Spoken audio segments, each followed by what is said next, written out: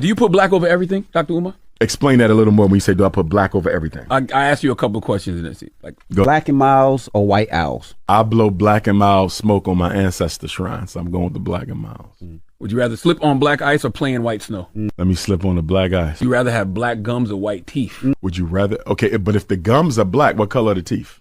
Ooh, that's a good question. White? Give me the black gums. Piano, do you hate there's more white keys than black, or does it make you happy that the black keys are on top of the white ones? It makes me happy that the black keys give you a stronger sound than the white ones. White noise. Would I rather be in a blackout or listen to white noise? I would rather be in a blackout because I do most of my meditation in darkness. Are zebras white with black stripes or black with white stripes? They're black with white stripes. I'm black over everything. But Black magic or white privilege? black magic. Okay. Black coffee or white wine?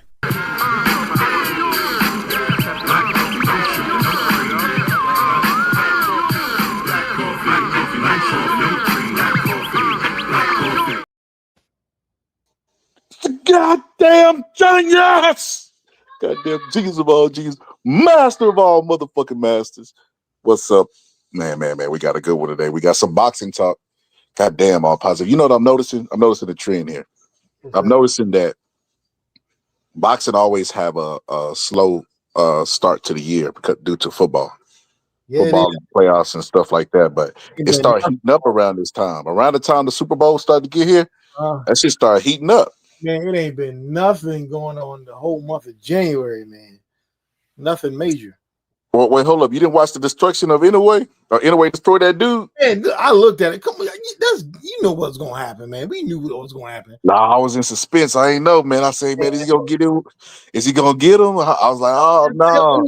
He was a late replacement. Remember the I think it was a Goodman. That's why he lasted. That's why the fight was dangerous to me for Inouye because it was a late replacement. Oh, man. Yeah, late replacements are always dangerous. And you could have put $100. You could have put down $100 to win $1, and that'd have been a safe bet. Look, Andy Ruiz and Anthony Joshua was a late replacement. Yeah, but Anthony Joshua, he was never done anything special. I'm just telling you, it's always dangerous. It's like that's how you know boxers may be good but better than an average street fighter. But street fighting is a whole nother different beast than regular fighting because you prepare for this guy. You got your anxiety. This guy could beat you. You've registered the threat in your head, visualize it and everything. Last placements are always dangerous. I mean that replacement did really well against Inouye, in my opinion. You don't think he did good? No. Well, he lasted. Man, I ain't gonna lie. He was tagging Inouye up in some spots. Man, you got all pots. You can't be like that, man. Don't be one of them. Okay. Did you actually thought he had a chance at winning? Man, I ain't gonna say a chance at winning, but I thought he would put up a decent fight just because of the last place. I didn't know nothing about him, but I know most of the game is mental. And in a game that's mostly mental, if you have that switch flipped on for an opponent, it's kind of hard to flip it on to somebody that you ain't been preparing for. I just know that switch is always hard. That's why Anthony Joshua gets clipped against Andy Ruiz.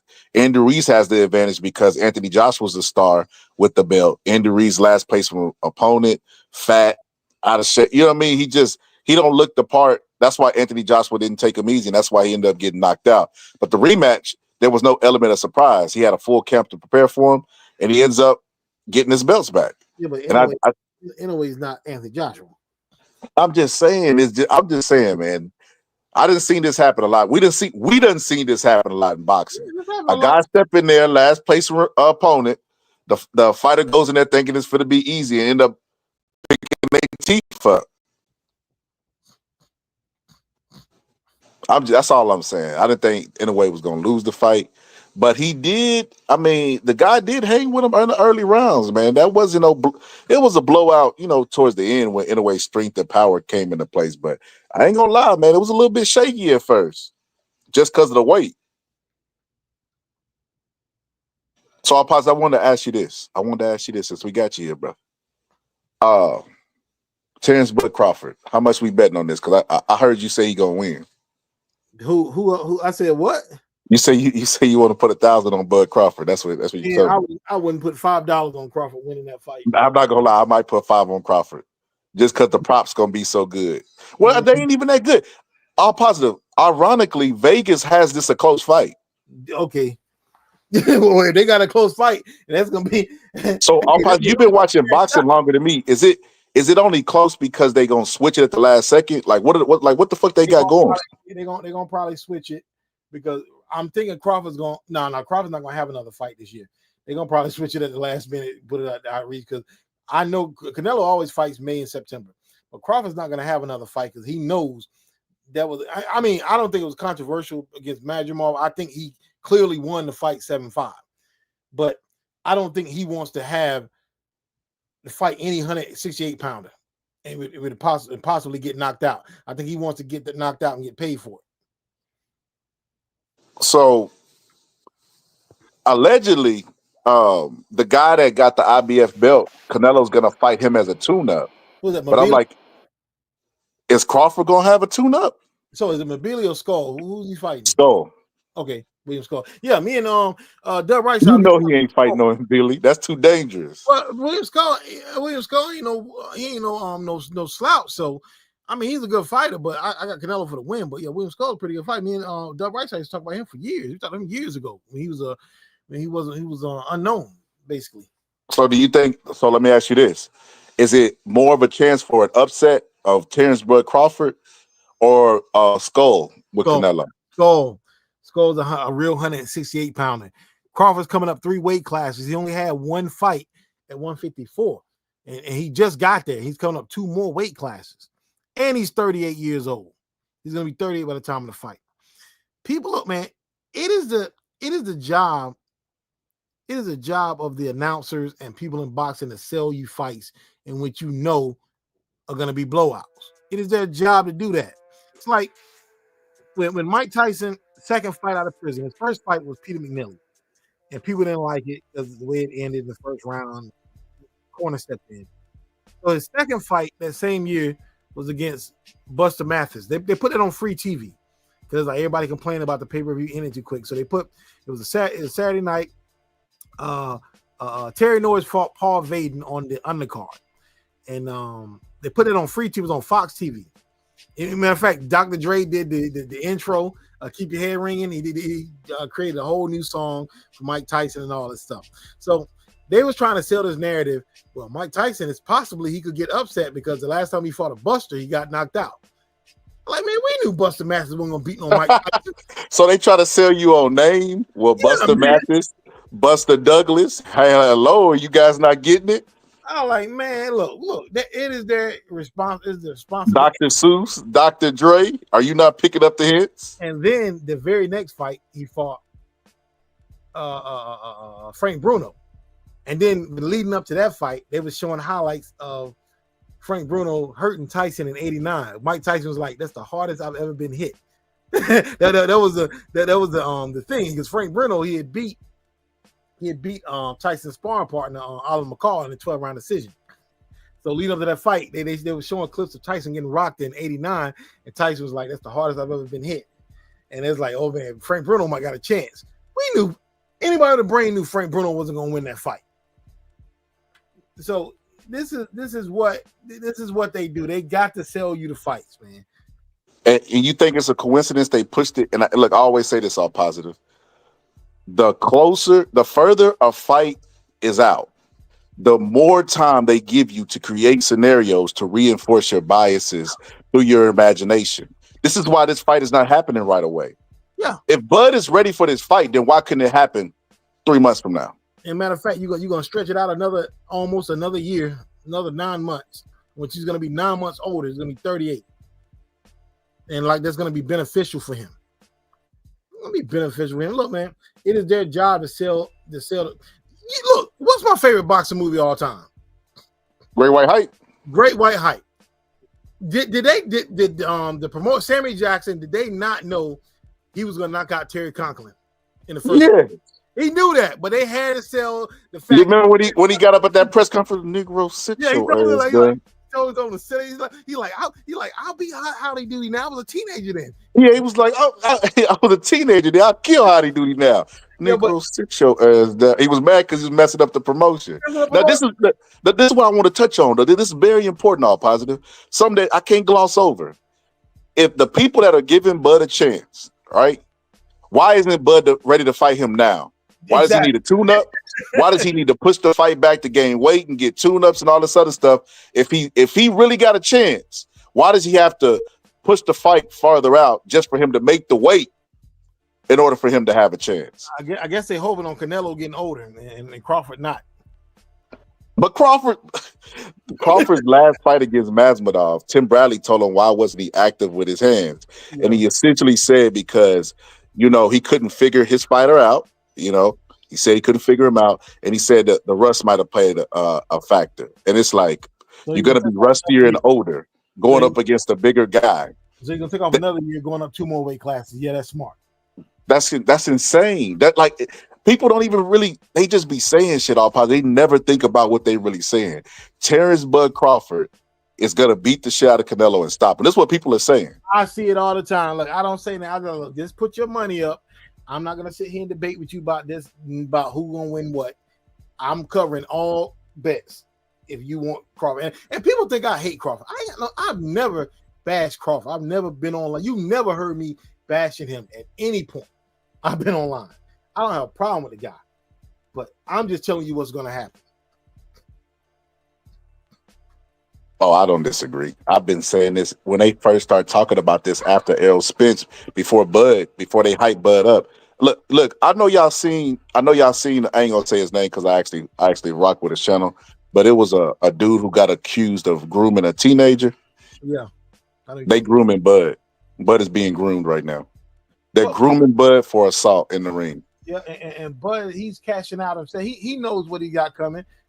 I think my wife asked me the question too. She's like, well, what is the possibility? Like she's like, well, I should put $100 on Bud. Like, well, give me the $100, I'll put on Bud for you, because I'll never put that $100 on Bud. I'd rather take that $100, spend $10 on chewing gum, and give it to the homeless, like Dave Chappelle said, than to fucking waste that $100. Like, I mean, I don't know. Like I said, I'm gonna put $5 on Bud. Now, I ain't crazy. If the odds is too good to refuse, man, look, I've lost $5 before out of my pocket and didn't cry. So, but he they talking about knockout. I'm remind these guys. I'm like, dude, Canelo went 36 rounds with Triple G and wasn't hurt once. All positive. You got to put stuff in perspective. All right, we just taking the fan out and just calling it right down the middle. We have a older guy. The older guy out of the two is Terrence Bud Crawford, right? And he's jumping up 2 weight classes. He didn't look good in the weight class he was at 54, right? Because the size played a factor. And he's going to be older in the Canelo fight, and he's going to have to gain 2 more. He's going to jump up 2 more weight classes. When we pose the argument, well, y'all want to see Canelo Benavidez? They'll laugh like that. Like, oh, what? Weight classes for a reason, buddy. No, nobody wants to see that fight. What are you doing? What are you talking about? That's what they'll tell us, right?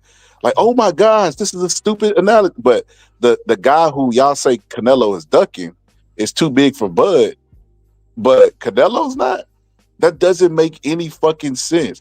And that same guy that y'all wanted to fight Canelo, he's actually talking about after this fight moving up to cruiserweight or heavyweight after he fights Morrell. So it's just like people, like I said, man, I just face palm because this shit, it hurts my head how unbelievably dumb these fans are. Like gloating, I don't gloat if I get a fight because I get a lot of fights, right? Look, I really probably got a 90% picking rate, because some things is just so obvious.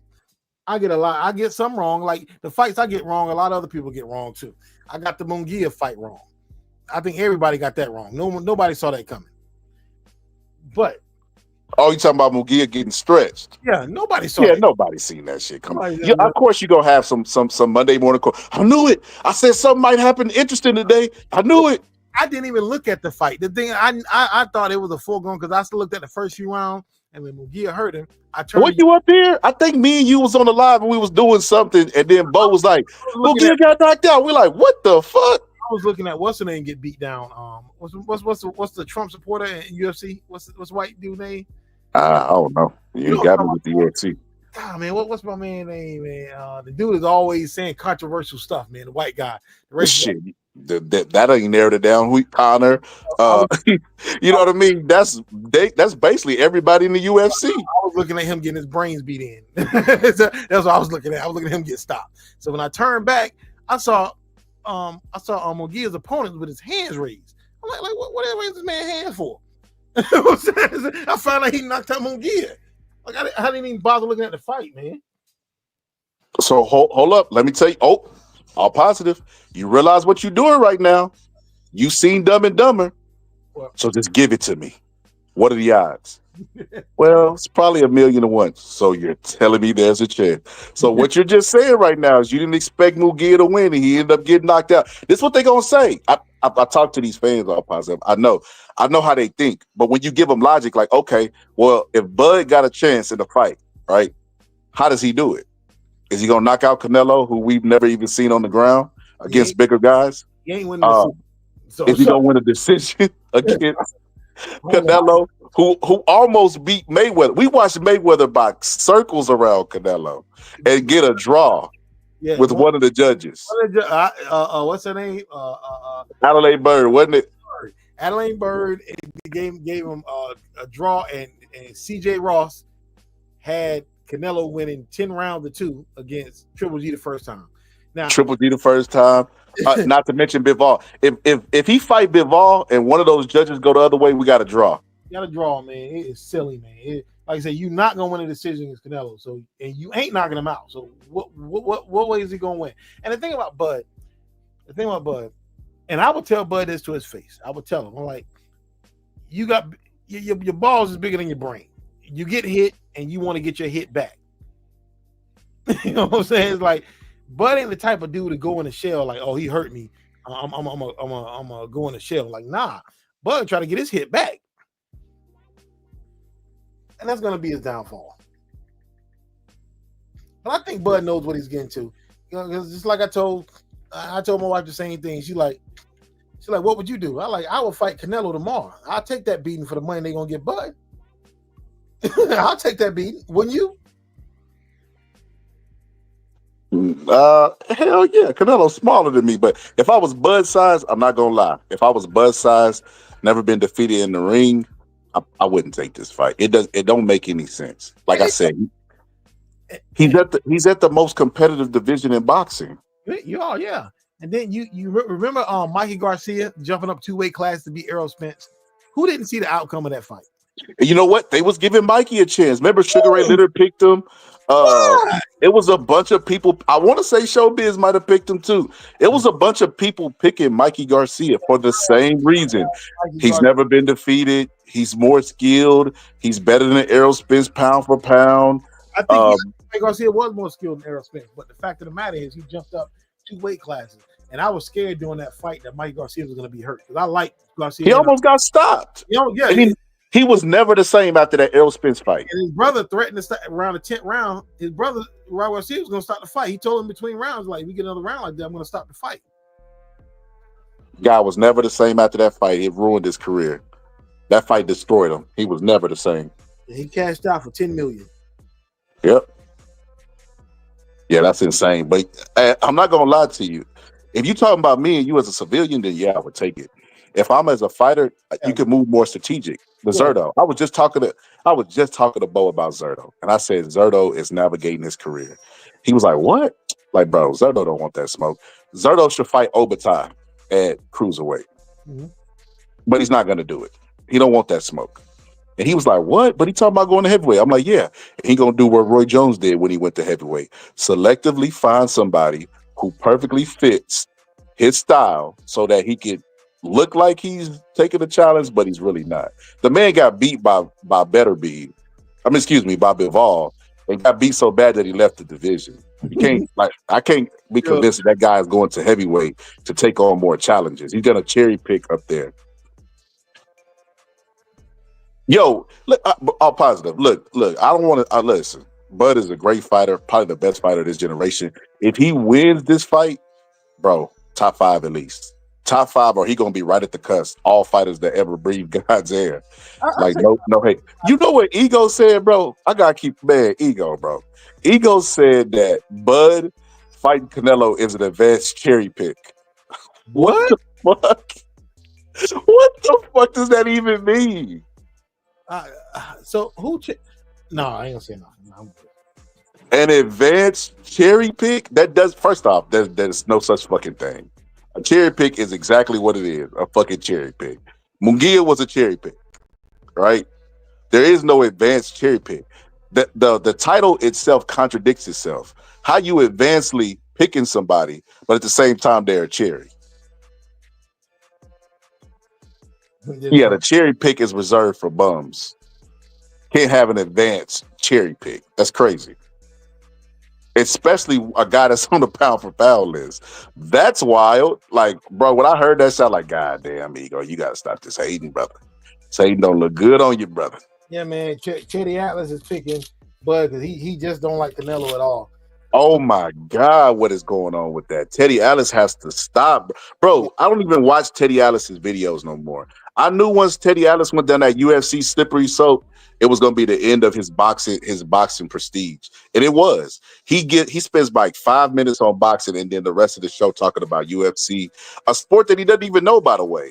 It's like somebody getting a CDL license but talking about aircrafts all day. Like, bro, boxing is your shit. Like we just had, like, in a way, just fought. You ain't even hype that up like you used to talk about Lomachenko. Like, he ain't even showing boxing the love that it normally do. So he ain't even really like a prominent voice in the game.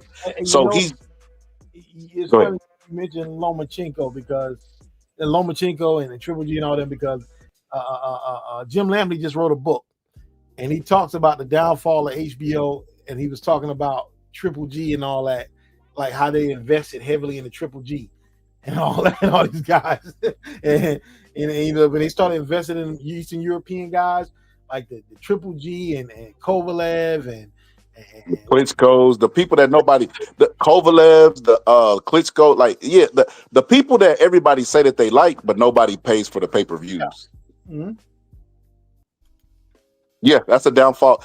As much as they try, Paulie Malignaggi say European fighters are running it, they're not running to the cash register for these motherfuckers. It ain't transferring over to the cash register, as Tyson would say. But yeah, I was gonna say this a while ago, but yeah. Let me get back on my advanced cherry pick rant. That is the dumbest statement I've ever heard by any YouTuber, by far. Like, we do fighter of the year and all that other stuff. We got to do like dumbest comments of the year or dumbest picks of the year, because that was the dumbest comment I've like ever fucking heard on YouTube by a content creator. I don't watch a lot of content creators, so there you go. It's not a lot to pick from, but that was a stupid ass comment. But Bud is gonna get fucked up. He is, man. He's gonna get beat up bad. And I'm telling you what's gonna happen. He's gonna, the first 3 or 4 rounds, he's gonna be moving. He's gonna be making Canelo look, because Bud's not gonna start slow in this fight. He's gonna start fast. He's gonna be moving. He's gonna be making Canelo look stupid, and everybody's gonna be like, I told you, Bud got this. By that 5th or 6th round, he's gonna start becoming stationary. By the 9th round, he's gonna be a sitting duck. He's not gonna be able to move. Because Canelo's gonna be hitting arms and anything. He's not gonna be able to lift his arms up. Not gonna be able to move his legs, and either Bomac gonna stop it, or he's gonna leave that ring, or he's gonna be looking up at them lights. But it's one of the two. But I think he'll do good. He'll do good until his weight starts to play a factor again. You know what I'm saying? The first 4 rounds, he's gonna be looking good. Gonna be looking great. And everybody's gonna be like, I told you so. I told you so. By the round 5, 6, 7, 8, by the 9th round, he's gonna be completely stationary. He's not gonna be moving. He's gonna be trying to go toe to toe, and he's gonna get stretched, or Bomac's gonna stop it. But it's one of the two.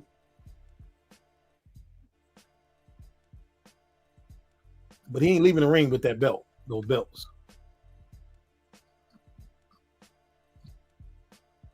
And you know me, I came with the champion, I left with the champion. No, but I personally think he's gonna get stretched.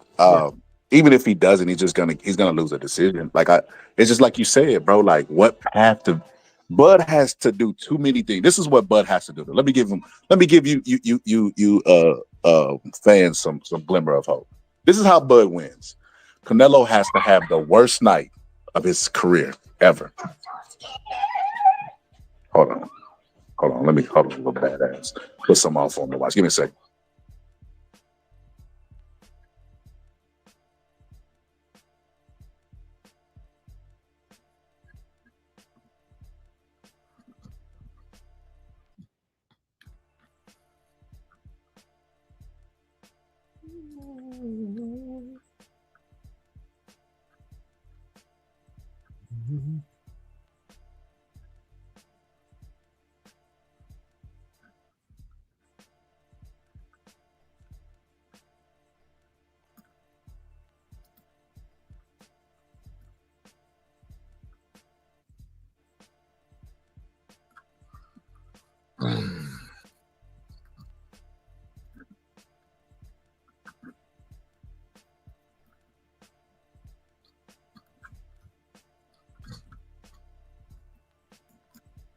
Okay, my bad. Basically, I was saying that, basically, inside joke. Basically, what's up, Clips? I mean, what's up, Dukes? That's what I was talking about, Clips, before I said Clips. Basically, you have to understand that. But nah, real shit. Bud has to do everything right. He can't make one mistake. Canelo could make 1,000 mistakes and still win the fight. Yeah. Canelo has to. Everybody talk about the slippage, and there's definitely slippage in him. He has to slip 3 more years for this to be a fair fight. Then the judges that love Canelo,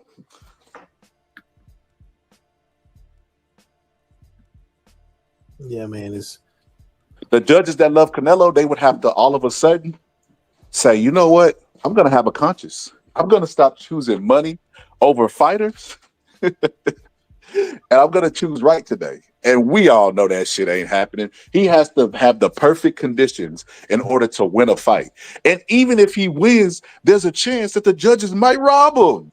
Like that's what he's dealing with. I just don't see it. And hey, look, I've been wrong before, but never something this clear. yeah. Something this clear and obvious normally is this clear and obvious to most people, you know. That if ain't a big enough if, you know what I mean? It's not a big enough if to throw caution to the wind and go out and best the house on Terrence Bud Crawford. Ben, I wouldn't do that. I wouldn't even bet $20 on him. Not even 20? Nah. You know what's funny? The Skull guy that you was talking about. If Skull fought Bud, you know what would happen? The same thing that happened with Masvidal. Everybody, including Eminem, thought that Bud was going to go and run through Masvidal. Because pound for pound, Masvidal's not even ranked, right? But when Bud actually got to the fight was probably the toughest fight of his career. The toughest fight, because he was on a knockout streak. And it ended. And it was only that way because not because Masvidal was this great all-time pound-for-pound fighter. Wait, if him and Bud are the same way, Bud walks through him, goes through him like a hot knife through butter. Yep. So if weight makes a difference against a non-pound-for-pound fighter, how is 2 weight classes ahead with the pound-for-pound fighter going to play out? That makes perfect sense. Bo said Crawford versus Canelo, not a bad fight. He said because he and Canelo are similar on physical, they're definitely not physical and real level. This will come down to IQ, where Crawford has the advantage. All right. You know, so they definitely are not physically the same. Like Bo, I try to explain this to you, brother. Mike Tyson is probably 5'9", 5'10", 5'11" at the most. He's the height of a Triple G. Yeah. If Triple G fought Mike Tyson, who will win that fight in their primes? If Triple G said, you know what, I'm going to go to heavyweight, I'm tired of this shit, and jumped up to heavyweight, we would all just be waiting for a matter of time for Triple G's head goes into the ring apron. Like, you know, like. I got a better fight for you. David Benavidez versus Fundora. Who wins? David Benavidez. Why would you pick Benavidez over Fundora? He's definitely the bigger guy. He actually has the natural size. just the height, like you say, the height class. He actually has the size. And Fedor's taller than Benavidez. But you would pick Benavidez, right? If they fought. Easy. All right. Okay. I'm just wondering. That would be a no-brainer. Because when I say stuff like this, people think I'm stupid when I'm asking these questions. And they're like, well, that's crazy. Why would he fight somebody that's smaller? I'm smaller than him. I'm like, so you're telling me a guy 3 weight classes bigger than another guy, the guy's 3 weight classes smaller than have a chance, but Bud is gonna knock out Canelo. So I have to ask them this and to show them how stupid they sound. Not only that, all positive. Not only that, but the guy who they clamored for years for, when Canelo was fighting Benavidez, most people would say, hey, that's a 50-50 fight, right? 50-50. Okay. Well, that same guy that is in theoretically a 50-50 fight with Benavidez, if he signed up to fight Crawford tomorrow, they would beg Crawford to pull out the fight. Mm-hmm. That makes sense.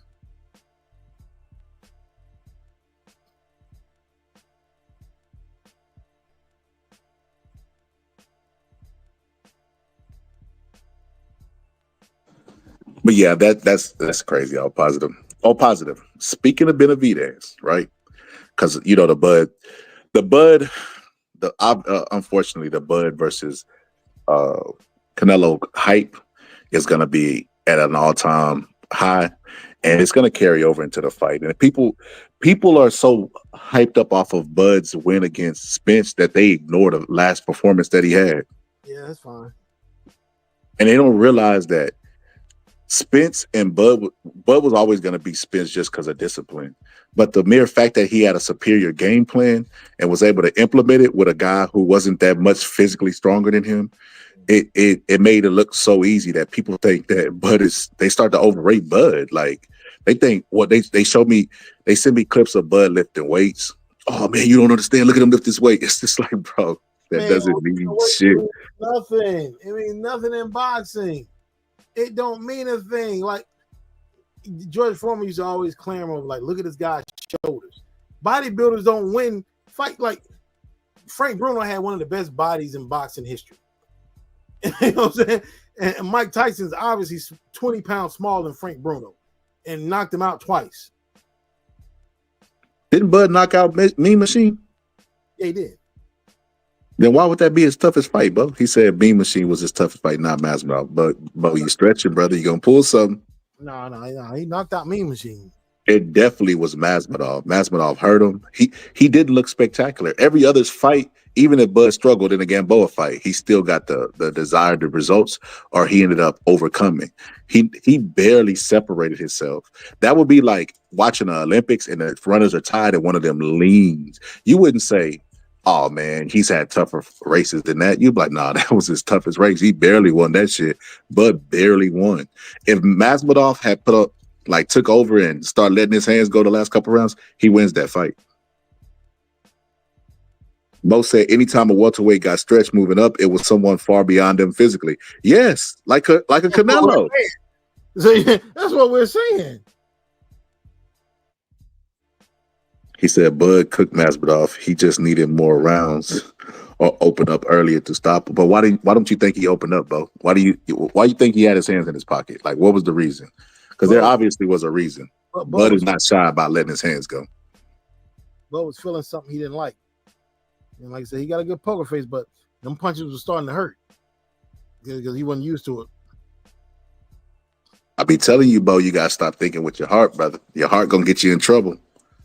He said Bud won 9-3. Bud ain't win no Masvidal. Bo, what fight was you watching? You say won 9 rounds. Man, I can't even see the chat. Why can't I see the chat? I don't know. Oh, I don't. Hold on, I don't got the. Can you see at the top? All I see is Google Chrome isn't your default browser. I don't know. I put them at the top of the screen though. Yeah, I'm gonna log in on other computer. I'm gonna see it. That's insane. He said Bud won 9-3. I guess Bud gonna be your Canelo Puro relationship. 9-3 is insane. If he go in there and get beat up really bad by Canelo, you're gonna say Canelo barely won the fight and that he's scared to rematch Bud like Puro was doing for Canelo all them years. That's insane. Well, all I gotta say, but Bo, you grooming that man. Y'all is grooming Bud to get stretched. Y'all are grooming Bud for physical assault. And look, that ain't none of my business, man. Grooming is against the law, but hey, y'all go ahead and groom that man. Y'all fatten his ass up for Canelo to eat. Cause you can't look, the conditions that I gave a while ago for Bud to win, Canelo has to underestimate Bud as well. Canelo is taking a tune-up fight in between this to get his belt back. And he's taking a tune-up fight, which let me know that he know that this fight for to be pretty big. He's not underestimating Bud. And then the pace that he will be allowed to fight at because he's the bigger guy, it's gonna be kind of sad. You know, I remember when whenever Mayweather was about to fight, Mayweather was about to fight Logan Paul, right? And I remember having I think I even did a breakdown on my page, and I was telling everybody, like, bro, this is not going to be the fight y'all think it's going to be. This fight is going to be very, very close, and he's not going to look spectacular. I know what y'all thinking, oh, Mayweather's boxing this and boxing that. He's fighting a fucking heavyweight. He's not going to be able to shoulder roll on somebody who has a big reach advantage against him. But this is stuff that I know because I watch boxing. I'm not fanned out on anybody, right?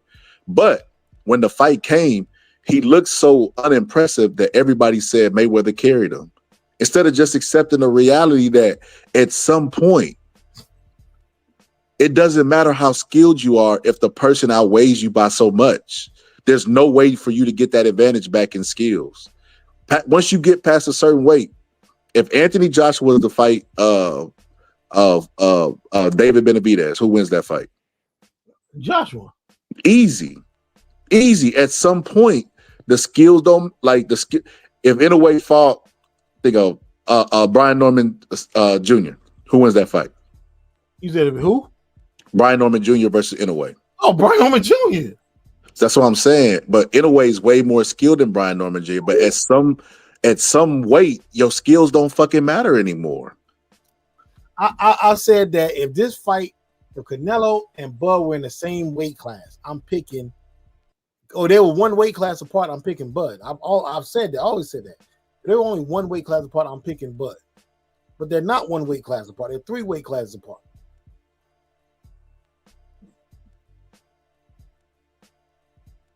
He said Nelson went the distance with Pacheco. Proved to me Bud won't be stopped. What? Who went the distance? Who?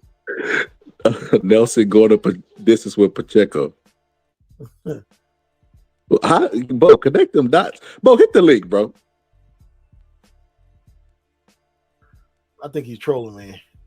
He gotta be. There's no way that don't even make sense. Canelo will need more than one shot. That's what we're trying to tell you. Bud can't afford for one shot to let it, even if it's a grazing shot. He can't let that hit him. It's still gonna be harder than any other shot he's ever felt. But Bo, you play games, you play video games. The health bar get ate up by the final boss if he barely glimpses you. That's what this is gonna be. This is the final boss. Anytime he get glimpsed, that health bar is gonna go, bro. And listen, what All Positive was trying to say a while ago is that Terrence Bud Crawford own weaknesses himself, meaning he wants to get his lick back. He said it. Hey, Bud, you could box. Why do you choose to slug when you could box? Because I love that shit. This is what he's saying. And I remember when I was watching the interview after the fight, and he was talking to Stephen A. Smith, and he said, "Well, you know, Stephen A. Smith, after the first round, after I felt his body shot, I said, that's it." Yeah.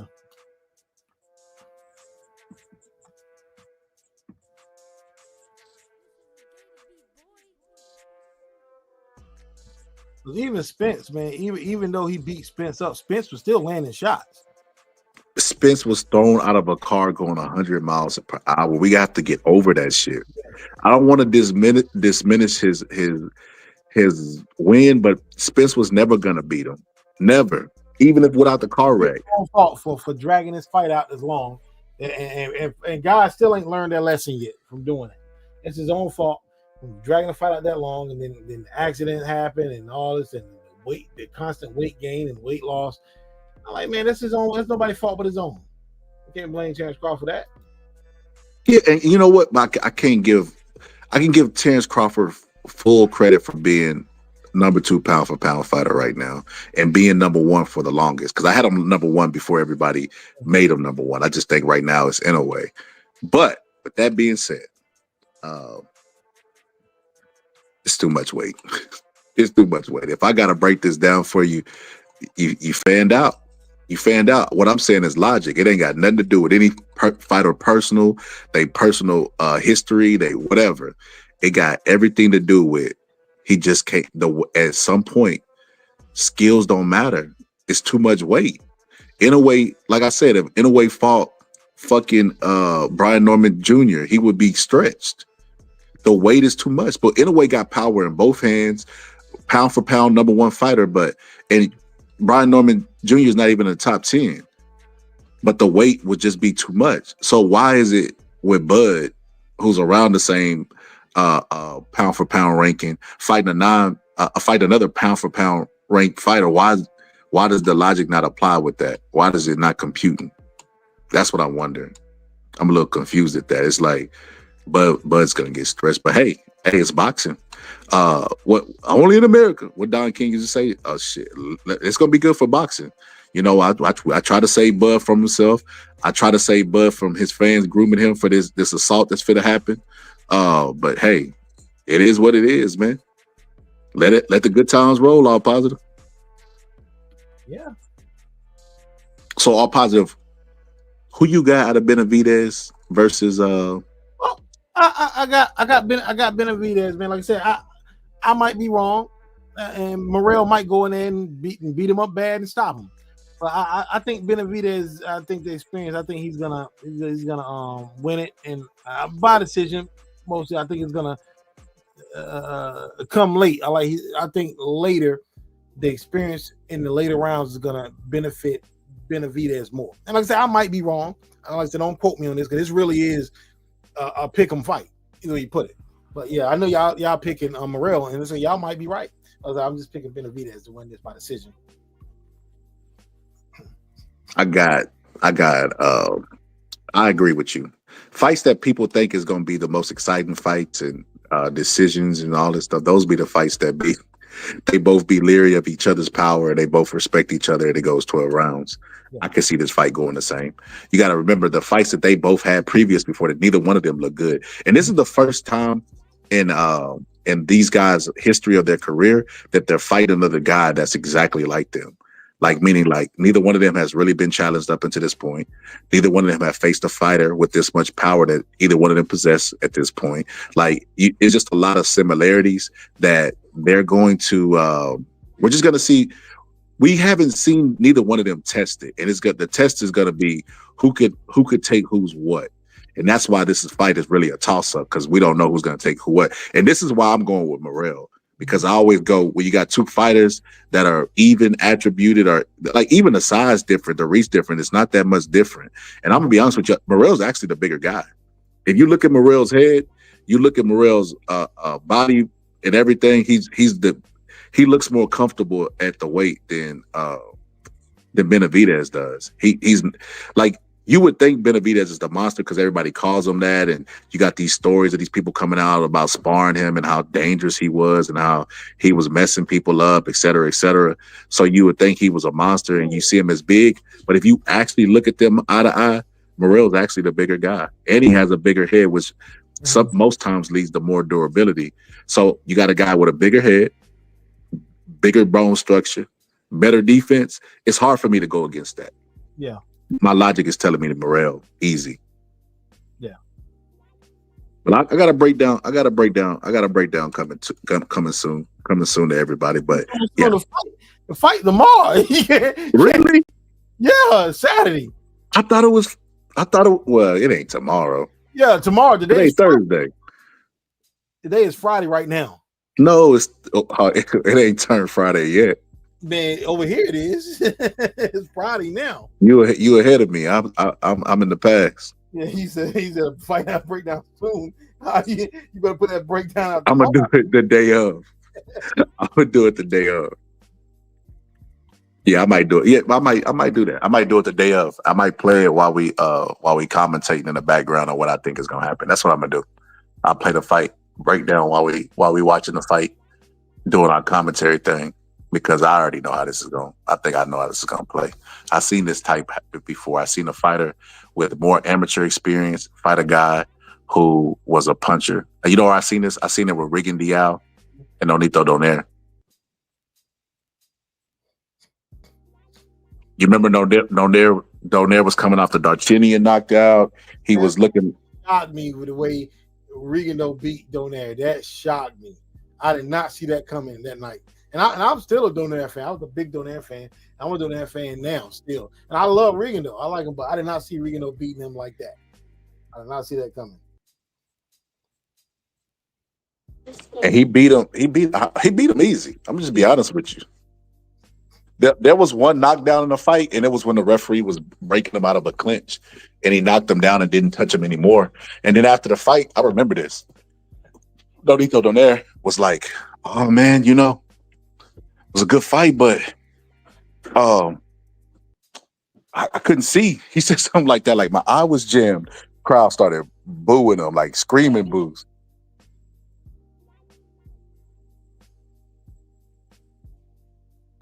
Crowd started screaming boos at him, all positive. So, yeah, that's what I see this fight playing out like. I feel like Morrell has way more amateur experience. I think he had like 300 fights. Benavidez didn't have that. If you're not new to this channel, of course you know that I think Benavidez is insecure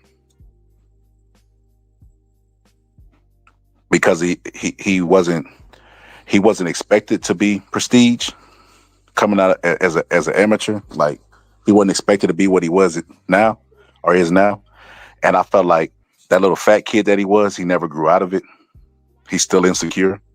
I felt like him pushing Morrell and all that stuff, that was all to get under Morrell's skin. Because I don't think Morrell's shaky, and I think he knows that Morrell's not shaky. It scares him. I think he knows the pressure's on him, not Morrell.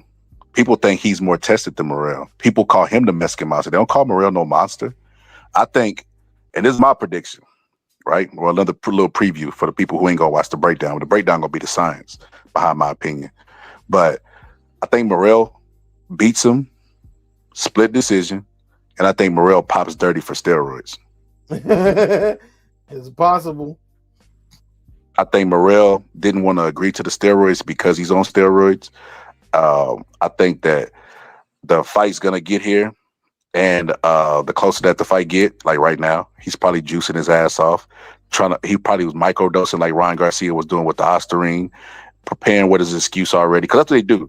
They know that there's a possibility for getting caught juicing, so they prepare themselves with an excuse. So that what they'll do is they'll take a supplement, work with a guy who might be shady. They're scapegoats. They really do this. They really do. I'm not making this up.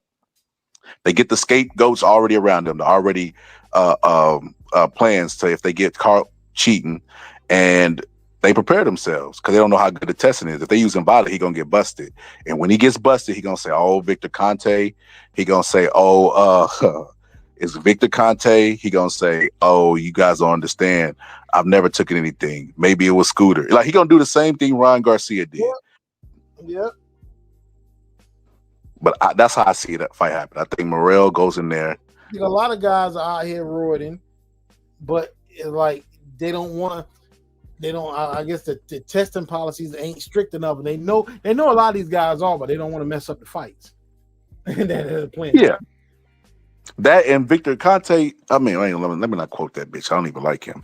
But most fighters say this shit is IQ testing. Like, you're allowed 2 missed tests, like, so you could just microdose your ass off. Like, they talk about how stupid. That's why Timothy Bradley said this. He said when he fought Juan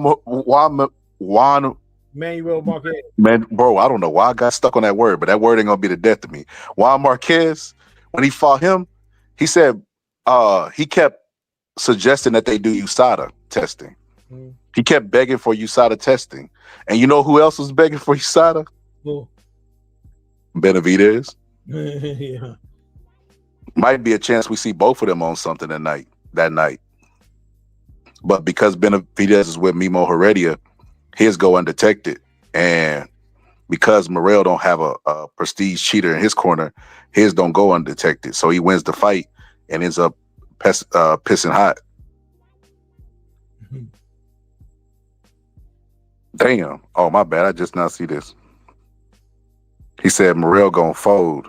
He said Benavidez, FTW. What that mean? Oh, pause. For the win. For the win. Got you. He said it's just cooked. He said it's just clocked 12. Oh, yeah. When he said that, yeah, he did do that right at the perfect time at Raji. And he said Morrell's amateur record is 130 wins and 5 losses. That is insane. What's up, KP? That's insane, bro. Yeah. I gotta go with Morrell. You know, I was making a collage all positive of all the fights that I've ever made a breakdown on, bro.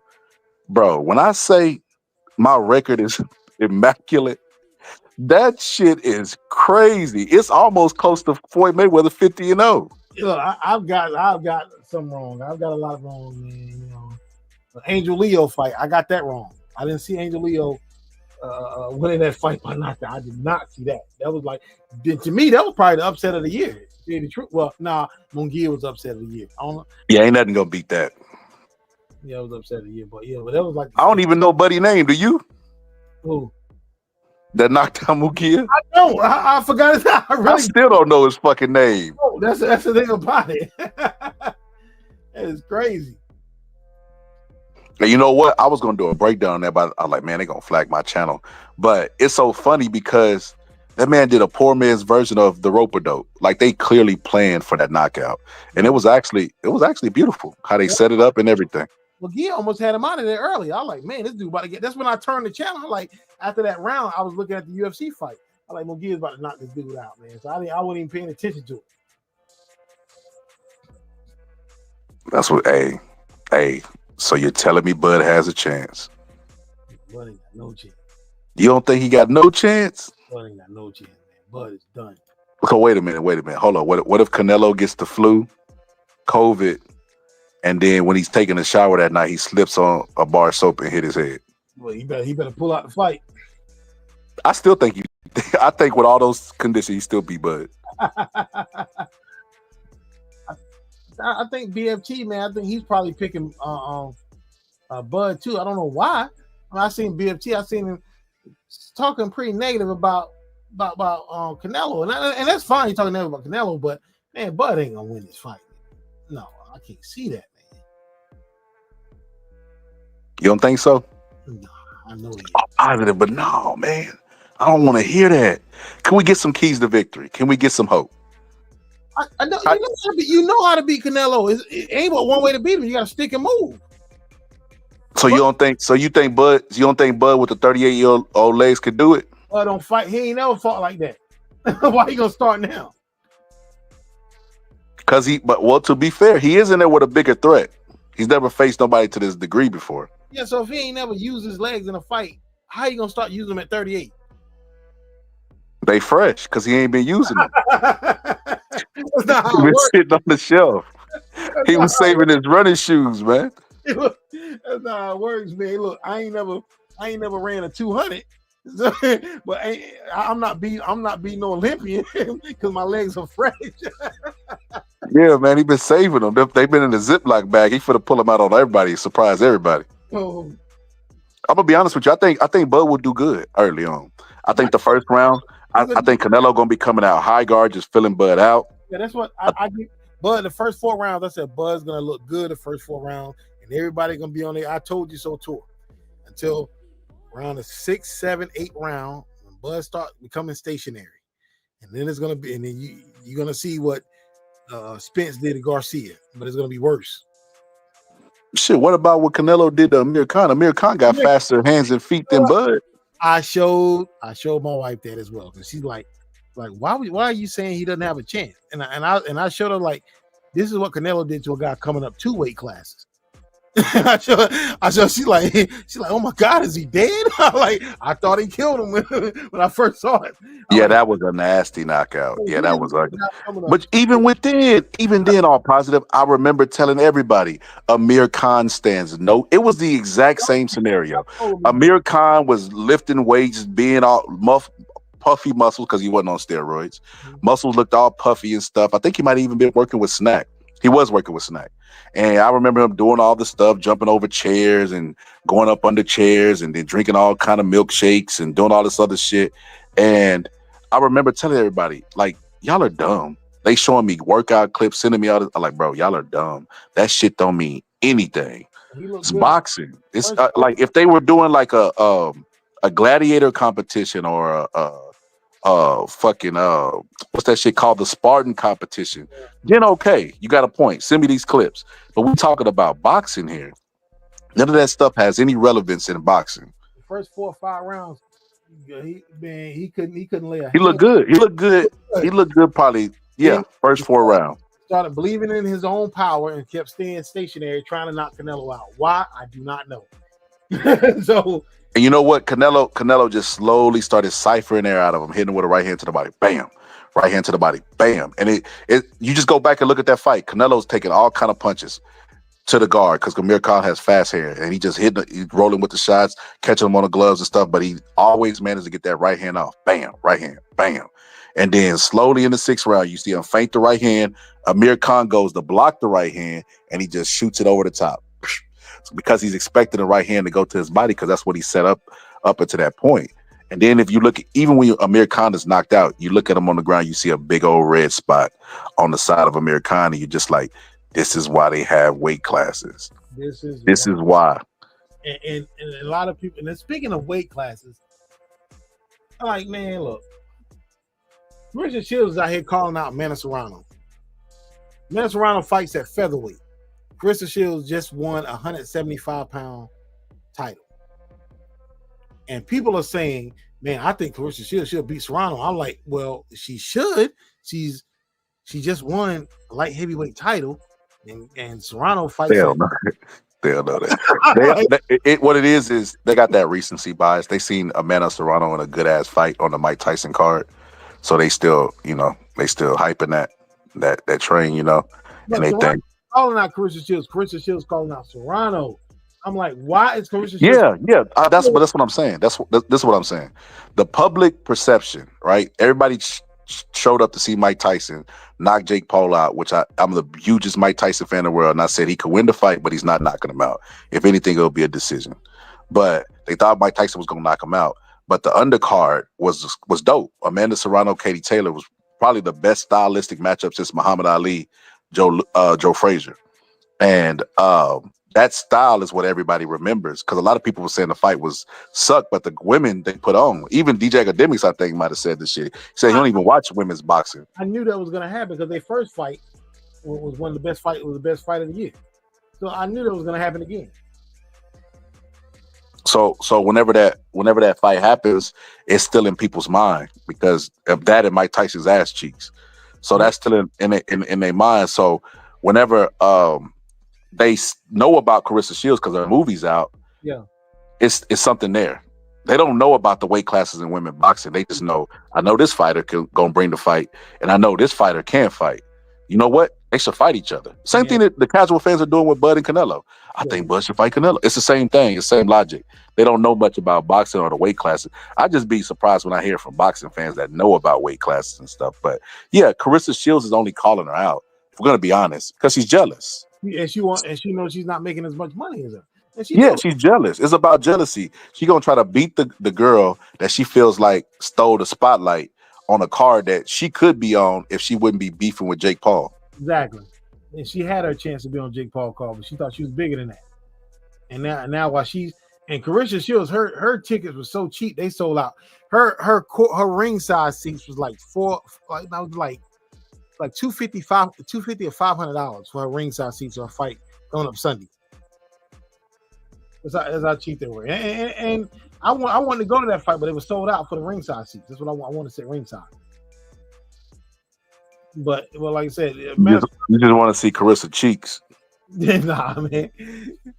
But the thing is, Carissa Shields, she hurt her own money. She stopped her own progress from being out there on those big undercards. But yeah, it's what it is, man. I just think like if I'm a fighter and I got a chance to be on somebody's undercard, a big fight, I'm taking that chance to be on the undercard if I can make millions. Why would I not want to make millions on the undercard to make thousands headlining? Does that make sense? Nope. Carissa Shields not making millions before a fight Sunday. I can assure you that. I seen Carissa Shields stream her weigh-in from what you call it, from YouTube. That's when I knew the fight wasn't doing that good. Her press conference, which I ain't gonna lie, I'm not gonna hate. That is a smart idea.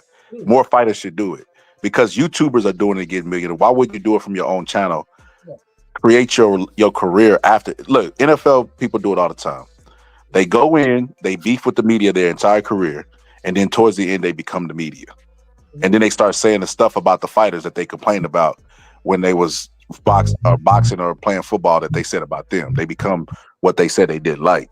But I mean, you can make the transition in boxing just as easy. In boxing, you know, you build up your fan base, your YouTube while you're doing your career, live streams, being active with your fans, and then when you transition and leave, you still got an audience there. You could even do a collab. Sean Porter did this shit. Mm-hmm. Worst commentator ever, but Sean Porter did this shit. Problem with that is, if you got 1 foot into the podcast game, 1 foot in the ring, it's not going to end well towards the end of your career. I don't know. Roy Jones did Hey, Roy Jones was exceptional. He started broadcasting in his prime. It's different. Roy Jones commentating. Podcast is different than commentating. It takes a little bit more time. Roy Jones actually had a press conference when he fought Brian Brandon. He had a press conference in the ring before the fight. And then he went out and knocked Brian Brandon out in 2 rounds. That's what I'm saying. Roy Jones was doing interviews. Roy Jones was really serious about commentating. He was working at HBO before he even he was still in his prime. I don't even think he was like 30 something. No, he was in his prime. He was like when he was in his peak. He was commentating on HBO. He was double dipping.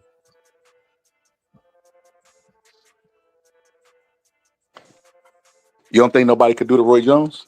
No, a lot of people did. Sugar Ray Leonard did it. That's what I'm saying. So I think YouTube is easier than actual professional where you got to do the makeup, you got to go through sound check, and it takes a little bit more time, man. Like when you know that, like you got a channel, man. It takes a little bit more time and effort, man. You know, like when you're doing these videos, man, it takes way more time. Like I said, when you go to sound check, you just got to show up and do that. And now you got to create content, you got to find content. You know what I'm saying? When you out here, but it's a lazy way to do it. All positive.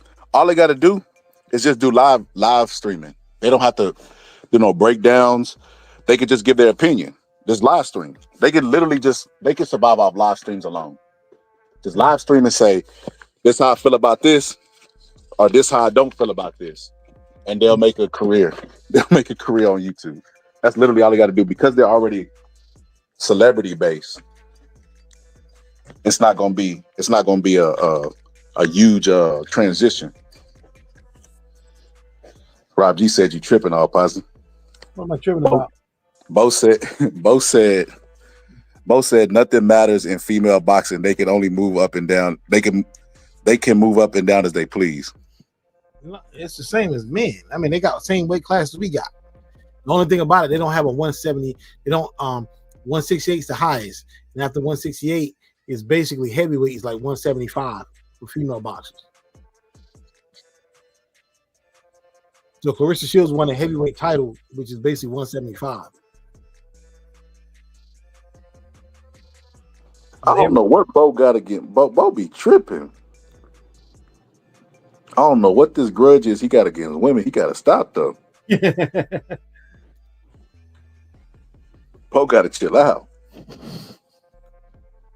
I know women boxing ain't your cup of tea, Bo, but shit, some people like it. I've been watching women boxing for a very long time, man. If Layla Ali had did what she was supposed to do in boxing, women's boxing would be where it was supposed It to would be. be bigger, man. Because Layla Ali, I do not like Layla Ali. I never liked it because She did an interview and she was still talking shit about Carissa Shields. it ain't even that. I never liked it if she was in her prime. Because she was in her prime, she never wanted to fight any competition. When her division started heating up, you know what she did? Retired. Retired.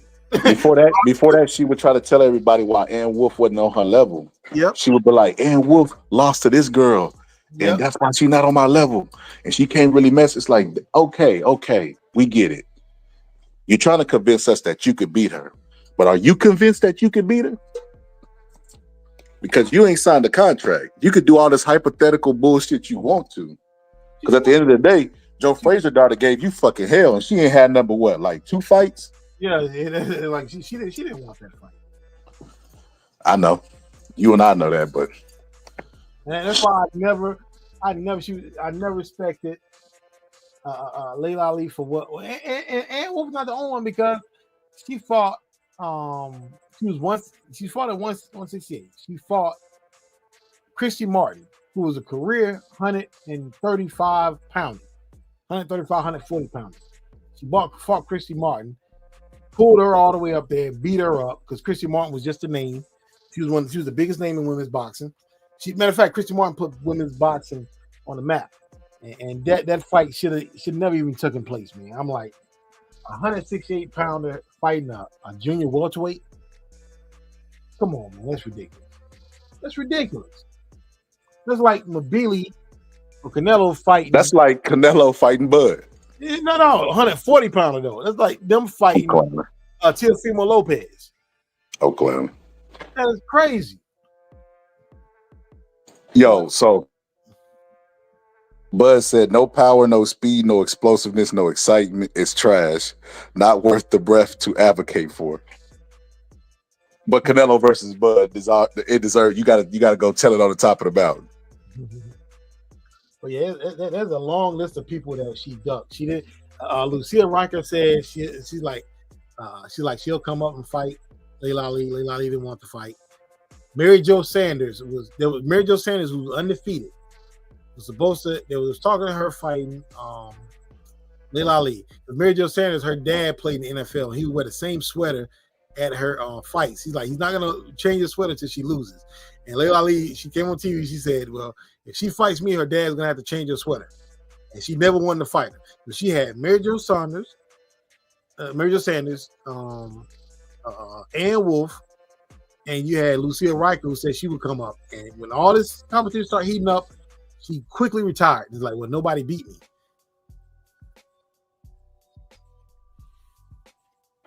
So, positive, let me ask you about this. Because remember I told you boxing, I'm starting to notice a trend. I'm noticing a trend out of Negroes, and I'm noticing a trend out of boxers. I mean boxing. Noticing a trend out of Negroes, meaning like Negroes do the same shit. If you go look at my channel around this time, there was boxing drama within the boxing world. And then it got aired out.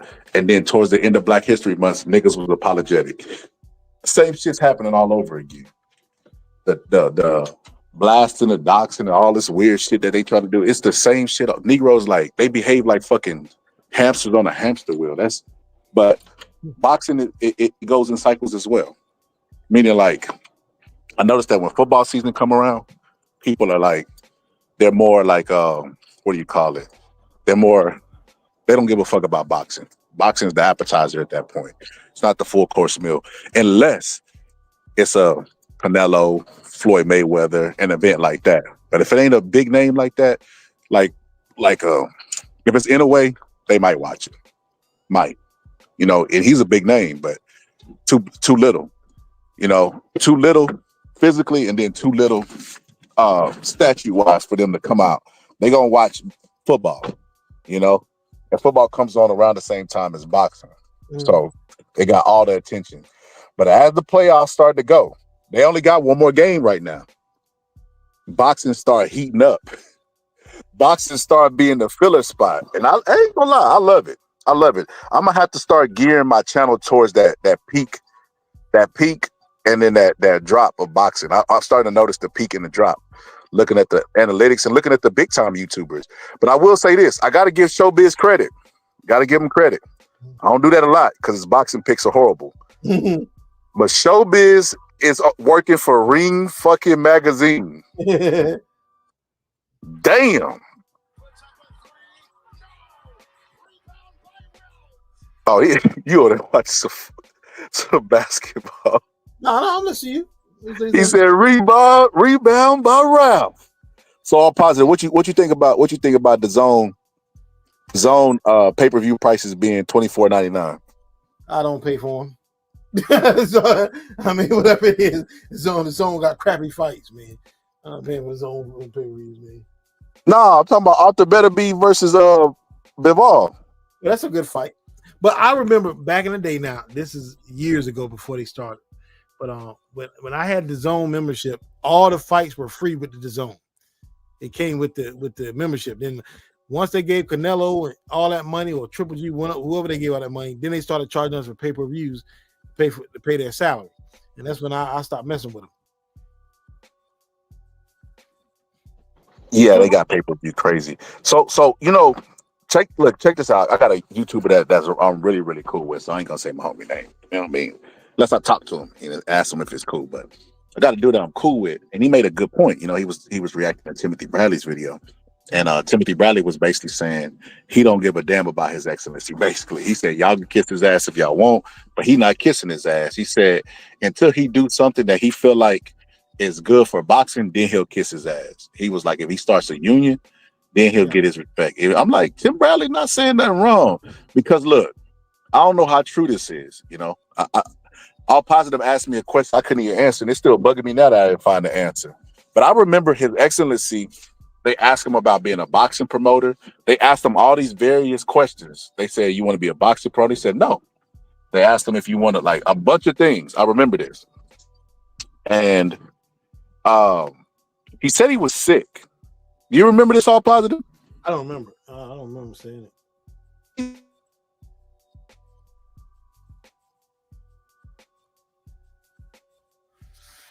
Blacked out. Can't hear you.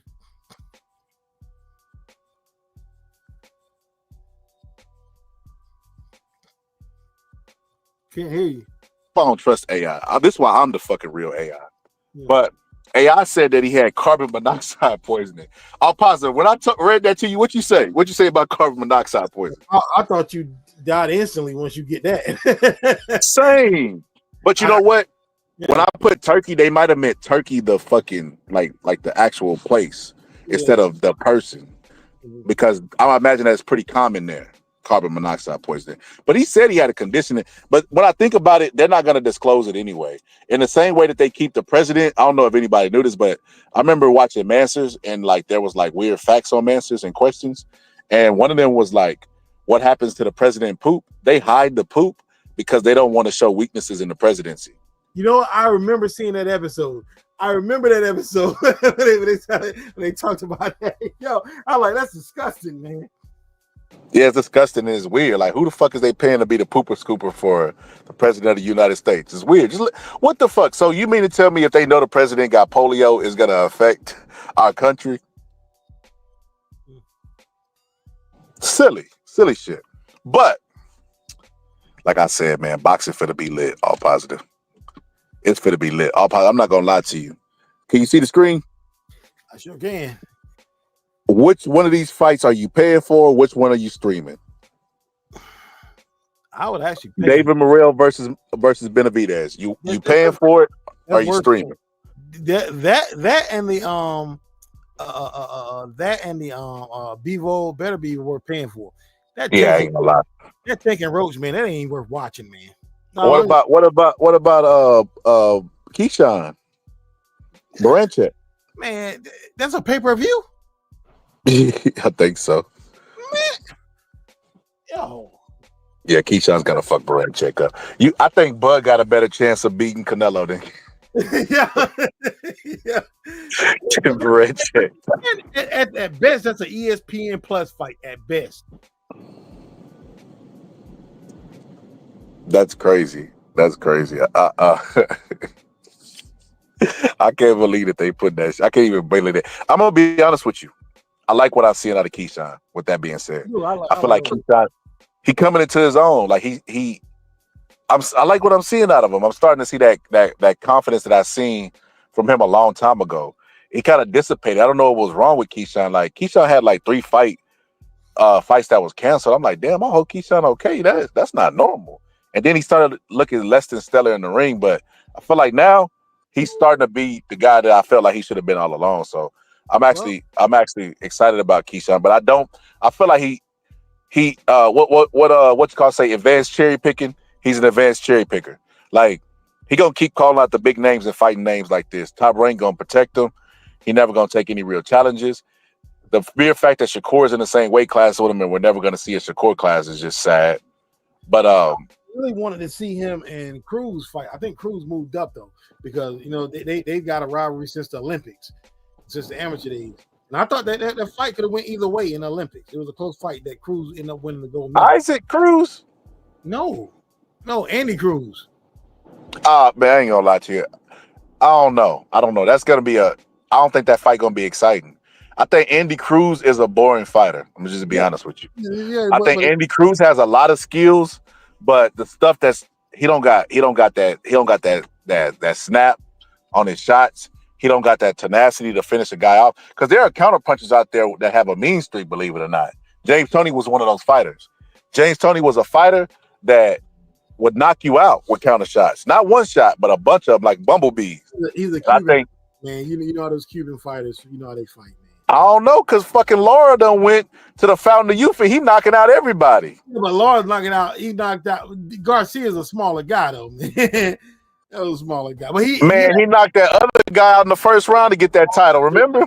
Yeah, I know you're talking about. Laura did it at 60 years old with a ball spot. Knocked his fucking block off. So yeah, I can't sleep. I ain't gonna lie to you. I can't sleep on the Cubans like that. Because even Luis Ortiz had power, so He had wild out of there twice. And that's what I'm saying. Like, I don't see when I looked at the fight, he likes to fight at a certain pace. He just reminds me of like a Shakur. Like they like to fight at a certain pace. They don't take a whole lot of risk. They'll never dominate a fight. If it's difficult, they'll spend the rest of the fight trying to slow it down to their pace and make the fighter fight at their pace. I didn't see where he was like, you know what, fuck this shit. All right, it's gonna be a tough fight. Let me put on my hard hat. I never seen that out of him, and that's why I was like, he's skilled. I can see the skill, no doubt about it. That guy's definitely skilled, but his style is not scintillating. I see why he would give Keyshawn trouble because he's a counter puncher. He's pesky. He has good foot movement. And then the pace that Keyshawn fights at will favor him. That will be a tough fight, but Keyshawn's not going to fight that guy. Unless he gets knocked out his next fight, that's the only way. But I'm not going to lie to you. The 135-pound division, because everybody doesn't want Tank to get tested, they pretend that there's nobody there. But Keyshawn is there. Yep. Fucking Shakur. Who's the guy you just named I was talking about with the slow feet? I mean, with the slow style. Cruz. Well, no, Cruz. Yes, I think he moved up to 140. He moved up to 140. Oh, he moved up? Yeah. You sure? Yeah, I think he moved up because I was like, man, there's a fight we ain't never gonna see now because he moved up to 140. So yeah, I think that 35 is very underrated. I mean, you still even got Lomachenko on the horizon. Ain't nobody know what happened with his ass. He might come back and try to go to the top. Lomachenko should just flat out retire, to be honest with you, if he's not going to fight. So he ducked that Tank smoke, but at the end of that division too steep, all positive. It's drenched in youth. Yeah, but at the end of the day, Tank ducked him first. So I'm not going to try to put all this on. Yeah, they playing a game of duck, duck, goose. One duck, 2 duck, 3 duck, 4. Yeah, they ducked each other. You right. Yeah, it's like it would be like if Hagler never fought Sugar Ray because he ducked him first, which is what he should have did, to be honest with you. He should have said, if I was Marvin Hagler, I would have held a press conference and I would have said, everybody want to see me fight this man, but unfortunately, that fight will never come to pass because I'm announcing my retirement. I would have did him just the same way he fucking did me. Man, Hagler played himself, man. It was too much money involved, man. and gave him everything that he wanted, He even wanted for the money. He gave him the bigger ring, the bigger gloves, the less rounds, and just so he could have more money. And Sugar Ray played him. that's proof to me that you, even if you're a great fighter, if you concede to too much, you lose the fight. I remember when Ryan Garcia was announced to fight Tank. Remember, I gave Ryan Garcia a good chance to win in that fight. I said Ryan Garcia could win in this fight. But after Garcia started doing hydration and catch weight, I was like, oh, he can't win. It's too much. A fight of this magnitude, a fight that on this level, you can't concede that much stuff and expect to win. No. That's retarded. And then you got to add in that Hagler, another reason he was slipping, and this is in the book, so don't say that I'm saying this. I'm telling you what's in the book about the fighting all. Hagler was using that nose candy as well, and I was shocked to find that out. Really? Why? All the fighters back then was doing cocaine. Hagler was using that nose candy. It was more dirty top pound for pound fighters than not. When I say dirty, I mean doing cocaine. Mm-hmm. It was like in the book they read, is like one of the cops knew. One of the cops, like, yo, it was telling his people, like, hey, we've seen Marvin Hagler, we've seen him out here buying, and they was trying to warn him, like, look, we don't want to arrest him or something like that. Damn, that's some cold ass shit right there. And that's another reason why. Yo, I'm positive. I'm finna say something controversial. Is it safe to say that the golden era of boxing is gone because they no longer do cocaine? All them top fighters was on cocaine. That's a stimulant. Man, Sugar Ray, Mike Tyson, and you know what's gonna happen? Me playing devil's advocate. People are gonna take that talking point, and I'm gonna be hearing that talking point for 5 years. I kind of wish I didn't say it now. And that's what they do. They watch my show to debate in other people's chats or pull up on other people's channel with my talking points. One guy we know is still doing it. We know one guy we know doing it. Who? Benavidez? Yeah. Yeah, he looked tired at the press conference. That's one guy we know. So yeah, he looked tired at the press conference. But I remember when I said Ali took the thyroid medicine and how, it was against the rules, and stuff like that. And they was like, oh, Ali, he cheated, he did this. And I was just like, nah, bro, you still in my talking point. Not even saying it right. Because I brought up that and I brought up smelling sauce, because smelling sauce was legal back then. Yeah. So all the fighters was doing it, but smelling sauce is illegal now because I don't know if it's a stimulant, but it's an unfair thing. You can't be doing that shit. Yeah, look, man, when I was fighting, man, my trainer I had, man, he used to do a lot of stuff. They don't know why he was doing it or what it worked, but he would have mouthwash in the corner. Like in between rounds, he would sit down, and I don't know, he would hide. He was like, yo, he like, now don't drink. He like, don't drink this one. Like, he would give me the water. He like, don't swallow this one. He would give us mouthwash. I'm like, why is he giving us mouthwash? Oh, Positive was doing PED. He was doing, give me the mix. Give me the one I mix. I never told nobody that story now, but that's what he would have Listerine in the corner, and he would give us Listerine in between rounds. Yeah. I don't know what it was helping or what. I don't know. I was telling you what he was doing. Yeah, that's something new. I ain't never heard no Listerine. I ain't never heard of it. You know what? Maybe one of the fighters' breasts was funky and he ain't had no way to tell him. So he just spiked everybody's water with Listerine. That's the only thing I could imagine. I ain't never heard of them. I don't know what it was. You know what though? The mint does help. There's people that put mint in their water. So maybe the mint and I don't know. I'm just reaching for shit. I ain't never heard of that before. I've never done it. I've never done it again. But I was with him, but I don't know what it was helping. Why this guy always did that.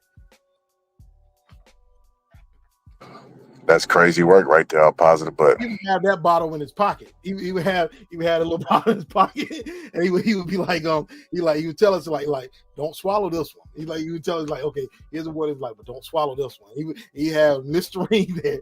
He had like the blue Listerine, and he was like, yo, just gargle this up, and spit it out. I'm thinking, what is that? So I'm like, man was good.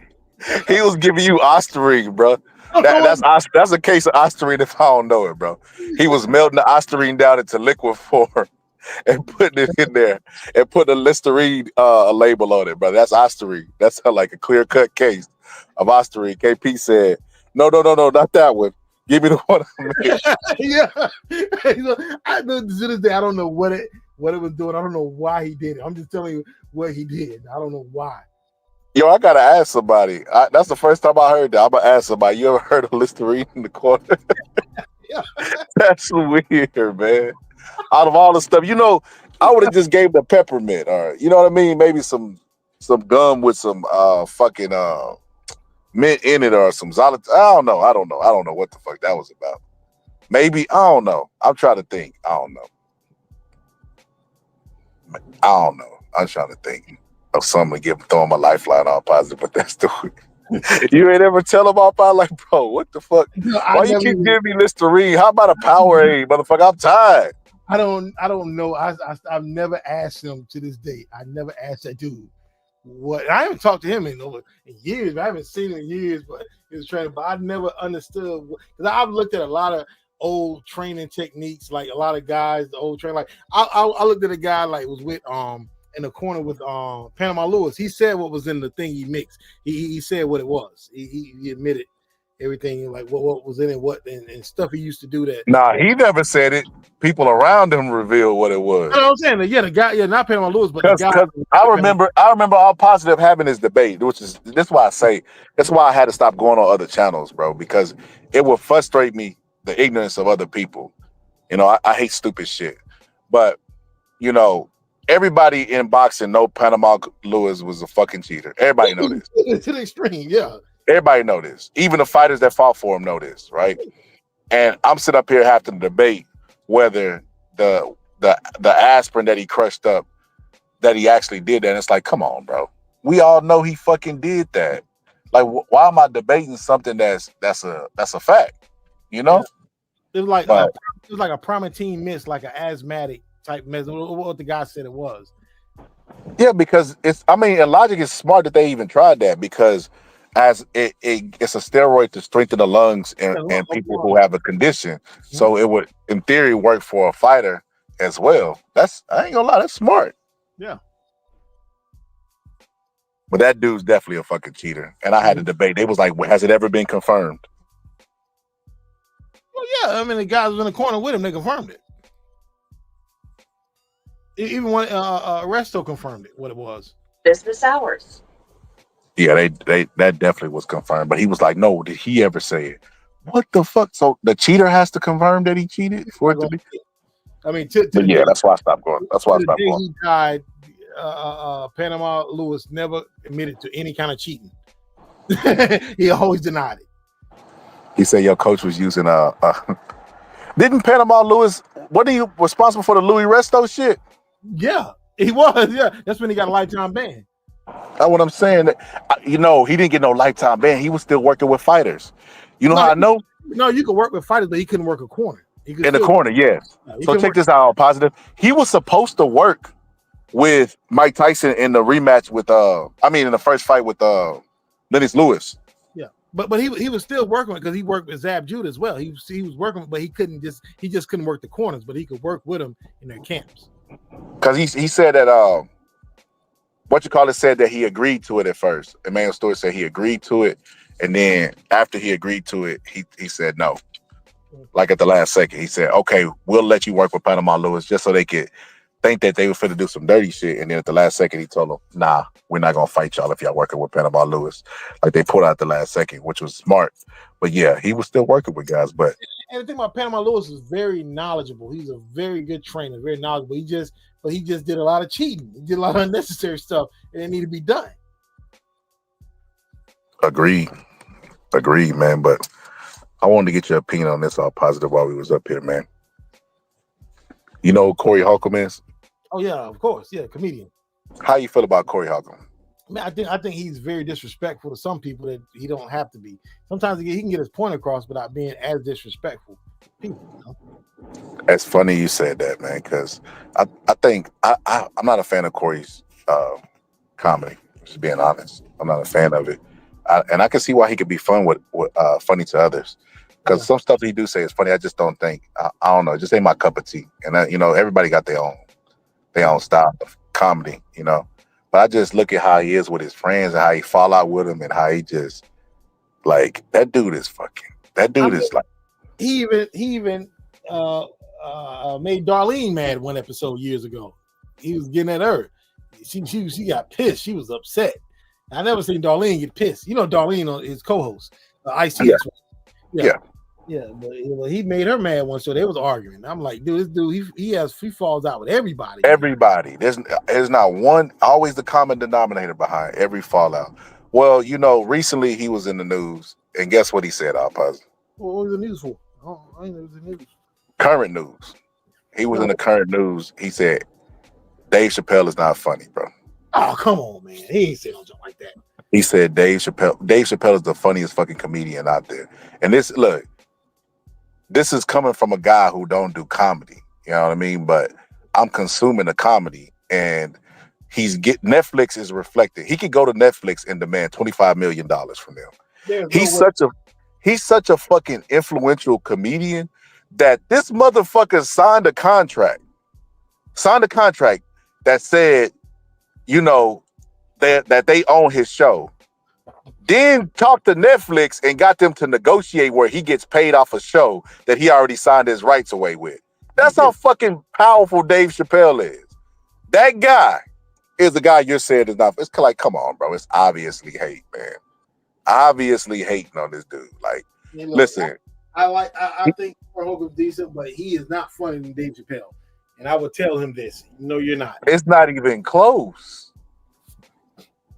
It's not even close. Like, listen, we don't gotta go to opinion. We don't gotta go into opinion because the stats is out there. Stats matter.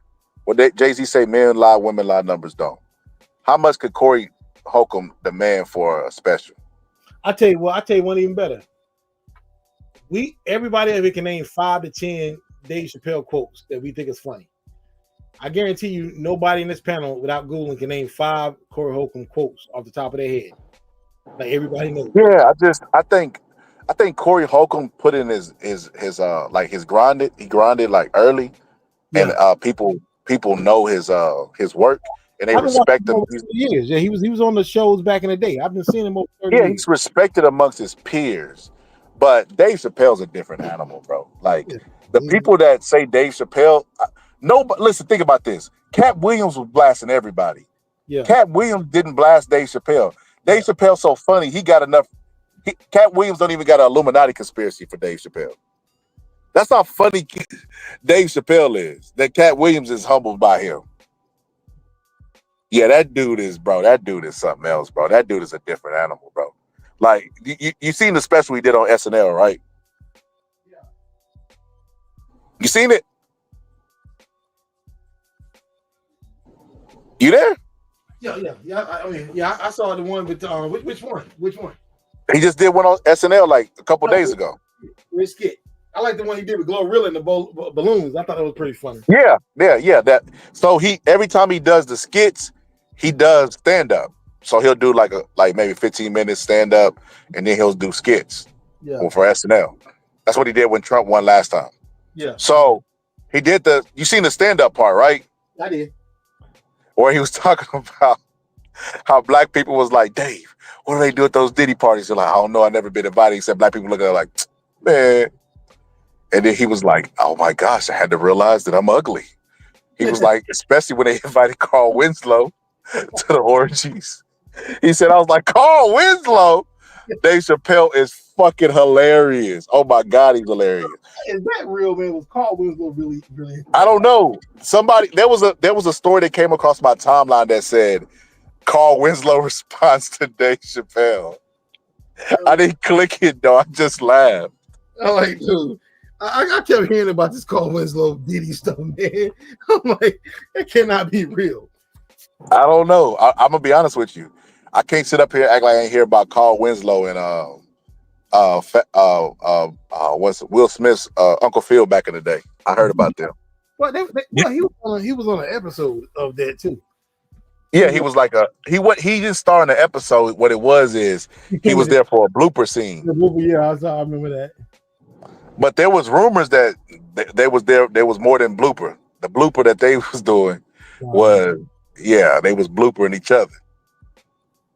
So I don't know how true it is though, you know. But yeah, I wouldn't be surprised if Carl Winslow was at the freak off. It just sounds like you just had to be, you know, you have to know somebody to be at the freak off. That's what it sounded like to me. What about you? I guess that's how it goes. I know I wasn't never there. Hey, look, I've been to some freaky parties too, but I ain't never been in nothing like that. All positive, would you tell who was doing what? No, I wouldn't, because if I'm at the party, that means I'm doing something too. Nah, you could be at a party and some freaky shit break out. Nah, but look, the thing is, I don't know if you read this book about the Lakers, Showtime. That's what they based the HBO series on, the Showtime Lakers.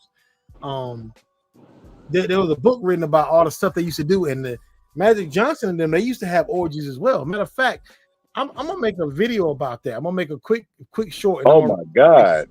The poor woman that was having an orgy with fucking Magic Johnson. But not just Magic, the Lakers, period. And this is what so they how said. did you get HIV? And this is what they said in the book. They said if you was at a Magic Johnson orgy and you wasn't doing anything, they would kick you out. Like one of the people said, it's like if you like one person's like, if you're not doing something, they would yell out, Magic, he ain't doing nothing. This was in the book. That's crazy. That's probably how it was at the dish party. Yo, Diddy, he ain't doing nothing, Playboy. Yo, Playboy, you got to get up out of here. Yo, I'm telling you, this is in the book, Showtime. I have that book right here. I'm positive. I gotta clip that up and make that a drop. That's what you said. Yo, Magic, he ain't doing nothing. Yeah, that's what's in the book, man. We got to snitch amongst us guys. They all stop fucking. Guys, stop fucking right now. Let's look at this guy. We got to snitch amongst us. Get out of here. Shame. Shame. That's fucking hilarious, though. Magic, he ain't doing nothing. It was in some stuff, man. It was in some stuff back then, man. You know, heard about the James Worthy incident back in the late 80s, early 90s, man. James Worthy got caught with a prostitute. Man, them Lakers, man, it was on some stuff, man. LA. You know about them LA people? Man, then the guys were cheating on their wives and they kept getting caught. Michael Cooper and all these guys kept getting caught cheating on their wives. I'm like, dude, if you're going to the NBA and you going to the Lakers, that ain't the time to get married as a 20-year-old.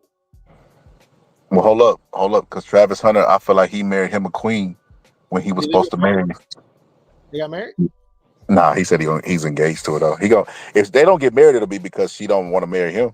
Yeah, but this is why I always said, me and my boy, we agreed. He was a Laker fan. We agreed on why Kobe had a fallout with his dad.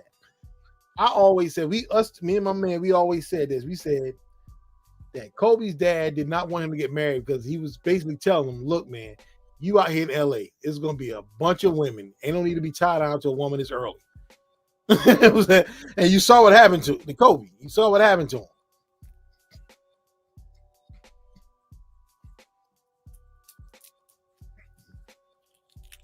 Yeah, that's one thing I would advise, man. Like, yo, if you going to the NBA, especially if you going to the Lakers, you should not get married in your early 20s. Out there, no way, man. Just hold off on it.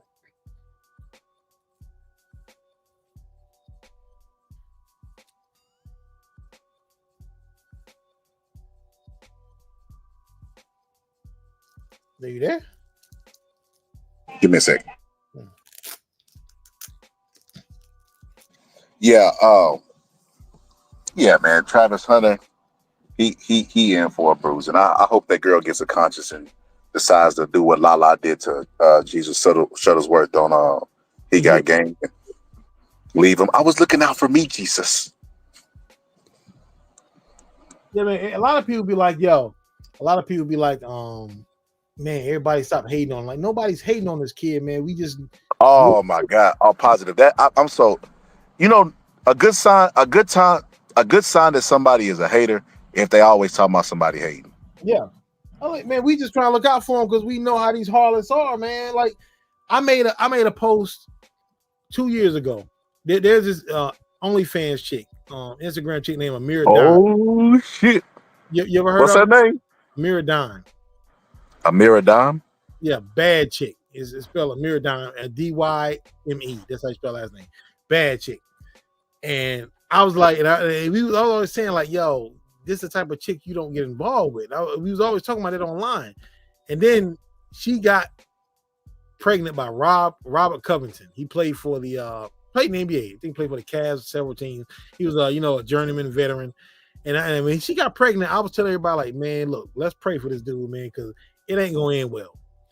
She got pregnant by him, and as soon as she had that baby, guess what she did? She started talking about, well, I was abused, I was mentally abused, he trying to control me. I like, man, if you didn't see that coming, you're stupid. I ain't gonna lie. I like when the streets win. I like when the streets win on the sucker. I love it. Cause they know the game, and they still try to reinvent the wheel. Yeah. So when they get played, I don't be having no sympathy for them. And that's the thing about it. Everybody's like, well, man, well, she was with him before college. I'm like, look, man, women are got a better eye for talent than scouts. They know. Hey, facts. They listen. Bo be talking all this woman stuff. Woman can't do this. Woman. One thing a woman got a talent for is eye and the goddamn talent. They smell the fofos in them before they even make it to the league.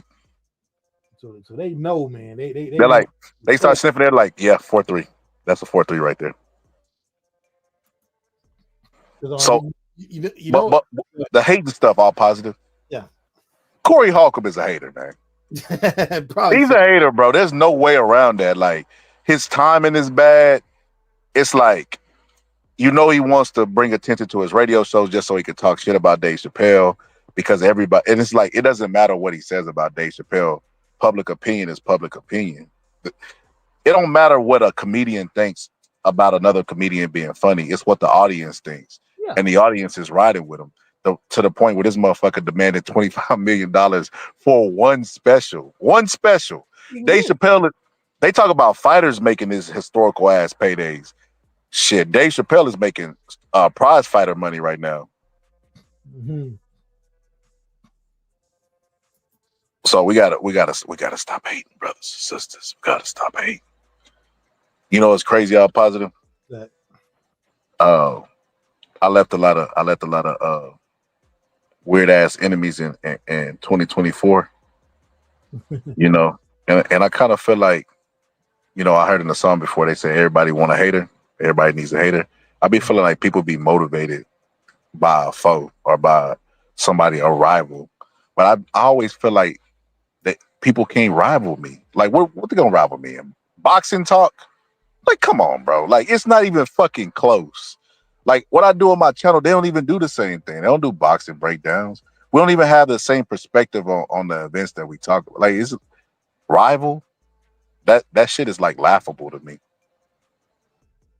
Got a bunch of more hours in boxing to contribute before it can even be considered a rival. I think that's insane to me. But yeah, man, that people get left in 2024, bro. They be mad about it, like how females get mad.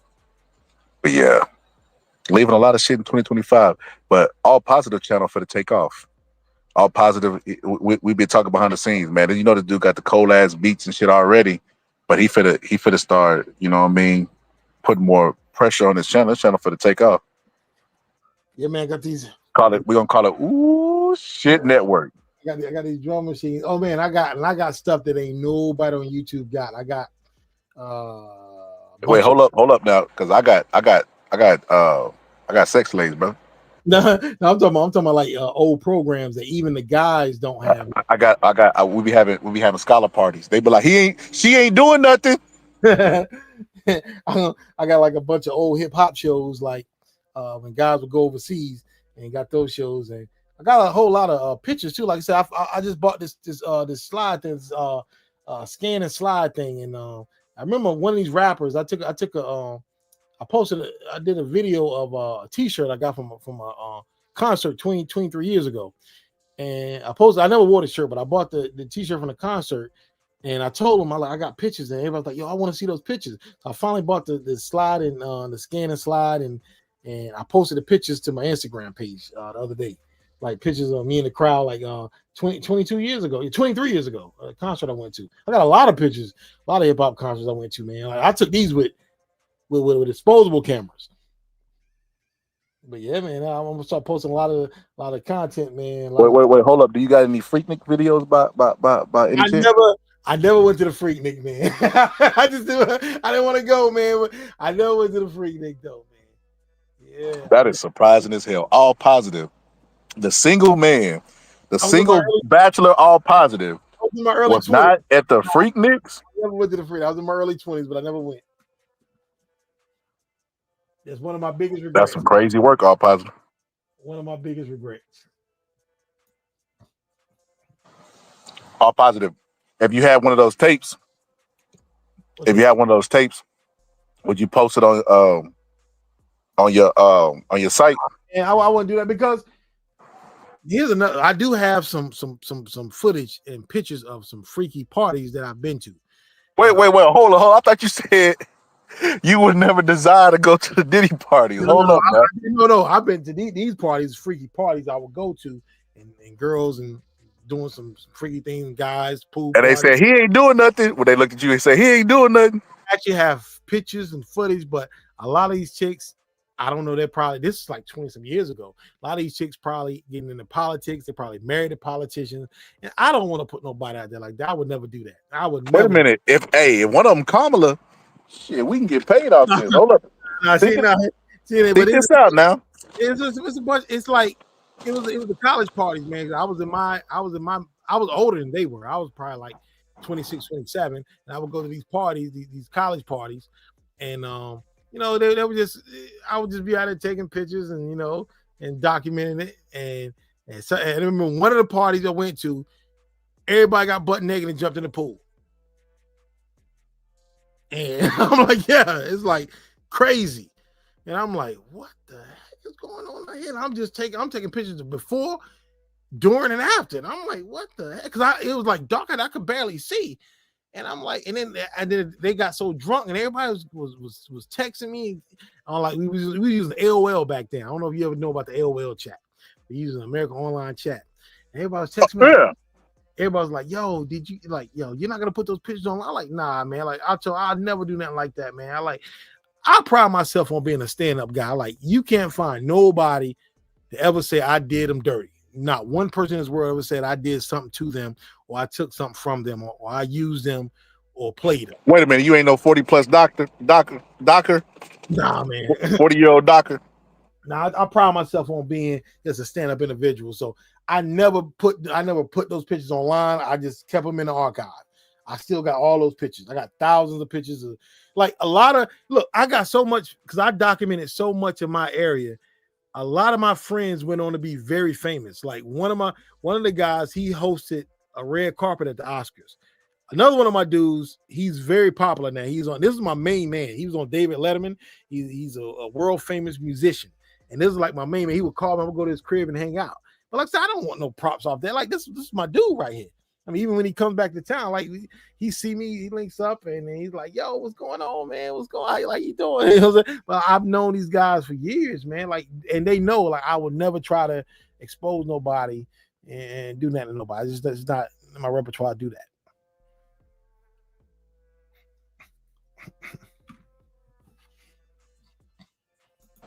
You could tell. I could tell by certain people. That's why certain people I don't trust. That's why I be in that same city and don't visit them. He said, what about all them creators he be bootlegging? That's technically theft. Who creators? He talking about the OnlyFans. I'm not paying them chicks for them naked pictures, man. No. I ain't doing that. They better get a job. Damn, I'll positive start preaching to him after he done seen the naked booties. Hey, look, I just look at a few naked pictures or whatever. That's about it. But I don't put it like this. I don't take their work and spread it around. I don't share it with people. I think that's foul. I would never do that.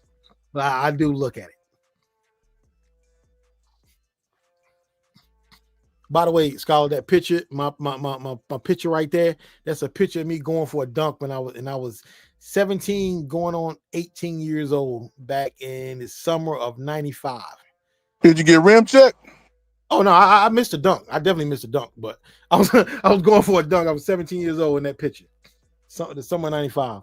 I don't know if I was 17 or 18. I don't know if it was before or after my birthday. My birthday's in the summer. So I was 17 or 18, one of the two. It was on a dirt court.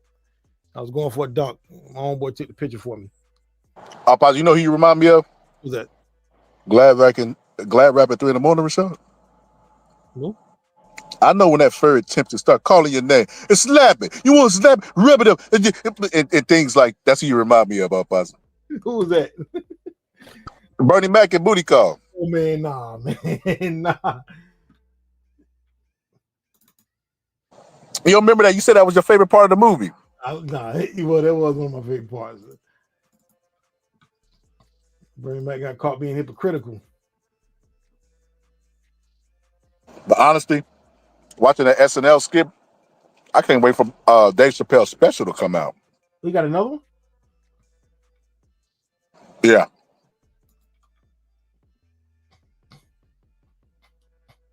He said he didn't even want to do it. He didn't want to do SNL because there was so much shit going on. And he was saying that he turned them down at first. He was like, "No, I got some good shit going. Like, why would he mess it up, basically? Got another Netflix special on the way."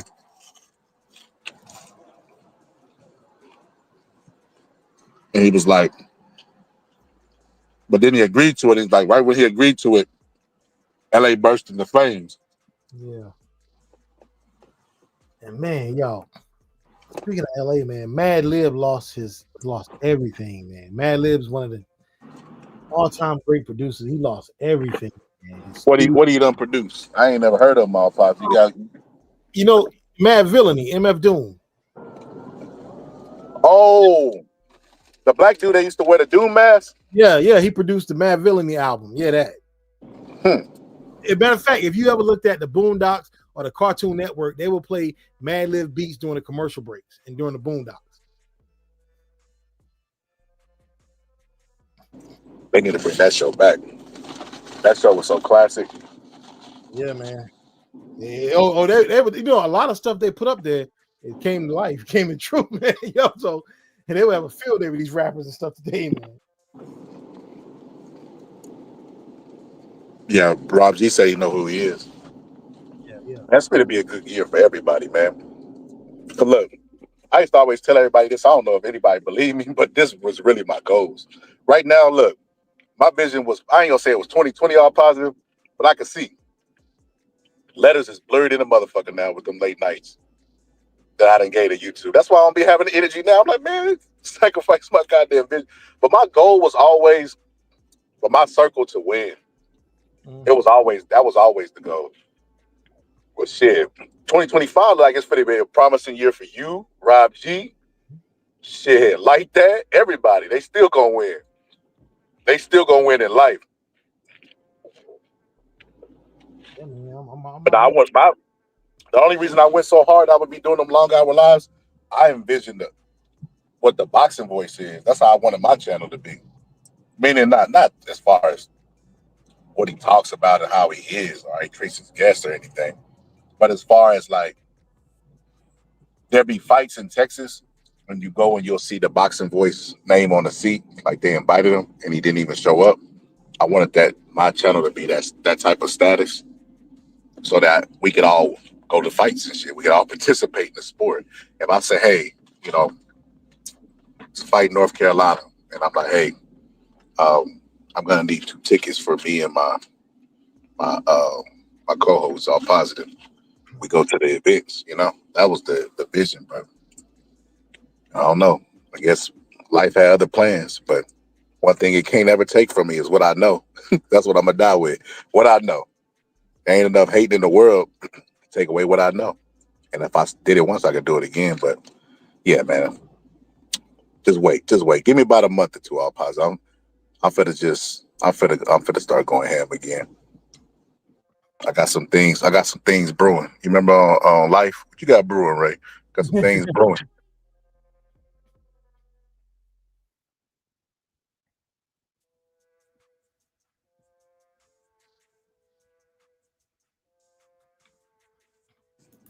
You know what? I'm positive. You're the only older person. I ain't gonna say the only.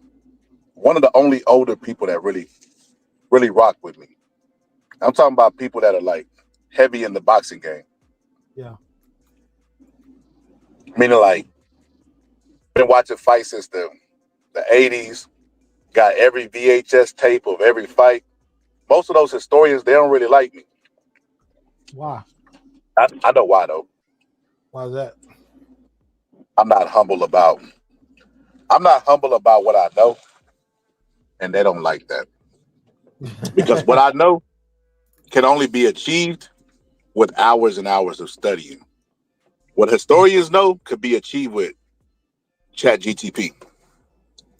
You know what I mean?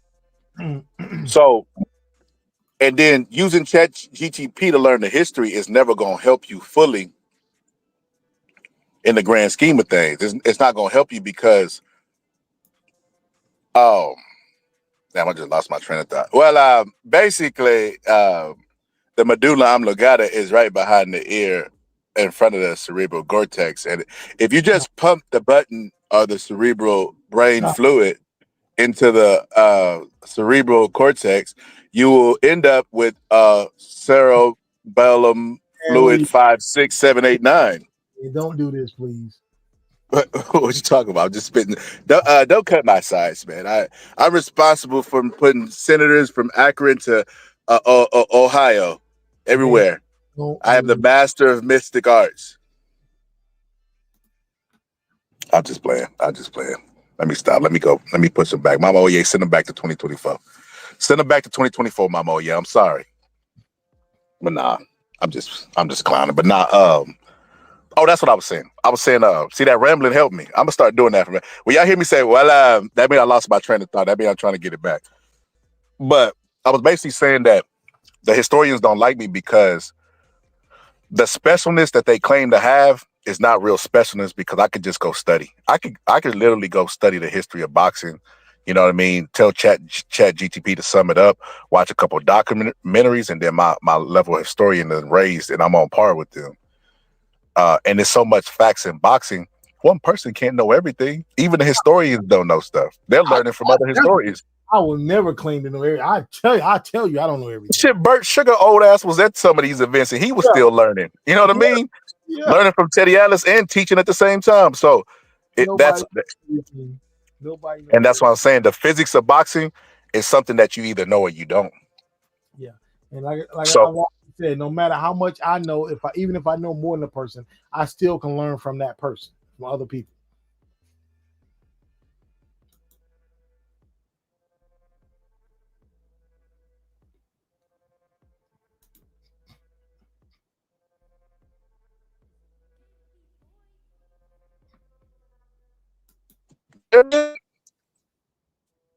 I can't hear you. You blacked out. I mean, I'm muting up. I'm trying to get Bill Haney to talk.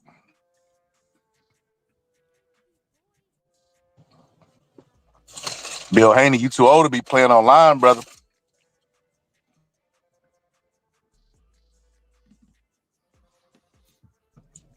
I don't know. Maybe he don't. Bill Haney, when you get the situation, come on mute, brother. Everybody anticipating your return. So you can snatch them braids out and put your hair in the perm. But nah. Y'all positive. I ain't gonna lie.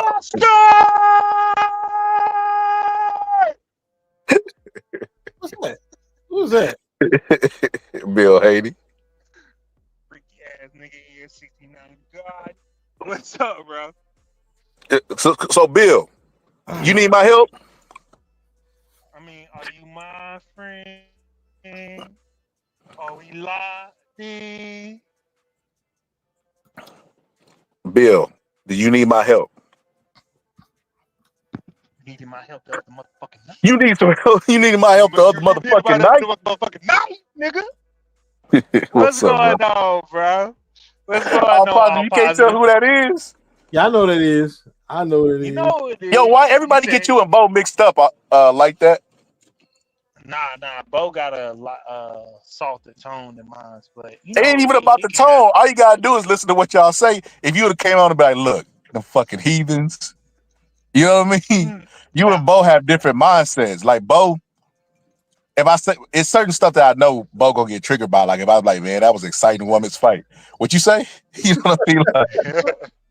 Like it's certain stuff that trigger Bo. Like I already know who it is. Like if y'all try to disguise y'all, if y'all try to disguise y'all voice to trick me, bro, I wouldn't know who was who.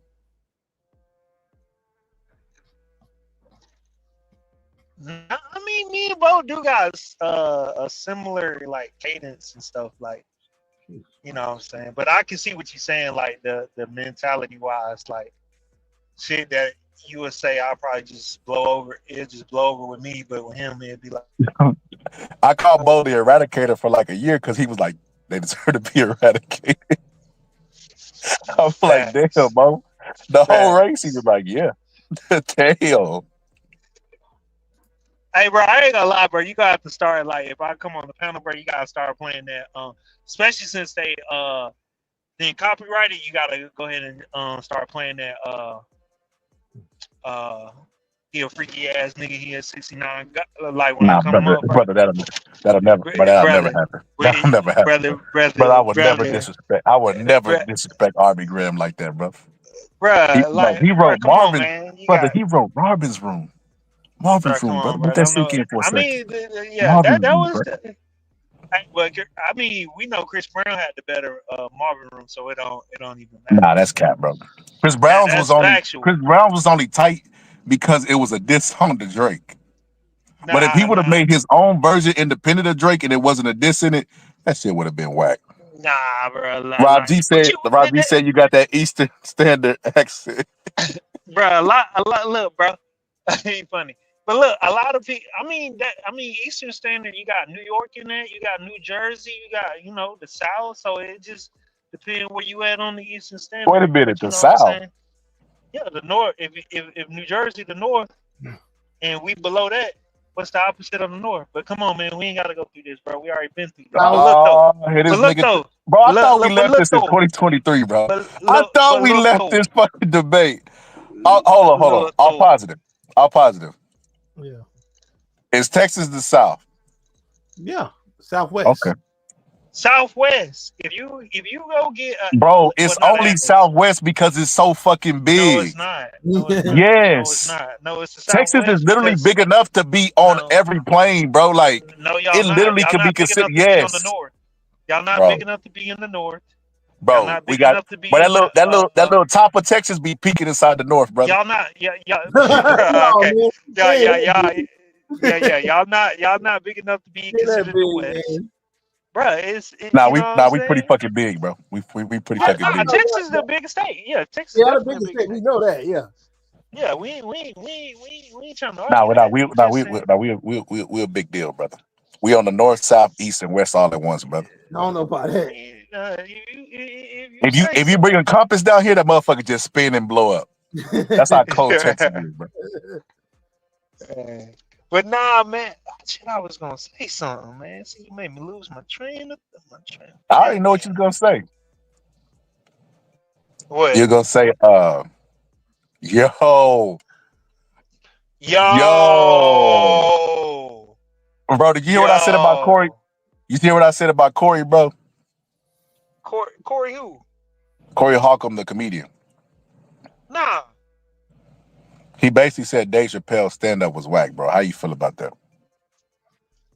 I don't know, cause he talking about his most recent, latest stuff, Yeah, or the one he did on SNL. I ain't even seen it, so I can't. You know what I'm Bro, saying? when I I don't tell want you to. that shit was fucking hilarious, bro. Okay. Bro, it was fucking hilarious. I was telling all positive, bro. Well, I died laughing when he was like, because I knew he was gonna bring it up, bro. He was like, um, ladies and gentlemen, um, Diddy's got himself in a pickle. He was like, I've been in some trouble in my time, but he was like, this motherfucker got a RICO case by himself. And he was like, people approached me on the streets all the time, was like, man, was you at the Diddy parties? And he said, I'd be like, no. They'd be like give him a look like, nigga, you know he was at the party. And he was like, and then I had to realize I'm fucking ugly. He was like, especially when I when I found out they invited Carl Winslow to the fucking orgies. He was like, Carl Winslow. But yeah, Dave Chappelle, bro, he killed that shit, bro. He killed it shit, bro. in true Chappelle fashion, bro. And bro, that's what I'm trying to say, bro. Dave Chappelle was one of those comedians that was supposed. You cut out, brother. You cut out. See, this happens because you in Texas. See that your Wi-Fi can't decide which side of the country you on, whether you're on the west side, south side, north side, or the east side of the country. See, that's why I tell you, man, you gotta get you a home-based state that allow you to have good Wi-Fi, brother. You disrespect what Wi-Fi company you got? AT&T, Infinity. You disrespecting them. You know, I wouldn't be letting my Wi-Fi go out like that. But that's just me though. We ain't the same people. Damn, but I ain't gonna lie, bro. They got the Rice Krispies for two, boy. Can you hear me now? Yeah. Nah, it's because I'm outside and my phone keep trying to connect to the house Wi-Fi. I told you what I tell you, boy. I don't miss. Play the clip for me, bro. I don't miss. Nigga, I'm gonna edit that shit out. We don't do that over here, brother. I'm the lead brother. No, I'm the lead singer, brother. I'm the lead singer of the band. All the girls want to take off my underpants. We not doing that. I'm not sharing the limelight with nobody. Hey, bro, you want me to tell you what's the best crush soda peach flavor? That watermelon be hitting too, but nigga, you drink Crush, bro. You know that, bro.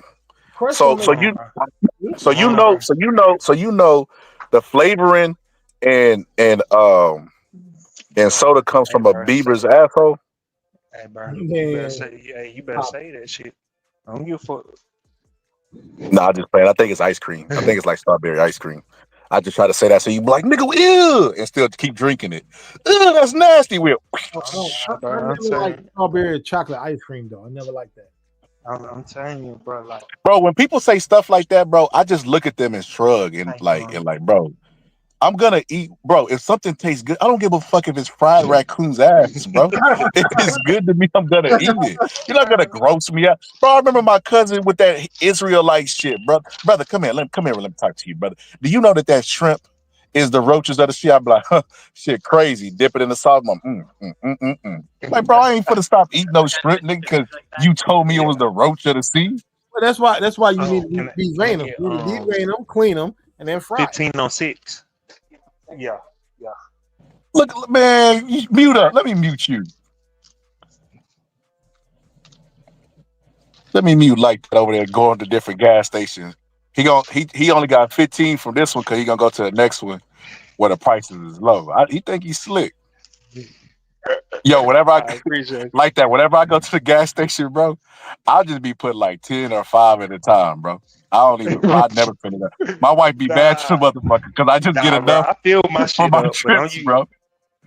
I feel she my like, shit I don't up, like stopping at the store all the time. Man, I don't, bro. I still do it to this day, bro. I don't drive as much now, man. I just drive the car, man. Drive the Benz, man. I don't drive the truck as much. It costs over $100 to fill my truck up. Bro, why he said that like a Benz ain't a flex? He was like, yeah, man, you know, I don't drive it's truck. I just pull out the Benz. No. Yeah, he hit that casual Benz slide line in. I gassed up the Benz because the Impala. You know the Impala. I don't like the wheels. They brother. Not a new Benz. It's an older Benz. I don't want nobody to think I'm flexing. It's an older Benz. It's an older Benz. Yo, all positive. They say the parts for that is expensive. Is it true? Man, a tune-up, man. Jesus Christ, man. You know the tune-up cost you, man. How much would it cost you? How much? About $1,000, man. Not a grand? Oh, shit. For a tune-up? Spark plugs? If I want to get other stuff done, like oil changes, oil changes, tune-up, everything. Like when I get my works done through the year. Everything. That's that motherfucker the right pump. Everything. Like yo, it was a meme that was like, it was like me looking back at the pump 5 times to make sure I got the right number. That's me every time, bro. I'm like, all right, 3. No. I get the dog like 3. This nigga done pumped the wrong gas. Never get. I'm trying to get home, bro. I'm telling y'all, don't do that. Don't. If you like, you got a better chance of digging a hole in your yard, man. Throwing money in it. Why the fuck everybody want them cars then? They don't know no better. don't do it, man. I'm telling you, especially an older one. Oh, Potter, I was finna get a hybrid Benz. Well, it'll be good until you start having to have work done on it. Cause they had one up there, and I'm like, bro, that motherfucker was nice in the inside, and I was like, man, I should get this one. My wife was like, nah. She was like, because it was a good price. She was like, it's a good price for a reason. Somebody would have been snatched it up. The reason I drive it so much because I got a CD player in it. I don't have a CD player in my SVU. That's a CD player. I got a the CD fuck is a CD player? We don't know what that is. I got a CD, but I still drive around listening to CDs, man. CDs in my iPod. I don't do. Just walked in the gas station, bro, and left his car door wide open, bro. He like, bro, and I'm out of my own car right now too, bro. See, got two. That's that Negro mindset that we got. No, we if got I was that type of person, it shouldn't even be up in your mind. It shouldn't even be up in your mind. No, see, I'm thinking about preventative measures. I like, damn, bro, I would have hated if a young nigga would have just came, a YN would have came. Young niggas. Yeah, bro, these old niggas, bro. These old niggas, they be stealing, bro. Nah, bro. Like once you hit 35, bro, you can't steal no more, bro. Says it's the real nigga Chronicles, bro. What do we, like every real nigga know after 35, bro, you can't steal no more, bro. A thief is gonna be a thief. Exactly. Nah, bro. If you stealing, bro, I ain't gonna lie, bro. We need to eradicate you, bro. If you still in that 35, bro, your eradication. I say 30, bro. I say if you still at 20, hold on, let me see. About 20, 25, yeah, about 25. You still stealing, bro? Man, yeah, you need to be eradicated. Man, thieves gonna get that work. Now, I personally never stole, but I ain't either. I ain't no thief. But thieves, I ain't no thief. Man, stop! I stole before. I stole from the store. I remember one time, bro. I was hungry, and I only had enough money for one Reese's, bro, and I stole 2 more. Not like, look, I stole when I was like, how old was I? 7 or 8, and it was peer pressure because, like, my friends told me, they was like, yeah, man, you know the mini mark up the street, man. You know, man, they ain't got the cameras, man. The cameras don't work, man. So we went up there, like, you know, we had to walk there, bro. And that was probably like a mile or 2 walk. So we walk up there, you know, I'm thinking everything, you know, everything is everything. So, you know, they like, yeah, man, I'm telling you, man, all you got to do, man, go in there, fill your pockets up, man, walk out. So, you know, we wound up going in there. I ain't gonna lie, it gave me a little adrenaline rush, like, oh, shit, bro, we in here stealing. Then, bro, tell me why we went up there the next day, right? The next day, the woman was like, hey, we caught y'all on camera taking candy. And I was like, they was asking for all our names. I was like, I gave them a fake name, bro. I was like, nah, bro. But so like you falsely reported. Like, how would you say this was? Because brother, I want to plug you in. 8 or 9. And, bro, 8 or 9. That's a perfect age. That was the last time I ever stole, bro. Cause I like, you know, I ain't like the feeling. I ain't like the feeling of like when she addressed that shit, how it felt. So I was like, yeah, man, I ain't trying to steal. I just started stealing chicks' hearts after that, you know what I'm saying? You know, we just changed the item, the goods, but you know, it's all love though.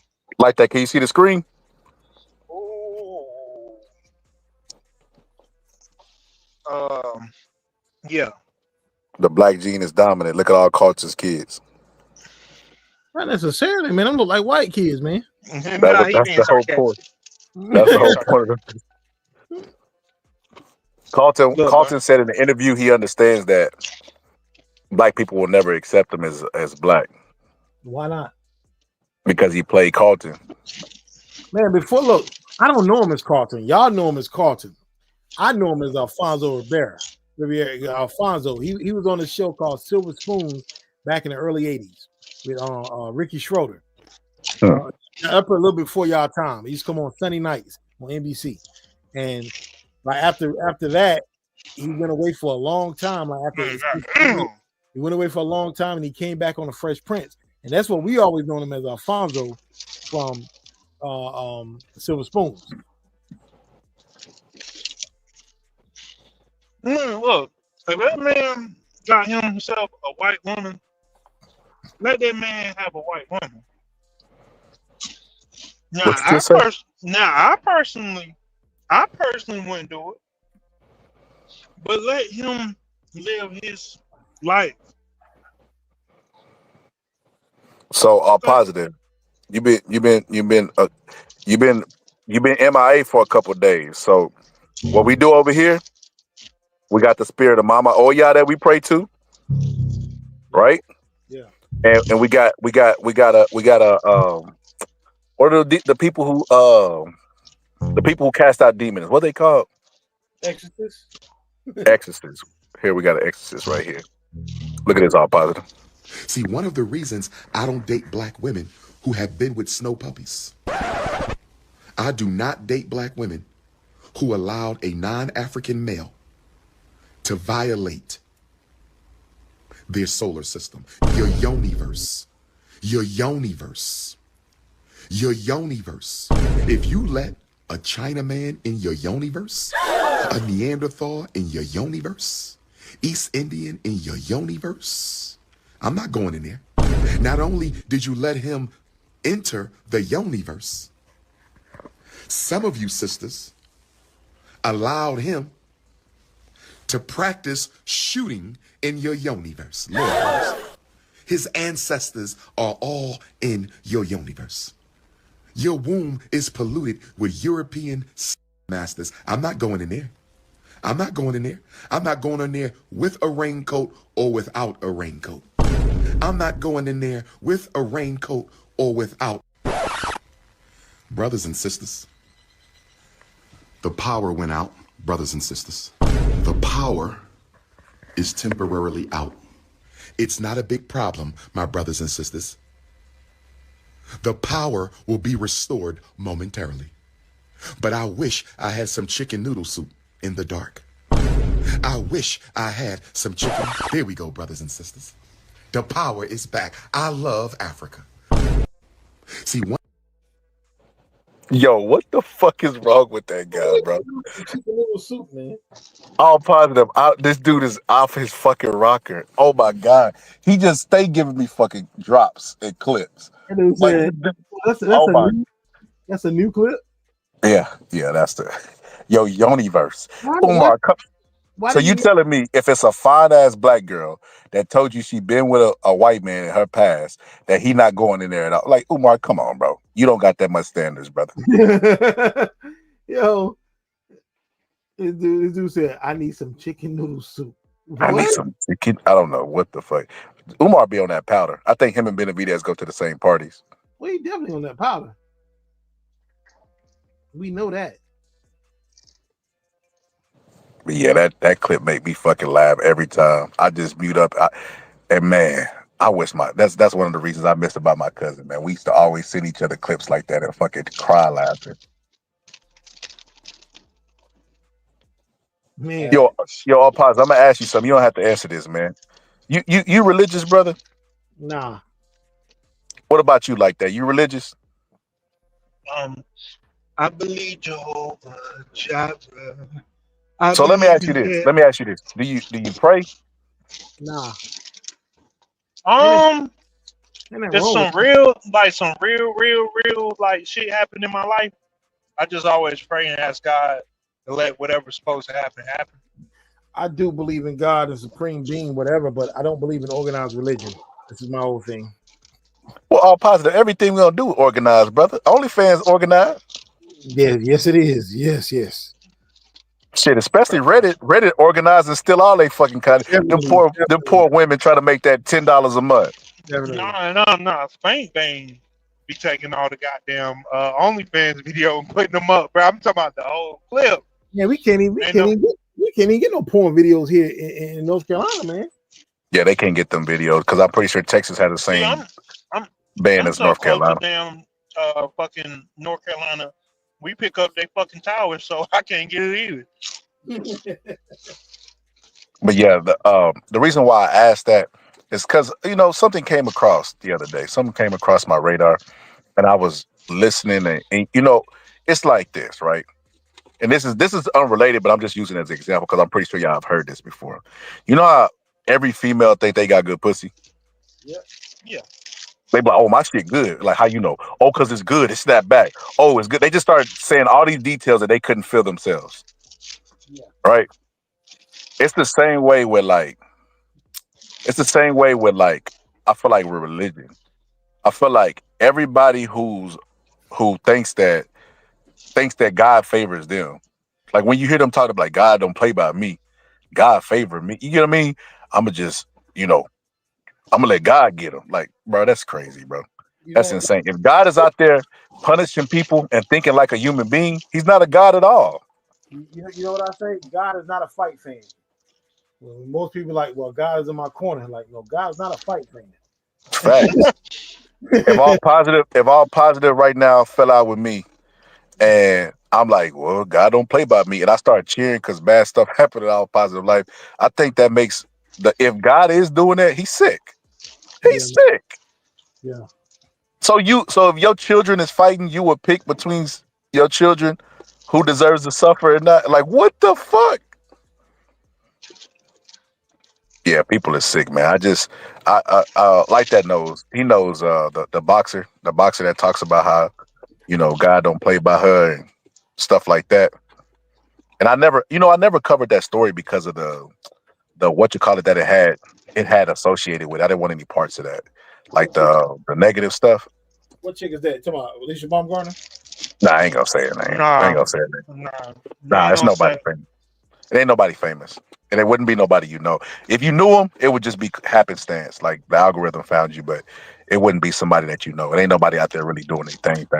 But she said, God don't play about her, and she was talking about all the bad stuff that happened to people. And I was just like, bro, people are fucking sick, bro. That they think in terms of God is my personal bodyguard, and if anybody do something to me, their life is going to be in shambles. I don't have to get them Yeah, because God is going to get them. It's like, what? I doubt that. You said what? I said I doubt that is the case. It's definitely not. Bad shit Definitely not. happens to everybody. Exactly. But Cat Williams said something that he said something I don't know where I saw it at, but he said you write down 5 of the worst things that ever happened to you, and if you made it out of that, it's something he was saying like, yo, you're serving a purpose or you're meant to be here, whatever. That means you're doing good. Had a lot of bad stuff happen to me in my lifetime, and I can tell you one thing: I'm doing well now. I Shit. really just broke. I just really broke that habit of like every time something bad happened to me, being like, "Oh, bro, that's a sign. I don't need to be." You know what I'm saying? Now I just be like, when shit happen, I just be like, "Damn, bro, I'm just glad I made it out of it." You know what I'm saying? I think when bad stuff happen to you, that's a good thing, man, because it's not it's how you come out of it that makes you a better person. I think every bad thing that's happened to you has always made you a better person because you've learned from the mistakes. If you don't learn from your mistakes, then you're an idiot. You make the same mistakes over and over. Nah, I just, you know what I do? I just go play in some Yanni verse, get that Yanni verse energy. Yeah, but nah, you ain't never. I mean, look, look. You remember when you was talking about that shit? Look. She can't be having multiple. Look, she couldn't have had multiple white dudes run up in her. You know what I'm saying? Like you might have one, two, Man, you don't two stop, put bro. two, Niggas don't, two bro. Let me pushing, tell you. Let me tell two you something like pushing that. it. Let me tell That's you that something pushing like it, that. brother. Niggas is Brother, not checking the that's Carfax, bro. Negroes is if the woman is bad, they don't want to know the Carfax, bro. Because it's simple math. You already know most bad bitches are hoes, bro. It's a given. They getting approached more than the average woman. Everybody's approaching them is not unattractive in their eyes. They got money, they got resource, they got all this stuff, and you turning all of them down? Absolutely fucking not. I So kind of like that video that used to when I was in high school. That used to float around. They used to break down how many dudes approach a bad chick in a day. Then it go from a week to a month, and then it went from a year, and it was like No way, no chick saying no that many times, bro. Yeah, no, it don't make any sense. It's not And like, the only way, look, the only way that there's a margin of error is if she chilling, like she's sitting her ass down, like she not leaving the house. And how many girls is actually doing that? you know what I'm saying? What Lil Durk said? Shit, hold back. All positive. We got to get like that sample. We got sample How you just move over that? But nah, because bro. I'm finna telling I you High think School Gunna. Musical. We got to start No, I sampling think like Gunna that said it best. drops. I think Gunna said it best. You know, bitch, I can't share you with nobody.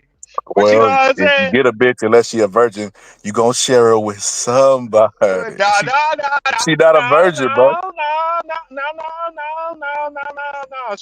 Sharing is a current thing. If she had something, she had something. But if we talking about currently, nah, I can't share her with nobody.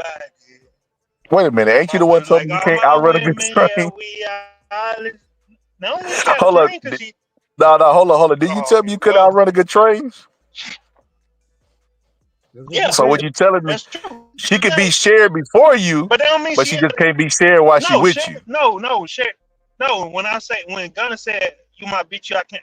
You my bitch, I can't share you with nobody. It just means like while I'm fucking with you, you can't be sleeping around like that. Come on, bro. I know you get that, bro. That Yo, don't mean she had a train ran on her. nah, what I was saying with you, bro, listen to what I'm saying. You ain't getting what I'm saying. You basically saying you can't share her while she with you. But the episode I did it was I don't give a fuck what she do when she with you. Before you matters. If she was shared before she was with you, that diminished her value. But you argued No. against that. She was never shared. Like we're Bro, if not talking about a train. multiple dudes are fucking No. her, bro, that's shared. That's not a train. That's not a train though. You talking about a train? I'm talking about like she just not fucking with nobody else when you fucking with her. Cause you use like then you the one that said you can't outrun a good train. That don't mean the train No, got that ran was on. you. That was you that No, said you that. used that as a reference just now. So I was like, that's what confused me because I'm like, just because a chick is sharing, like, it don't mean a train got ran. Yeah, bro. I'm just saying you can't cut. Listen, we gotta stop cuffing, man. These YouTube. You The, can't just be throwing that train jacket on anybody and nah, I everybody. got it. That's Nah, I got it. that's Nah, crazy work. nah, That's that train crazy jacket. work. That train jacket. Hey, all positive. That shit don't fit everybody Hold on, we gotta ask the expert. All positive. now. Do most of them girls that be having them OFs, do they be in trains? You know they do. Okay, we expert said it. We had to send it to the expert. He spoke. Can't show Yeah, with no them girls on OnlyFans, they'll do anything with some cash. That's the craziest shit in the world, man. I mean that. I think that's really, really crazy. Like I just remember, porn wasn't like something to be ashamed of, but it was kind of like exclusive. You know what I mean? Kids was sneaking or watching and shit. You know what I mean? If you was a kid in the 90s, like I was, you would go turn on Cartoon Network and then put it on Real Sex and hit that recall button when your mom walk in. You hear poop, poop, poop, poop. You hit that recall. You be like, oh, that's crazy. Cartoon Network. Then when she leave, yeah, yeah, But now it's like everybody wants to be famous, everybody want to be a star, and everybody a porn star. Like, girl, Mm-hmm. you really out there busting it open for $10 a month. We can see how many subs you got. You only got 2 subscribers. Which, listen, if I was there, I would petition to get that shit removed off OnlyFans because they mess up their own value. Like, if I'm a fan of them, I'm like, ooh, damn, she look good. And I click on her thing, and she got 2 subscribers. Like, man, ain't nobody fucking with this bitch. People want to be where other people are. Some exclusive content, Mm-hmm. either exclusive content or a popping page like B Simone. Everybody know who that is. Every man know who that is because everybody watching. She popping. But yeah, they need to sue OnlyFans to get that shit removed because that shouldn't be something that's shown anyway. What's the point of showing how many Yeah, subscribers they have to their OnlyFans? you That's some hating, bro. hating. Yeah, that's some hating That's ass that. shit. That's some pocket watching shit, bro. That's really what It's like it is. Some pocket watching shit, bro. OnlyFans, You like, know, hey, ain't no you know this girl you've been looking at for a week? Come on in, come on in. She only has 2 people viewing her per month, and one of them just got here. He's probably gonna cancel a subscription. That ain't some hoes, bro. yeah, that's pocket watching, bro. And I can't respect that because you gotta understand, you know, I really bled for this bread that I put on this table. You know what I'm saying? So for you to just come in here and let motherfuckers know, like, 'cause you can literally pull out a calculator, bro, and get a base. You won't know all the donate. Oh my fucking god, bro. What? Oh, the ATM out of service, bro. God damn. Nigga, that ain't deserve no damn side. Bro, yes it does, bro. Cause Nigga, we think, man, I don't know about all. I'm thinking, nigga, your car skidding or some shit. The ATM is out of service. That Yeah, deserve that big ass side you just did. Go to an hell yeah, bro. ATM, man. You looking for problems? Huh? You looking Yeah, for you shouldn't be going to an ATM this fucking late Oh anyway. nah, bro. When you in the hood, bro, shit, I I might live today, I might die, but I'm gonna say one I thing: I got did what I wanted to There do. you go. On my Like on that, my like that, t-shirt, like I that. got on my I just want t-shirt. you to listen. I want you to listen to me. I came up in an era where a nigga would go steal some Jordans that didn't have the shoestrings that he liked, and he would go rob another nigga for them Nah, shoestrings. hey, bro, hey, yo. I come from an area where niggas was stealing starter jackets, bro. Like for real. Basically, Starter started. jackets, bro. don't do that, man. Yo, stop it, man. Yo, Well, basically, yo. Starter is a company out of India. I used to work for them until I served my master's back in '96. Man, don't do this, man. Please. What you talking about, Positive? Yo, What you talk? We just try to, bro. We been with our stories, man. Man, don't do this, man. these But are real nah, life stories, bro. real shit, real shit. Positive. We just trying to say we came up at a hard time, man. My homie like that. He got pictures of him as a kid going outside taking acorns off the acorn tree, making acorn peanut butter. You know what I mean? We come from the gutters, man. We just try to let people know.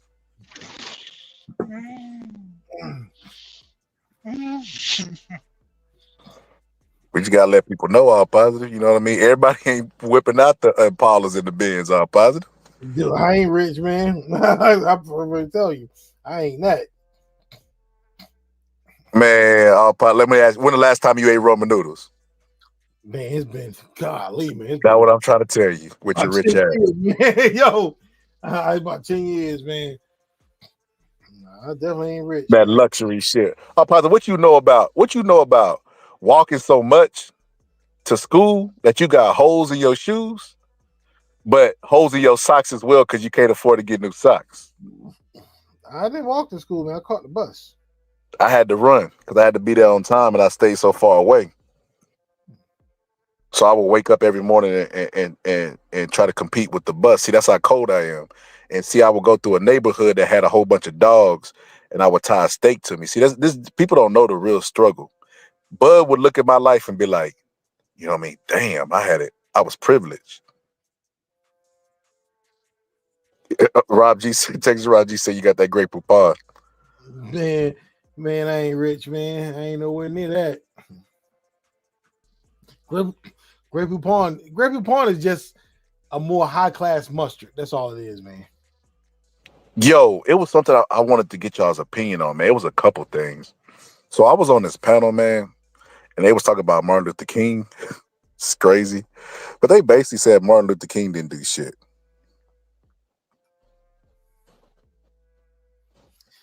Well, you told me about that, man. Yeah, and I can't believe you told me when you told me who it was. 'Cause I know who that is. I've been on the channel quite a bit. I've never been on a panel, but I watched a few videos and stuff like that. You know, she came to San Antonio before, and they like rolled out the red carpet for her because she was part of something. It was something like a black coalition of black something, but they rolled out the red carpet for her. But I thought that was pretty interesting. But yeah, I follow her page. She go live on Saturdays. Her show is, ain't gonna lie, her show lit. Her show be having more more people watching actively than Tariq Nasheed.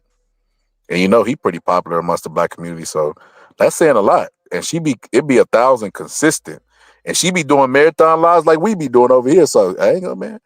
I still fuck with that show. The stuff I heard from that show, it just made me not. It take away my energy to even go live.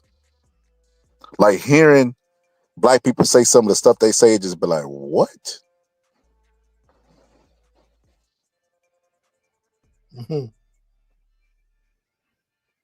Hold on. So let me put these two clips up. But yeah, so they were saying Martin Luther King didn't do nothing. That all the programs that Trump is getting away with, doing away with the DEI and all that stuff, it don't help black people. It only hurts them. It's just like crazy. It's like we finna end up back in the Jim Crow times because black people's complain about everything.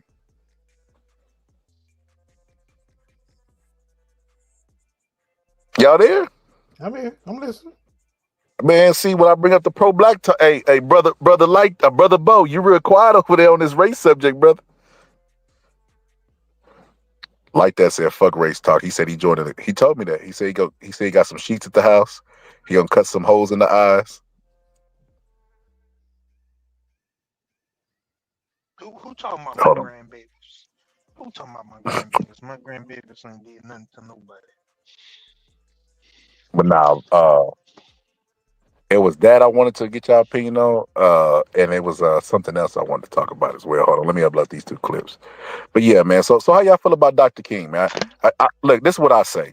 They talked about the FBI tapes being released by Trump, bro. Let me tell you how stupid these motherfuckers is, bro. This is why I don't be having energy to come on internet. I feel like these guys are idiots, right? They was like, this is really important that Trump is deciding to release JFK and Martin Luther King's files. Why? Why? Who the fuck asked for them? And why Martin Luther King specifically? Nobody even thought about that. JFK, okay, you got RFK in the administration. Makes sense. Why Martin Luther King? Bro, they trying to slander Martin Luther King name, bro. We all know Martin Luther King had them hoes. Everybody know this. They trying to slander that man's name, bro. And it wasn't a coincidence that he announced this shit. Had his inauguration fell on MLK Day. Before it fell on MLK Day, he was up there talking about his crowds were bigger than Martin Luther King's. You gotta pay attention to this dumb motherfucker before you look at the actions of what he actually do. And I think this is so disrespectful, bro. Martin Luther King had his day, and people was watching and talking about Trump's inauguration, bro. And it's the people that they don't really even fuck with Trump. They wasn't even doing like no tribute to Martin Luther King. And it's like, I just hope, bro. Say what you want about Martin Luther King. Everybody's a villain in somebody's story, right? You're a hero to some and a villain to some. You can't be a hero to all. And Martin Luther King could be whatever he is to people. One thing you can never take away from this man is his ability to die for his cause. Because Negroes won't even stand on principle for stuff they say that they believe in now. And it's not even a bag involved. It's just the presence of a white man, and sometimes, that make them switch up what they say they stand for. So this man took a bullet to the head. So he deserves respect on that aspect just alone, but I feel like everybody's so disrespectful. They got so disrespectful with it. They started saying Martin Luther King was gay and part of gay orgies. It's like one was trying to up the other's disrespect on Martin Luther King. Oh yeah, he's gay. Oh, he's gay. Yeah, he's gay. Like it just kept going on and on with the disrespect. Like, damn, man, this is bro, and this is exactly what. Will you ignorant nigga? That's why that shit is befitting, bro. Because I love that episode. it's true. Niggas always complain. Like that shit like they complain about everything. They complain about the immigrants. They complain about like black people complain. And they don't even complain about the right shit. The stuff that they really have genuine complaints about. They complaining about DEI. DEI is a problem for black people now. They complain about affirmative action. They complain about Martin Luther King. Affirmative action. If people really understood who benefits the most from affirmative action, if black people understood it, they wouldn't really be fighting for it as much. Now, black people have benefited from affirmative action somewhat, but the people who have benefited from affirmative action the most are white women. Affirmative action is a quota system. It's a quota system saying we got to have this amount of people of this this type of people in this section of our clubs or employed in our organization or whatever. And like white women have been, and this is historically true. This is by data, can be proven. White women have benefited from affirmative action far more than black people. So if you get rid of affirmative action, it's hurting them. It's not hurting us. Well, I'm positive I had to disagree with that, bro. Let me tell you why. This is actually true. This has been proven. Okay, I don't disagree with the stats. I disagree with the notion. And this is why, right? You could say it benefits, and its numbers will probably back it up, that it benefits white women more, right? But it still does benefit black people. No, it does. And if you remove the barrier that benefits black people, they're not gonna hire us. Like there would be no reason for affirmative action if white people did the right thing naturally. That's why affirmative action exists. So they're saying, look, it's only 4% of us in DE high. Fuck the rest. Because if we can't have 100%, fuck it, we don't want it. And I'm just like face palming, like, bro, 4% of the black population is 2 million people, almost 2 million people, like 1.8. 1.8. That is a lot of fucking people that are benefiting off of DEI. And you say if we can't have 100% or 14% of the population, fuck it. I think that, and I thought black people learned their lesson the first time Trump went in office. They come together and do and support black businesses and support each other, and they still ain't learned their lesson. You know, so they came back, Jim Crow Joe got in office, and black people got comfortable again. They got comfortable the whole time Obama was in office for 8 years.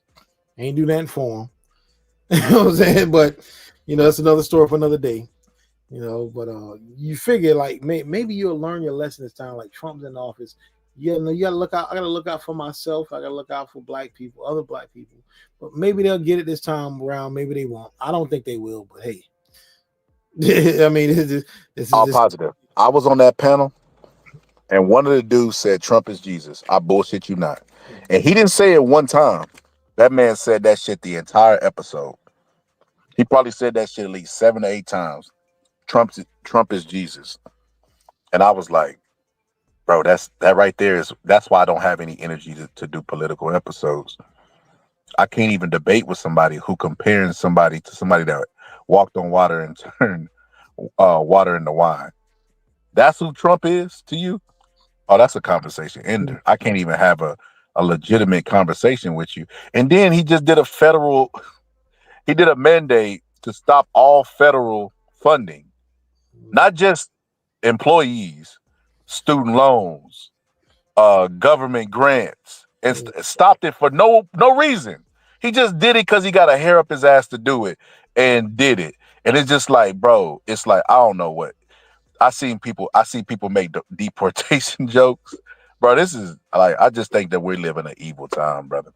We live in an evil time where the people are evil, you know, that they willing to go to any whatever because they're miserable with their own lives. That's what Trump sell. He sell hate.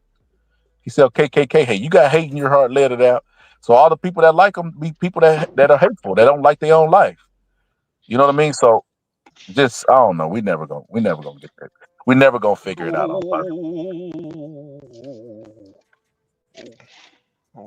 This conversation getting too deep now.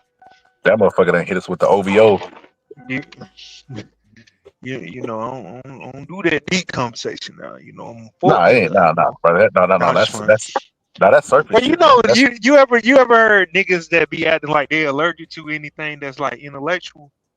like it's complete opposite. Negroes think that they the most intellectual nigga in the world at all times. It's the opposite.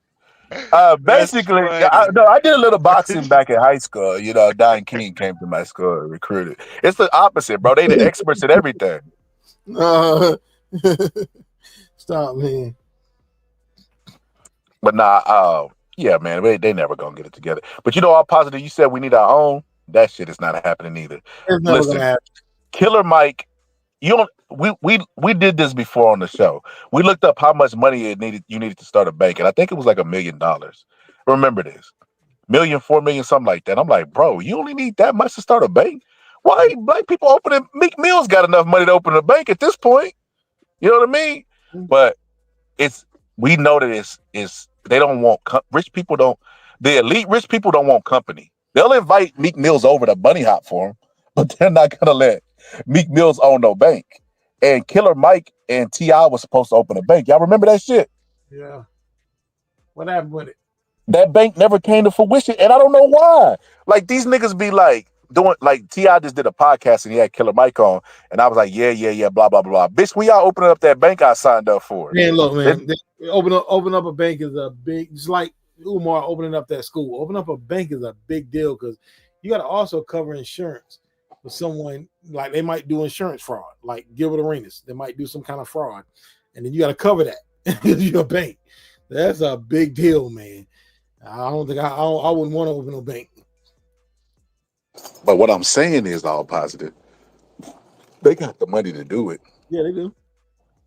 Why didn't it get done? That's the biggest question I got. Like, well, when I hear black people talk about owning their own, I always be like, that bank, you got to depend on black people putting this, giving you their service as well. But that's what they knew that would be a risk. So what they did is they got black people to register early for it, and black people signed up and registered early for it. They got traction, but they never opened up. And I'm like, why? Like, what happened? Like, did somebody come and was like in some shades and was like, we're not gonna do that. Could very well possibly be that. Like when you see, and this is just my theory, but when you see a lot of businesses that are successful going out of business, a lot of times these businesses are being bought out because they're competition. Because there's no reason Circuit City went out of business when they were cheaper than Best Buy, and they had the same equipment, the same products as Best Buy, but it was way cheaper than Best Buy, and it was getting more service. But then Circuit City went out of business, and Best Buy stayed in business with their same high products. It doesn't make any sense. It made perfect sense to me. It was the blood pressure in the black people. Well, you got to understand, high blood pressure, hypertension, as they call it in the medical field, when I was a doctor. But no, all positive. They not, it ain't no hope. What Tupac say? The truth is, ain't no hope for the future. He wasn't lying. It ain't. Look, I've given up on, like you said. I say this, and a lot of people think I'm being wrong for saying this. Rob G said you eat cage-free chicken. But I tell guys like me, if you're in the hood and you make it out the hood, don't come back. Don't go back. Stay out. Because misery loves company. Every time somebody comes back to the hood, does something, it hardly ever ends well. I mean, you can extend your hand away from the hood. You can put programs that if people don't want to use the programs, then that's on them. But like once you make it out the hood, don't come back. Stay out.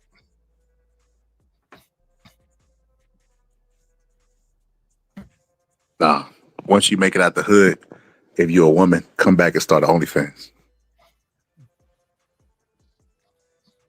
All positive will pay for it. I ain't paying for the OnlyFans. They screwed. All positive. Why you so set in stone that you not paying? You know these girls are struggling, man. Don't do that. Give them chicks nothing. Support black businesses, man. They're not getting a dime from me. I'm not giving them nothing. That's fucking hilarious. All positive is set in stone. And I know he's serious too. What if it's $1? I'm not giving them 50 cents. Come on, all positive. Don't do that, man. Nothing. You're looking at the Yanni verse, brother. That's an even exchange. I don't heard what if they want to send you some exclusive content? Man, I done heard some horror stories about OnlyFans. Anyway, like a lot of guys be like, you read it on Reddit. Guys be like, yo, I paid for the subscription and I try to cancel and they still taking money out of my account. I'm like, man, yo, that's what the fuck they get. You're like, no Try to way. cancel. They thought they was slick. They was gonna subscribe, and they can't. That's what they get. Nah, I ain't giving them nothing, man. No way. I'm not having that show up on my bank statement. You know what though? What I realized I'm positive in my vast experience in life. These hoes is harder on girls is harder on hoes than men are. Yeah, they are. I know why now though. Mhm. I did a video. Oh man, y'all want to react to it today or y'all want to do it tomorrow, man? I think we'll do it tomorrow. We'll make it. Remember what Huh? Salt and Pepper had this song called "None of Your Business" in '93 when I was in high school. It was my favorite song on that Very Necessary album. They said the only difference between a hooker and a hooker and a hoe is a fee. Yeah, I That's agree. the only difference. So look, check this out. In this clip that I was gonna show y'all, man, it was man. I don't know. Maybe I might show it tomorrow because I gotta pull the clip up and shit. But it was this girl, and she knew her best friend had fucked her man, her husband, and she knew it. And she kept asking about it. Girl kept saying no. So what she did is, which is funny to me, she got the dude to she got the girl after she broke up with the dude, she got the girl to do like one of the podcasts. And she knew she was gonna ask her this question the whole time. You should see how fake she was in there, smiling, hey girl. Huh? Like, keep going. She like, hey girl, you know, she giving her the normal fake spiel, right? Like, hey girl, you know, blah blah blah. So she doing like a game, like a this and that or whatever, and she like, I don't believe you. I think one of the questions might be like, I can't even remember what it was, but it wasn't directly would you fuck somebody man, but it was kind of like in the ballpark. And she was like, no, never, you know, I value friendship. You know how people gonna say what they think. You want them to hear the right thing, you know? She's like, no, I would never. And she was like, but you fuck my man. And she was like, no. And she was like, I got video. You want to see the video? Wait a minute, there's a video. So she just admitted that she did, you know? And after she did that, you know, the girl just started crying. She was like, and it just hurts me. Not because you slept with him, because I'm close to you. And I value your friendship. And I would have respected you to tell me the truth. Oh my And God. the other girl's over there crying, and she leave. It's we're gonna react to it. We'll do it tomorrow. We'll react to it tomorrow. But yeah, that I ain't gonna lie, that episode was awesome. I gotta keep it real. It was awesome. It was awesome because you get to see in real life narcissists. The girl who set it up, she knew she was gonna confront the girl the entire time. But one thing she didn't take into account is that the girl really didn't give a fuck. She didn't. She was like, why didn't you ever tell me? She was like, you think this is easy for me? How was I supposed to tell you? Victim. They all, man, get away from people like that. They don't got no remorse whatsoever in their head. It becomes a thing about them. Well, you know, you got to understand how hard it was for me to tell you that I was disloyal to you. What? Yep. And I was thinking the whole time, I was like, this is why women don't like hoes. Because hoes can potentially fuck your man. And a woman don't want her man swoop like her girlfriend to swoop in if she is a hoe and still her man. So what they do is they cool with hoes until they get a man. Like when they get a man, they'll start distancing themselves from hoes. And you know what? That makes them. I've seen this firsthand. Like when a chick was hanging out with a bunch of girls, and they was out there doing their sex capades and hanging with getting different guys. And then when one chick settled down, other chicks got mad and they start talking about them on Facebook because they settled down and they don't hang out with them no more. I'm like, that's crazy. Yeah, they don't like if they would still be doing escapades. Number one, they couldn't be with the dude, and then if they stop doing it but continue to hang out with the girls, the dude's gonna know that she a hoe because they got to keep an image to it that they're not a hoe to the dude. And then the third scenario is they could sabotage because they want the hoe back on the stroll with them. They could fuck the man, and like this girl did, and then befriend the girl, cry, oh, I'm sorry, get back friends with her because single people keep people single. So that's why they distance themselves from her. This is why girls don't like hoes. They harder on hoes than men are, because men love them. They'll fuck them. Yep. Gal them up too. Travis Hunter, you see him, but I love her, man. Don't save her. She don't want to be saved. Travis Hunter, he about to get himself in some trouble. Oh yeah, he definitely.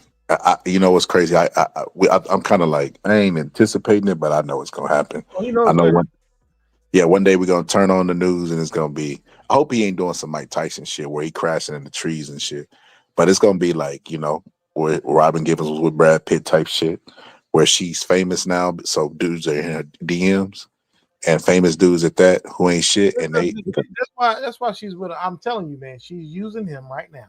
But once she start getting fame of her own, and she get that fame of her own, she get her own money, she done with him. Yep. She gonna be right back to fucking them rappers that she was fucking while she was with him. This nigga was dropping her off at the parties and then picking her up. That's crazy. So she in the party getting skeeted on, having sex in the bathroom, all that stuff, and go home to him. That's crazy work right there. And most people like, yo, everybody's saying like, y'all hating on. I'm like, no, man, nobody's hating on this dude, man. They just know the outcome. They don't want to see this guy go through that. You know what I'm saying? Trust me, I do not envy him. I don't want his chick. Trust me on that. You gotta trust me. I think like that a little jealous. There ain't nothing about that woman that I want. Like that a little jealous of Travis Hunter. He told me when I was doing that whole episode, he texted like, bro, I'm envious of that nigga. You like that? You there, bro? I think he been gone. Nah, he there. Yo, yeah. Can you want to see this Umar clip, bro? The new Umar drop I got, bro. I ain't clipped it up yet. I got it in this rough form. Like, yeah, bro. Like, man, this phone getting on my nerves, bro. This shit. Look at this shit. I like that. It's like, remember what we said about Umar? I ain't gonna say what we exactly. I save it to after the clip. Check this shit out, though, bro. Check this out. Hello, Dr. Umar Johnson. How you doing there, beautiful? Where you at in the world? I go to school in Boston, so I'm in Boston. Okay, Yes. I pick up some Ethiopian and Eritrean energy. Am I right? Yes, you are. She's from Ethiopia. Okay, And look at you, my Nigerian friend and my Haitian friend, and we got the Haitian sister. We got now who's that? Who's that? Chelsea Bora. Okay. Donald Trump removing Is that a Neanderthal? Is that a Neanderthal? the diversity and inclusion. Yeah, in admissions, I think it's stupid. I think that students, historically, Black students especially, are going to be put down from the beginning. And even if you account for economic factors, such as like being low income or stuff like that, like We have a cave-dwelling organism who's trying to lower our can't be frequency. accounted You can't for do it, by Kevin. admission factors. So I think that race should always be a factor in admissions because colleges need to be putting out I those students. appreciate that. I appreciate Thank that, you, young lady. Thank I you. appreciate that. Okay.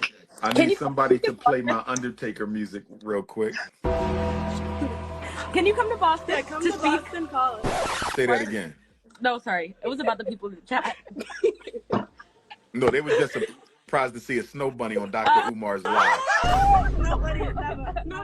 She's not a snowbird. She's part of the LGBTQ. Yeah, so she doesn't dabble in the snow bunny activities. She's not a snow bunny. I beg your pardon. I don't think. Wait, can I leave now? I'm about to leave. Okay. Okay, my queens. Bro, he definitely gets some white vagina. There's no way that's a real clip, man. Yeah, that's a real clip. That is a real There's clip. no way, man. There is no Like, way he, that was a real he, clip. he was licking them lips like, hey man, look man, say man, hey man, what they won't know won't hurt. You know what I'm saying? That one chick was bad though. You're the Ethiopian chick, man. He was like, yeah, we got my Ethiopian. Who's that, bro? The fact that he put a spotlight on the white woman let me know that spirit of Mama Oya ain't working no more, brother. He got jungle fever. He singled her out of everybody, bro. Are you my twin? Brother, he was flustered, bro. His cheeks got all rosy and shit. Like, he wanted that. You remember how Damon was in Friday After Next? Fresh fish on the line. Ain't nothing like it.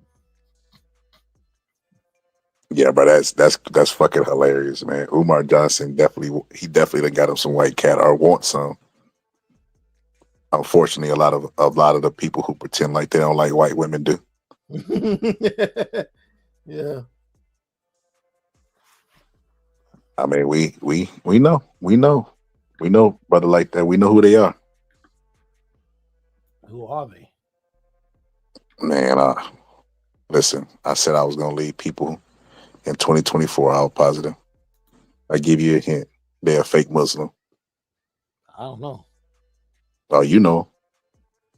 You'd have been on a panel with them before. Who's a Muslim? I've been on the panel. Man, ain't that many Muslims. All positive. Come on, man. I'm trying to figure out. I don't know Muslims I've been on the panel with. Man. You know. It's only one fake one. Smell like bacon. Smell like bacon and white women. Yo, I'm trying to figure out, man. I don't know no Muslims I've been on the panel with, man. Man, look at the private chat. You know. Oh man, stop, man. Don't Man, do that. you know that. Man, stop. You know that goddamn dude. Man, Fake. You know he gets some white pussy. Stop it. Don't do this, man. Please. Only Muslim by name. But like I said, we're leaving them people in 2024 all positive. I hated that. I had to give a whole bunch of attention because all positive. You be knowing. I don't. Man, you knew who that was. I really didn't, man. To you, man, I didn't know, man. Like I be going away, man. I be forgetting stuff, man. But yeah, so what we're gonna say is, yeah, man, life is good. I like that. You wasn't on earlier, bro. I was telling all positive that, even though the team is on a break right now, brother, we still winning. We still winning, man. You finna get in great health. What's me shooting in the gym? You finna get in great health. You know what I mean? All positive. He buying his equipment. He finna get us some Beats by Dre. To be honest with you, I want everybody to start dropping content, bro. Like all the people that was over here before, I want them to start dropping content so we can do simul links, so we can only fuck with each other. We don't gotta fuck with nobody else. I would really enjoy that because YouTube boxing people don't be talking about shit no way, bro. Man, dude, some man. Oh my God, some of these content creators, man, it's sad, man.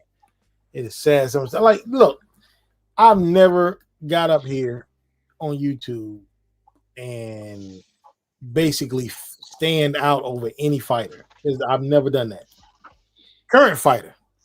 And I have my fans. I'm a fan of certain guys, but it's like I will never stand out over a current fighter because that makes me lose credibility. If I'm a stand of a current fighter, and I can't look at any faults this guy is doing wrong, and everything he does is right. And once it comes to that, you got these boxing fans. You'll criticize other fighters for doing what your favorite fighter is doing, and won't say anything when he does it. So yeah, it's just all this fandom. I don't like this fandom in the YouTube boxing community, but it's always existed and it's always going to be there. I mean, let's see if it exists like that. And who gonna win out of Bud and Canelo? I mean, like I said, we Nah. we gonna see, So if a nigga give you a 5, that mean we know. Nah, it just we don't want to say too much. Look, if you had $1,000, who would you put that $1,000 on? Hey man, I'll put it on the draw. You know what I'm saying? Man, get out. Just really believe in, bro. Look, the only way you will win in that draw is if Bud knocked out Canelo. Yeah, that's the only way your draw money is safe, bro. Bro, we didn't see Canelo go in there and get starched. Nigga come out with one of the judges giving him the fight. Like, what, man? Come on, bro. Like, nah, bro. I call the fight a draw. Like, bro, nah, bro. He ain't. Bud is pushing a fucking SUV up a hill right now, bro. The only way Bud wins this fight, man, if he takes a bat in the ring. That's the only way he win this fight. And even then, Canelo got to take a dive. Yeah. Because Bud gonna get this DQ'd. The moment he pull that bat, he's battling the this is the first time this has ever happened before. First time where a fighter has jumped up that many weights, fought a guy that was in a pound for pound rankings, and then fought a guy that was the cash cow at that time. Like, we didn't see Muhammad Ali get favorable decisions. We didn't see Sugar Ray get favorable decisions. We didn't see the stars get favorable decisions.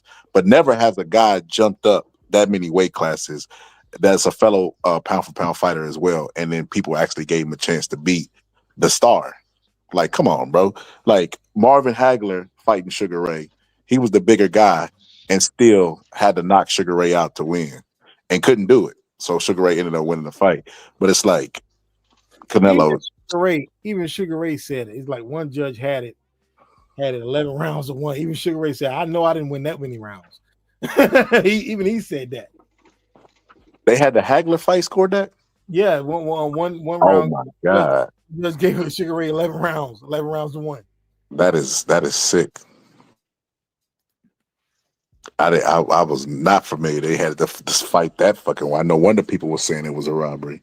They was going based off of they didn't like how Hagler did Sugar Ray, with that retiring shit, and then they didn't like the fact that the judges had it so wide. That's why they said that shit is a robbery. If they'd had to fight a little bit closer, they probably would have been. It was a split decision. It was a split decision because one judge gave it to Hagler and one judge gave it to Sugar Ray, but the judge that gave him 11 rounds wasn't even trying. Yeah, two cards were close, but that 11 rounds, the one was crazy. that was ridiculous. Even Sugar Ray said, even I know I didn't win that many rounds. He was just scribbling some shit in. He didn't even give a fuck. No fucks. But yeah, man. Yo, like that. It's the year, bro. It's the year where all lives will be a mystery illness. Mystery. But look though, bro, you gotta remember though, for real, man. Shout out to all them black women out there, holding it down, man. Making sure that Nah, not the ones that let the white men in the universe. We don't care about them. Hey, look, sometimes you gotta excuse yourself from the table, but who's that? That you're not allowed to bro, that nigga said, who's that? Bro, he didn't see her, bro. Like, we all see the white person go, who's that? Like, he wanted informal introduction. I think that was a different who's that, who's that? I think it was that type of. That was shit. Like, you know what I'm saying? Like, you remember when Bobby V was like, slow down? Yeah. Yeah, like it was all that shit. Don't turn around because they're pretty round things look good to me. That pretty white thing look good to him. That nigga Umar. So who's that? Hey, shout out to all them, shout out to all them white women out there, you know what I'm saying? I wouldn't touch you, but that don't mean I can't appreciate you from the far, admire from the far, you understand? Shut your Well, you gotta really break down the word white, because before a long time it was just the existence of Moors. And black means to be without color. So you gotta understand. I'm positive though he look. Oh boy, yeah, I'm positive he just want to be on the side of right. You gotta stop that, man. I know I'm positive full of shit. This clip right here take him out every time. No, I'm positive. What up for the play? I know what you about to play, yo. I know what you about to play, man. What up for the play? Tupac, yo. Well, I can't find that clip. I think. Damn, I'm positive. I think they might have deleted that. Bro, I think they might have deleted that my thing. I'm positive. Tupac joint, man. Yo. Damn, bro. Where that clip at, bro? Yo. Oh, was that what you gonna play? I can't find it. They done took it out of my damn thing. And if I'm wrong for that, I don't give a fuck. Straight up. And if I'm wrong for that, I don't give a fuck. Straight up. And if I'm That's our positive favorite clip. Oh man. You're gonna get me caught up in this mess, man. Yo, all positive. Listen, I'm gonna send that to you. I need to get that on that beat you working on for me. Yeah. I need that to start the beat off. If I'm wrong for that, I don't give a fuck. Straight up. Yo, I need that. I need that on the beat, all positive. please send me that. Soon I'll get to work on it for you. Yo, all positive. Did you chop the what you call it up for me? What you told the Mexican joint? No. The black coffee. Black coffee. Yeah, you said you wanted the beginning of the joint of it, like we working into an intro, right? Yeah. Shit, I might need to go back to the old episode, start clipping everybody else's lines up. I can add them there, man. And ad lib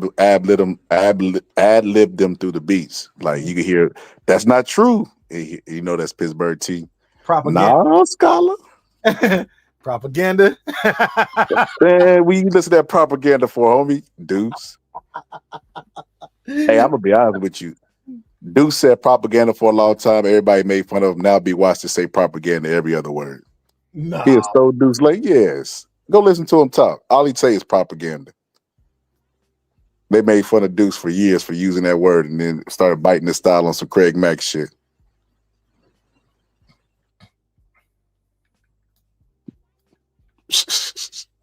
She said, oh, Lord.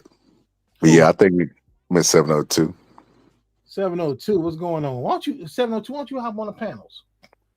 She do be hopping on. I don't know what she got going on. What drop area code is 702 anyway? That's Texas. Oh, Texas, okay. No, I'm just playing. I ain't in Texas.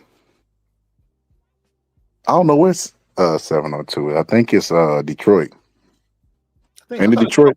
I thought Detroit 313. I don't know, bro. I ain't even gonna lie to you. I only know Texas stuff. I know we all over the map, so it's like it's Texas. Yeah, we ain't got but 3 area codes here. Actually, I think we got more. We used to only have 3. My bad. We got more now. We used to have 919, 910, 704. But now we got like 5 of them, 5 or 6 now. But yo, like that. Why you quiet, brother? Yo, I'm looking at these boots, man. I gotta get me another pair of 40 belows. Man, all I'm gonna say all positive is I'm finna make t-shirts all positive. T-shirt for what? What you doing, man? Like what? Hey, we're gonna do quotables. We're gonna do YouTube quotables. I might let the fans pick on like who like what quotes they want to see on t-shirts, and then we gonna go ahead and drop them. Drop the quotes. We're gonna get a shirt that say that's not true. Quotation mark. Everybody know who that is. Brother. We know who that is. Who taught you to hate yourself, brother?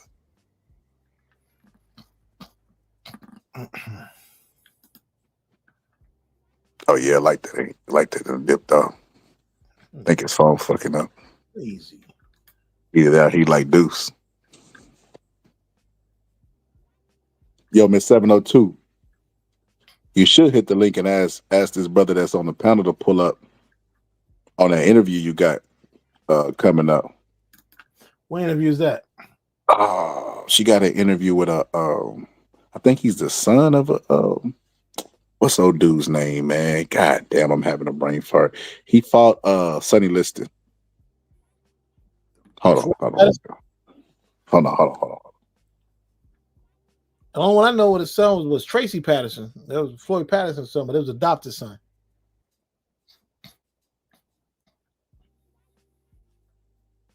Nah, hold on. I got it. It's like Scrap Iron. Scrap Iron is nickname, I think.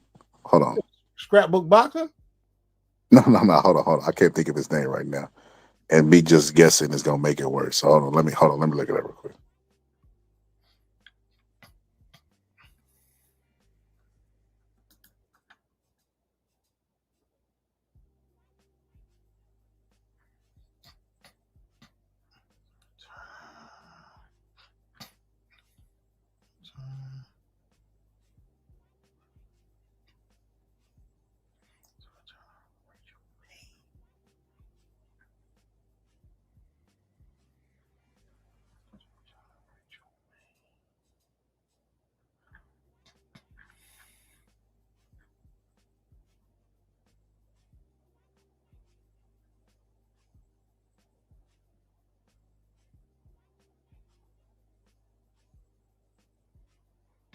George Scrap Iron Johnson. Okay. Oh, I don't know him. You not familiar with him? I know he fought Sonny Liston because No. when she told me about it, I went back and watched the fight.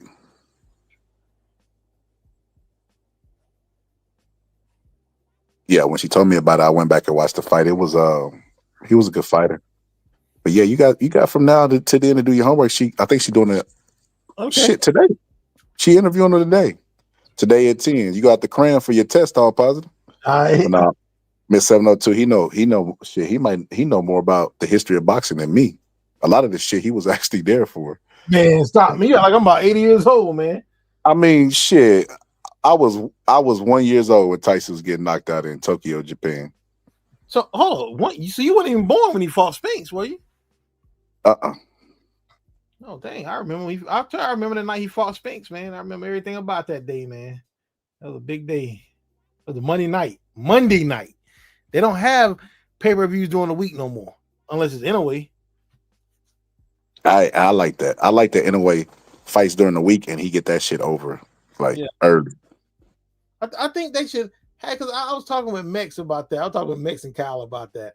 And Mex and Kyle told me that, like, man, I could never watch no boxing match during the week. I'm like, but you look at football during the week. What's the difference? They just talking.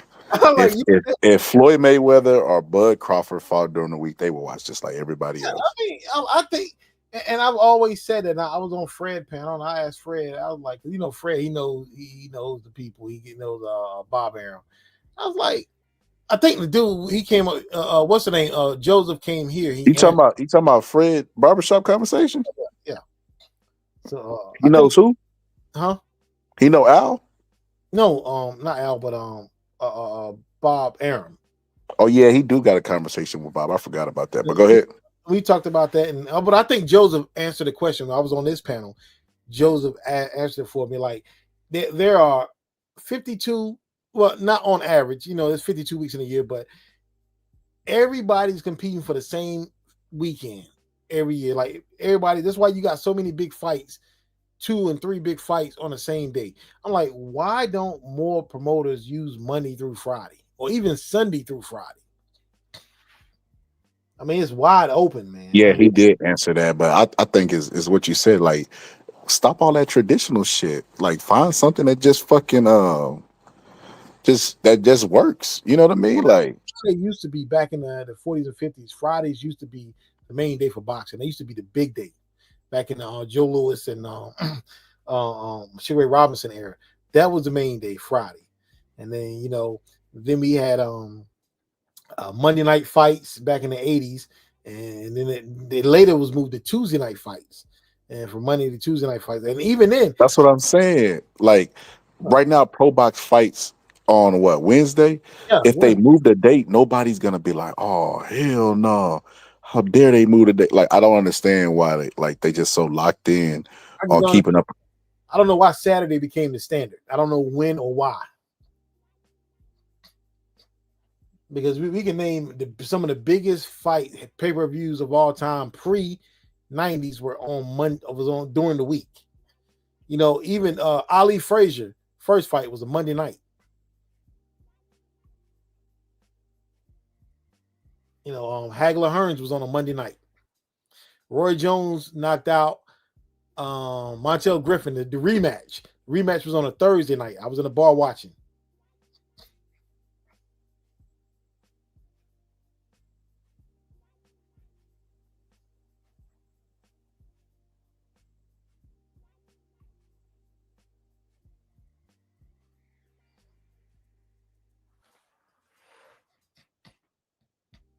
Can you hear me?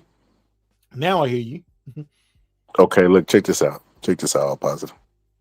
I got a picture for you. Look at this shit. So everybody was talking about Tank hair, right? And they're like, why is everybody... But I hate when people do that shit. I hate when people try to pretend to be like morally sound. Meaning like the people who criticize me, right? The people who would criticize me is hilarious, right? Because they'll only criticize what I do, not what I know, because they know they can never do that because they don't know as much as me, right? So what they'll do is like, man, this fighter be talking about other YouTubers, but then they talk about other YouTubers, and it's cool when they do it, but it's not cool when I do it. Or they'll just not talk about them online and then talk about them amongst themselves offline, which is even more weird to me. Grown ass man scared of somebody else's opinion or what they think about you. So they do the same thing. But when Tank had that picture of his hair, you remember everybody was mad. Why are they reacting to that? Boxing is bigger than this. Boxing is. They remember they was coming out standing on the moral ground like that picture wasn't funny. Look at this shit. Well, that picture was fucking hilarious. Well, something just happened recently with Tank, and nobody talked about it. Can you see the screen? Yeah. Women think they know so much, but can't tell when they sleeping with a gay man. Why in the fuck would Tank put that randomly on Twitter? I don't know. What is that Tank coming out party? Was Tank up on the perk 30s tweeting? I look. I don't know about that one. That shit is sus as a hell. Like Tank got some fucking explaining to do. Tank stepped to the front of the congregation, brother. We like to have a word with you. Like, what the fuck is going on, Abdul? That's probably why he couldn't keep the Muslim name. They was like, brother, we see your perm. We heard the stories, brother. We heard about you riding around with Eddie Murphy and Mace, and we can't allow you to be in the nation any longer, Abdul Wahid. Yo, and Timothy Bradley has been coming out defending Tank, and Tank told him he's still a bitch. What? Oh my God. You didn't know that?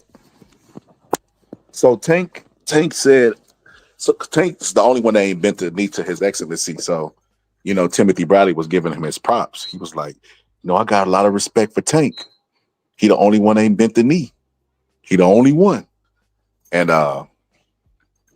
Tank answered with like, you still a bitch though, because I think everybody was saying, yo, Tank was defending you. He was like, but you still a bitch though. And I ain't gonna lie, I don't blame Tank for that. Like, not that Tim's a bad person or anything, but there's a clip of Tim saying that Tank is a piece of shit. Like literally saying those are words, not sugarcoating anything. He was like, no doubt about it, Tank is a piece of shit. He talked about him wrecking and leaving a woman, which I don't think there's anything bad about what he said, but he's not gonna forgive you for those comments. Who do you think, if they lose, is gonna have the worst? Would never recover from it? You think it'll be Tank or Clarissa Shields? Who would never recover from their first loss? Clarissa Shields.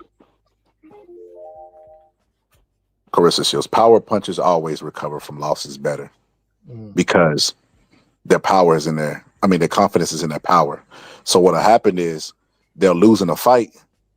Then in their recovery, they'll start beating up their sparring partners, knocking them out. It'll build up their confidence. Then they throw them in with a bum and they'll knock them out and they right back on track. That's why Mike Tyson, you go look at him, them losses he took against Holyfield didn't really take a lot of steam out of him. He still was aggressive. He still, you know what I mean? He still was Mike Tyson. I think Tank will bounce back easier from that. And then he has a better support group that will make excuses for him if he ever loses. Yeah. Clarissa Shields, everything she has is based on her not being defeated. Yeah. I think if she ever loses in the ring, she'll lose it. She'll lose it in real life. Because the girl she's fighting now, man, I mean, she's obviously the big favorite, but the girl she's fighting Sunday, man, that's a big girl, man. Why she fighting on a Sunday? Well, because the Morrell Benavidez on a Saturday. Join the card. You know she got too much pride for that. That's crazy. You know she got way too much pride. Like I told you, like she's fighting a Talk to Uncle Al Heyman. She around too many people not to know Al Heyman. She's fighting in a small venue, man. Like I said, all the tickets was like 500 ringside. That's how cheap they were. They sold out. All the ringside seats sold out. Where's she fighting at? In the Detroit or Flint. I think it's Flint. And you going? I couldn't get no ticket because the ticket was sold out. I'm gonna say, don't go to the Alpine. That's a trap, brother. Yeah, that's a trap. Front row was sold out. I think it's like 250 to 500 with the front row seats. Nah, that's a trap, brother. You gonna end up going, and they gonna be like, yo, we heard what you said over there on Scholars about Shields and her wanting to team up with Jake Paul. Oh, speaking of which, I'm glad you brought that up, man. Jake and Logan Paul are supposed to have a fight, man. I'm like, man, you couldn't pay me to watch that crap, man. I think that's a publicity stunt. I don't think they're gonna fight. Man, if they look, I believe they'll do it just to make money. It's not gonna be a real fight. You know, there's gonna be set up. Yeah, I don't think they're really gonna fight. I think that they just announcing it. I don't think we'll ever see Logan Paul in the ring again.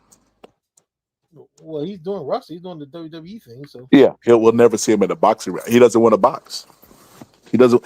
He was about to try to fight Mike Tyson. He was the first one that was going to get Mike Tyson, but they talked him out of it because he looked so good against Roy Jones. Yeah. Mike Tyson would have probably fucked up that version of Mike Tyson that fought would have probably fucked up Logan, because Logan's not even a better boxer out of the two, and they both suck. But they talked him out of that fight and they aged Mike Tyson out. They waited till he got closer to 60, and then they finally announced it. Jake Paul could have fought him. He could have fought him when he fought Anderson Silva. But yeah, they're not gonna fight. I think they're just making that announcement to stay in the headlines. Because to be honest with you, reality is perception. Jake Paul is not a big star in boxing. It's the perception that he's a big star that makes him be perceived to be a big star. They're not showing up to Jake Paul's press conferences like they are Canelo's. So huge difference between Canelo, Jake Paul, and Anthony Joshua and Jake Paul. They have a built-in fan base. The casuals are only going to show up and buy the fight. They're not going to show up to the fight. So the energy is a little bit different. But if you look at Jake Paul's actual events, who he's fighting and where he's fighting, the only reason he fought Mike Tyson is because he was on a downswing. Nobody was giving a fuck about Jake Paul anymore. He had lost that aura of the cash cow, or I'm doing this for boxing and it's a lot of eyes on me and using the internet and stuff like that. People have moved on from Jake Paul. And the numbers reflected. Like he had a pay-per-view event before Mike Tyson that nobody even watched. And then before that, nobody watched it. That's why he kept going to old retired UFC legends, because they had a name still. And he knew that people hated him and UFC fighters hate him. UFC fans hate him. So he was able to ride the hate wave. But eventually they got tired of that shit, him knocking out UFC fighters and beefing with Dana White. And that shit got kind of old. And then, that's why they went and dug Mike Tyson up and got him in the ring, 60-year-old guy. Because Mike Tyson is still Mike Tyson. And that shit broke records. And it appears that Jake Paul is a pay-per-view star, but he's really not. Mike Tyson sold that pay-per-view. Everybody was there to see Mike Tyson knock out Jake Paul. That was a Mike Tyson event featuring Jake Paul. Make no mistake about it. But Jake Paul gives the illusion that he's a pay-per-view star. He's really not.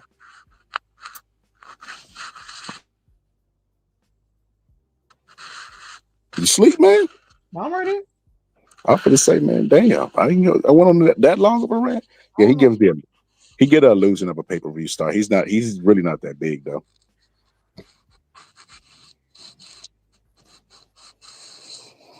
He's average. No, I'm just playing. He's above average. He's above average, but he's not as big as everybody will make him. Like, people be hating on Jake Paul. Oh, I hate that. These fighters, they don't get the recognition that Jake Paul gets, which is true to a certain extent, but Jake Paul is not that guy either. Jake Paul is not selling out arenas or packing arenas. Jake Paul ain't got people fainting like Michael Jackson for an autograph. He's not that guy. Jake Paul is not that guy. He just appears to be that guy. He's really not that guy. That whole Michael Jackson thing, I never understood it, man. This guy would hit the stage and people fainting seeing him on stage, man. I never understood it. Now, Janet, that's a different story, because Janet would come dance on you. I understand. I never thought that was that bad, man. Man, I ain't talking. If Janet Jackson danced on you, you probably pass that out. Probably. No, I ain't said she ugly. She's not ugly by any means. I just said she ain't. You know what I'm saying? I thought it was better females that look better than her. Like, yeah, but she's Janet though.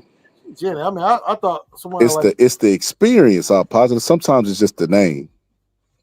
Yeah, I thought Karen Bryant looked better than her. Who? She sang Superwoman. She was married to Terry Lewis back in the 80s. Producer Terry Lewis sang Superwoman. Yeah, I don't know. I thought Pebbles looked better than her. Pebbles was L.A. Reid wife.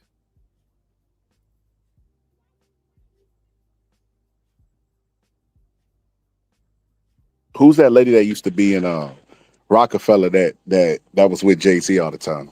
She was signed to them. You talking about Emil? Yeah, I just seen a video the other day, and Dame Dash said Emil was Jay-Z's pet, not his. Oh man, Jay-Z was sleeping with that too. He said it was his pet. I don't know what he meant by that, but that's what he said. That's Jay-Z's pet, not his, and he don't want nothing to do with it. I know Emil. They dropped Emil though, man. The Dame Dash explained why they dropped her though. He's like, she wouldn't get in the gym, she wouldn't do the press tours and No, all. but that's what I'm saying. Dame Dash, this the same interview you talk about. He said that was Jay-Z's pet, and he didn't want nothing to do with it. And then when he told her to get in the gym, she said that she needs somebody to pick her up and take her to the gym. He was like, "Why do I have to make sure you stay in shit?" I ain't gonna lie, I don't like Dame Dash. I feel like Dame Dash teeth falling out was karma. Like, I don't like him. Dame Dash has been talking this boss shit. I ain't gonna lie to you. When I was younger and I used to listen to that boss shit that he did on that interview, I was like, yeah, tell him, Dame. Yeah, I knew back then it was a bunch of bull because I didn't. Being a boss means that you got to show up first and you got to leave last. Boss ain't easy. Then you got to show up when you don't want to show up. You don't want to show up. That's why when I was in the military, I never wanted to get high rank because I was like, I don't want to be responsible for everybody else. You know what I'm saying? So being a boss means you gotta be able not only to understand people's jobs that under you, your staff, but got to be able to do mostly, not everybody, but you got to be able to do most of the jobs that's under you. And being a boss is more than just pointing fingers and yelling at people. And the Dame Dash hasn't. Wait, hold up. There's more than that. Yeah, I thought that's all it was. Shit. He hasn't grasped that concept yet. That's why he's never gonna get ahead in life, man. Being a boss, man, it's hard work, man. Like a lot of people envy Drake and his success. I'm like, dude, you couldn't pay me to put me in Drake's position because Drake works hard, man. This guy got to do all those tours. You got to use what they want to do. You got to do complete the albums when they want you to do it. Yep, can't say what you want to say. Then when you beef with them, they start pushing your songs back and giving you copyright strikes for your own fucking music because they didn't approve of you putting it out. That's not an easy job, man. I don't want to be in Drake's position, man. Drake, like a lot of people they want guys like Drake's position until they get his position. They're like, yo, I need a break. Like, no, you can't get a break because your life no longer belongs to you now. Your life belongs to your fans. Yep. You're all positive. If you had a choice to smash Meg Thee Stallion or Janet Jackson, who you smashing? I'll take Meg. Yeah, Meg bad. I ain't gonna lie to you. Meg is bad than a motherfucker. Janet and I had too much work done, man, at this point. Meg is bad, bro. Meg is bad. She top bad to me. She be out. You follow her on Instagram? No. Oh my God. Oh my God, all positive. You got to start following her on Instagram, brother. Wow, what she be doing? She be twerking.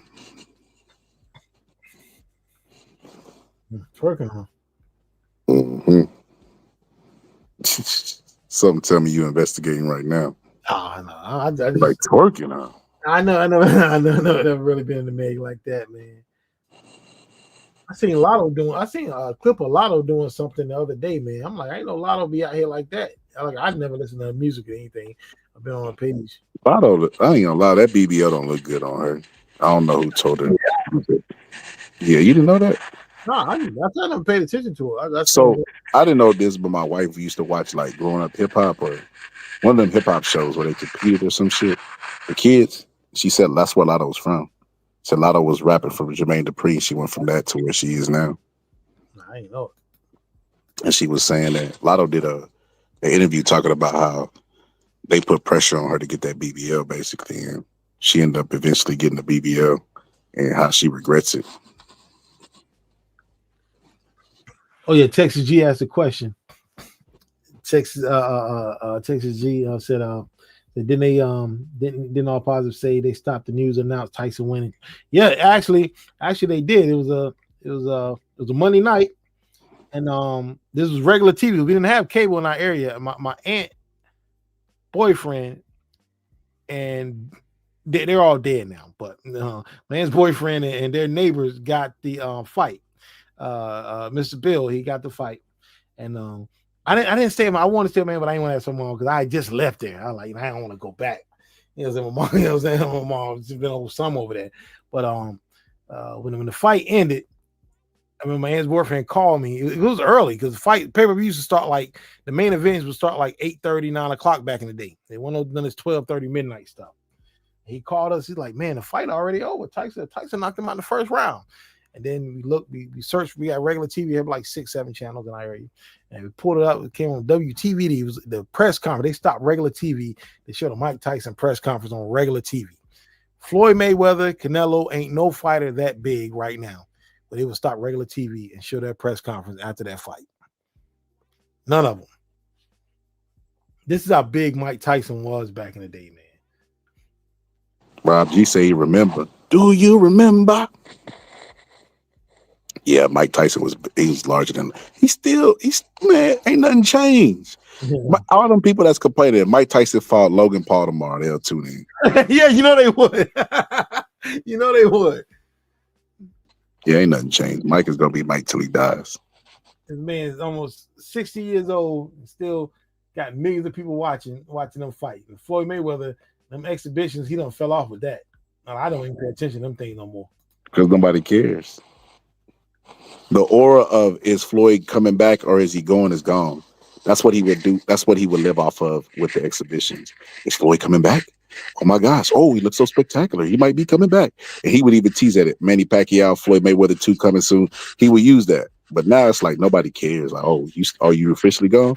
Oh, we don't care. Let's move on. Hey, you see this Bud guy? He's pretty good. You know, like in with the new, out with the old. That's how life functions. So, you know. Yeah, nobody gives a fuck about Mayweather's. He don't have enough excitement to carry or make anybody give a fuck about his exhibition. Did you see him and Eddie Hearns? Yeah, I seen him messing around talking about his bro. Eddie Hearns and Bud. What do you think about that? All positive. You didn't factor that in. The fact that Bud brought in Floyd Mayweather to help him out, help him and teach him how to beat Canelo. Yeah, I told you what it is. I think Floyd's setting him up so he can't retire undefeated. He's telling. That's what happened when you let haters. He gonna tell them all the wrong things. He's giving and that, he don't like the up jab, so to throw the up jab on. He gonna throw the up jab. I think Floyd setting Crawford up to get stretched, and he giving him this false security, like, yo, you can beat this guy, man, and so he can go in and get stretched out.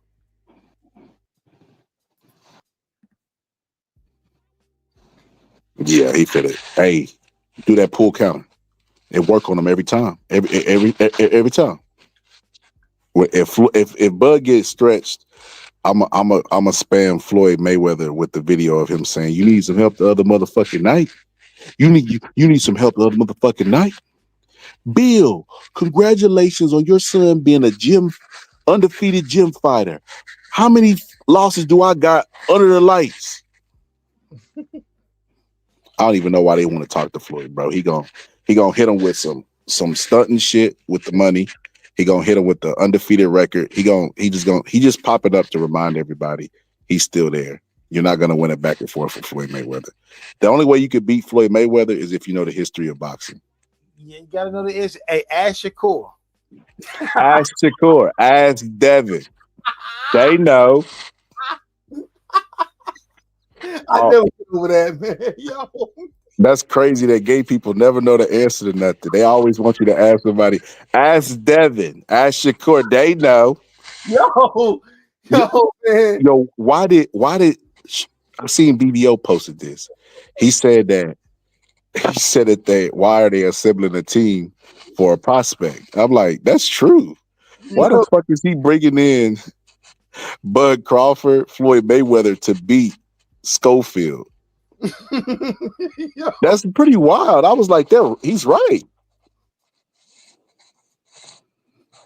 That's crazy. Why the fuck is he bringing in all them people? Shit, maybe Schofield asked Devin. Maybe we should ask Devin. Like, Devin, what happened, bro? This motherfucker bringing in everybody to get prepared for you. What happened? Ask Shakur. Shakur he really do know something. Because he brought in, he calling in the big guns. He did everything but call Mike Tyson. You know it might be some truth to that because Francis Ngannou went and worked with Mike Tyson for Tyson Fury when he could have worked with Teddy Atlas. This is a true story. Mike Tyson, Teddy Atlas was supposed to train Francis Ngannou, but somewhere along the miscommunications, they basically stood Teddy Atlas up for Mike Tyson to train Francis Ngannou, which wasn't a bad thing. Teddy Atlas is a better trainer, but as far as I think Teddy Atlas is a great trainer, but he's a terrible corner man. No, I think the complete opposite. I think he's a great corner man as well. Dude, I think he's yelling, man. Yo, you can't yell at a fighter because if you he don't do it all the time though. Because when Timothy Bradley was fighting Brandon Rios, he knew there would be a moment where he would have to drag down to Tim Bradley. But then when Timothy Bradley was fighting Manny Pacquiao, he didn't yell at him in the corner. He basically just said, "Tim, give me 3 more rounds of your best." Like he knows when to turn it on and turn it off. He knows when the fighter's lacking. He makes game plans for speeches around the rounds where he thinks his fighter going to drip off. He knows when to push a fighter and when to let off a fighter. He's a great trainer. A trainer should never yell at a fighter, man, because if you yell at a fighter, then that shows that you're nervous, and you're nervous. He sees you're nervous, and he's going to be nervous. And I disagree. I think in Teddy Atlas's situation, I think that him yelling at a fighter works out for him because he commands respect, and fighters are really prideful and don't like to be embarrassed. So they want him to stop yelling. So they'll try to appease him so that he can stop embarrassing them in between. Because they can hear everything. They see everything around the ring. They're conscious of where the camera is and stuff like that. They know where their family's sitting. They don't want to be embarrassed. So they can't fire him during the fight. So what they do is they'll try to either they'll do something, because go back and look at Emmanuel Stewart, Vladimir Klitschko versus Eddie Chambers, Fast Eddie Chambers. In that fight, Eddie Chambers was stealing the rounds, trying to steal the fight.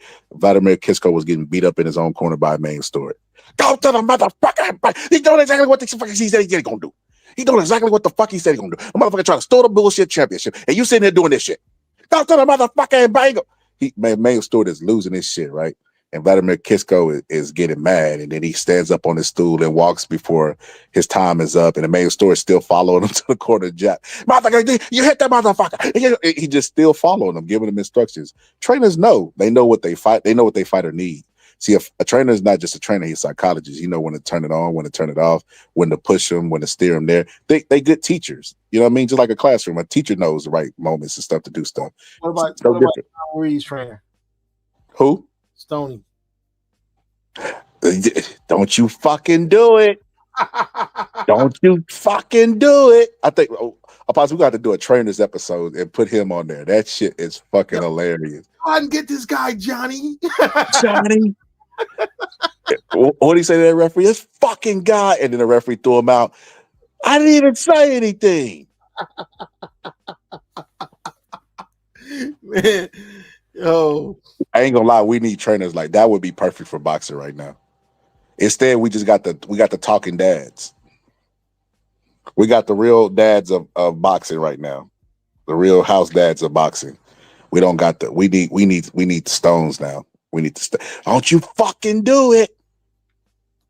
A fucking referee's a fucking piece of shit. I didn't even fucking say anything. He was doing all that cussing, talking about he even cussed when he said he didn't do anything.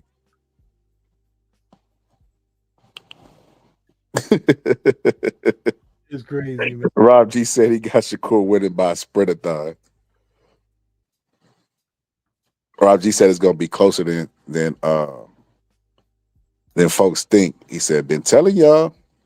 But Rob G, that's our problem. We didn't ask Shakur, ask Devin. They know. Nah, Rob G, I just think Shakur is a heavy favorite. I think he's a cash cow.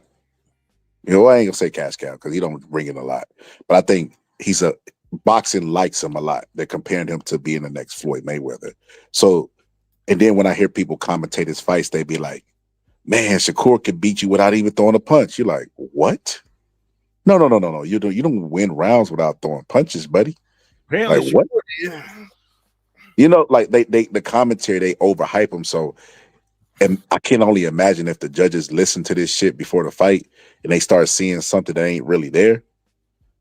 So I don't know. I think that Shakur is a little bit. Well, I know Shakur is a bit overrated, and I think that that's going to play a factor in the fight. I'm looking at, I think it's a step up too fast for Schofield, but hey, it is what it is. Yo, you want to hear something funny? Yeah, what's that? It was Brian Norman Jr. announced his fight, right? Yeah. Brian Norman Jr. announced his fight, and I went up under there, and the dude was like, "Nobody cares. He dug boots," and I put cap, right? I put cap under that because I don't feel like he dug boots. Guess who responded to me? Who? And if I'm wrong for that, I don't give a fuck. Straight up. And if I'm wrong. Yo, apparently BFT Boxing has become a Boots fan now. Of course. I'm like, out of all the people, like, I know all positive. Like I know. A lot of those guys become Boots fans because Errol Spence got his ass whooped, and they want to pour into the next biggest threat. I can never support a guy like Boots. Never. The guy's been a pro for 9 years, and last year was the first year he fought a top 10 opponent. Now, how can you support a guy like that, man? Never that. I know y'all guys don't like Crawford. I don't like Crawford. That's fine. But no, supporting Boots ain't it. That's not it. Man, you know what that's about. It ain't for to change it.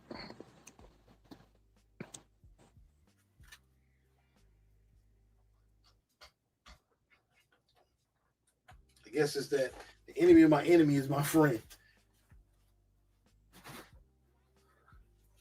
Yeah, pretty much.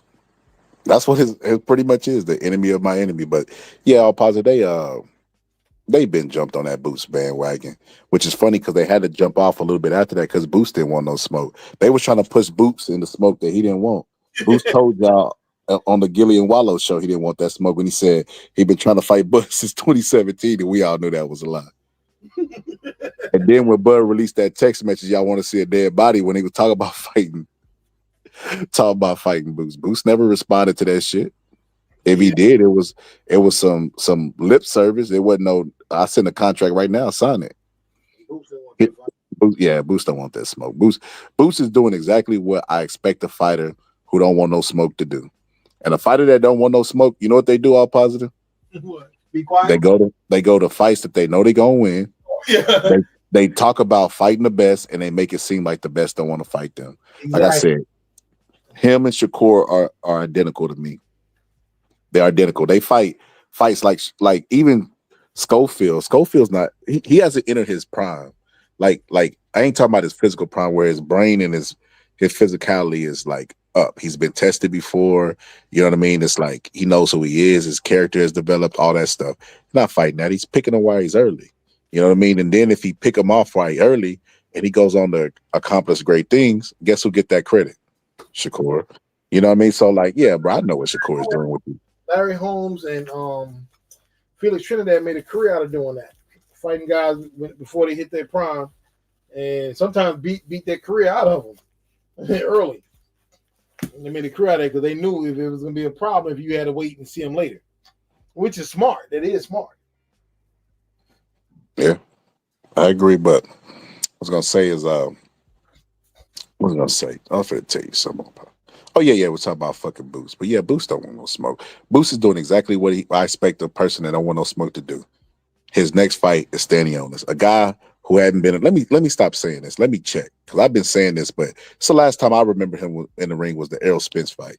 But let me check. I think he fought on the undercard. Yeah, Stanionis, he's been trying to get that Boots fight for years though. No, Stanionis is a fucking idiot because Stanionis took step aside money. Yeah, he did. Yeah. And when you take step aside money, you're not guaranteed. And That's what Lennox Lewis did against Tyson. He took $4 million. Yeah, bro. Man, I always talked about doing that episode, man. We're gonna have to do that episode all positive. The duck season, man. I think we're gonna have to do it over here on this channel, man. Do the duck season and put it on members only. Because that's gonna be a classic. Like, how the fuck Lennox Lewis didn't duck Tyson? He took the step aside money. Stanionis only got 15 fights, 9 by knockout. You know the outcome. You know what's going to happen. The last time he was in the ring, oh yeah, he had a fight. 2024. He fought Luis Collazo in 2021 and got a no contest. So that's when Bud, I think that's when Errol Spence fought, I think that's the card I seen him on. Do you remember when that fight was? No. Ugas versus Oh yeah, I remember that. Yeah, I think it was yeah, because it was a head clash.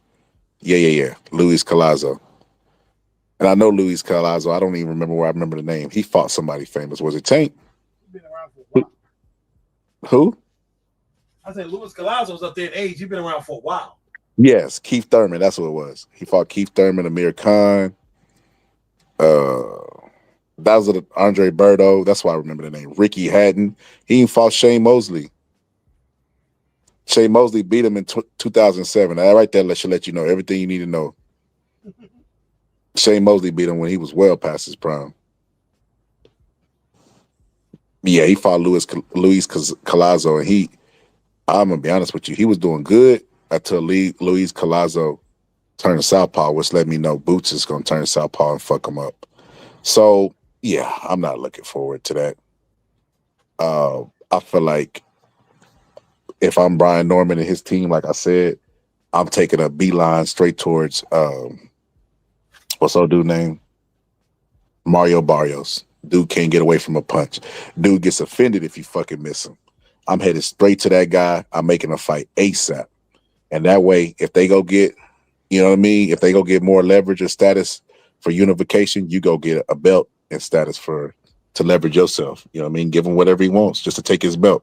Because Barrios is there for the taking. Yep.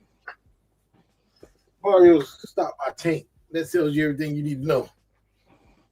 Yeah, Tank's a smaller guy than Junior. So there we go. If Tank fought Junior, who you got winning? Man. That's a hard one, right? Yeah.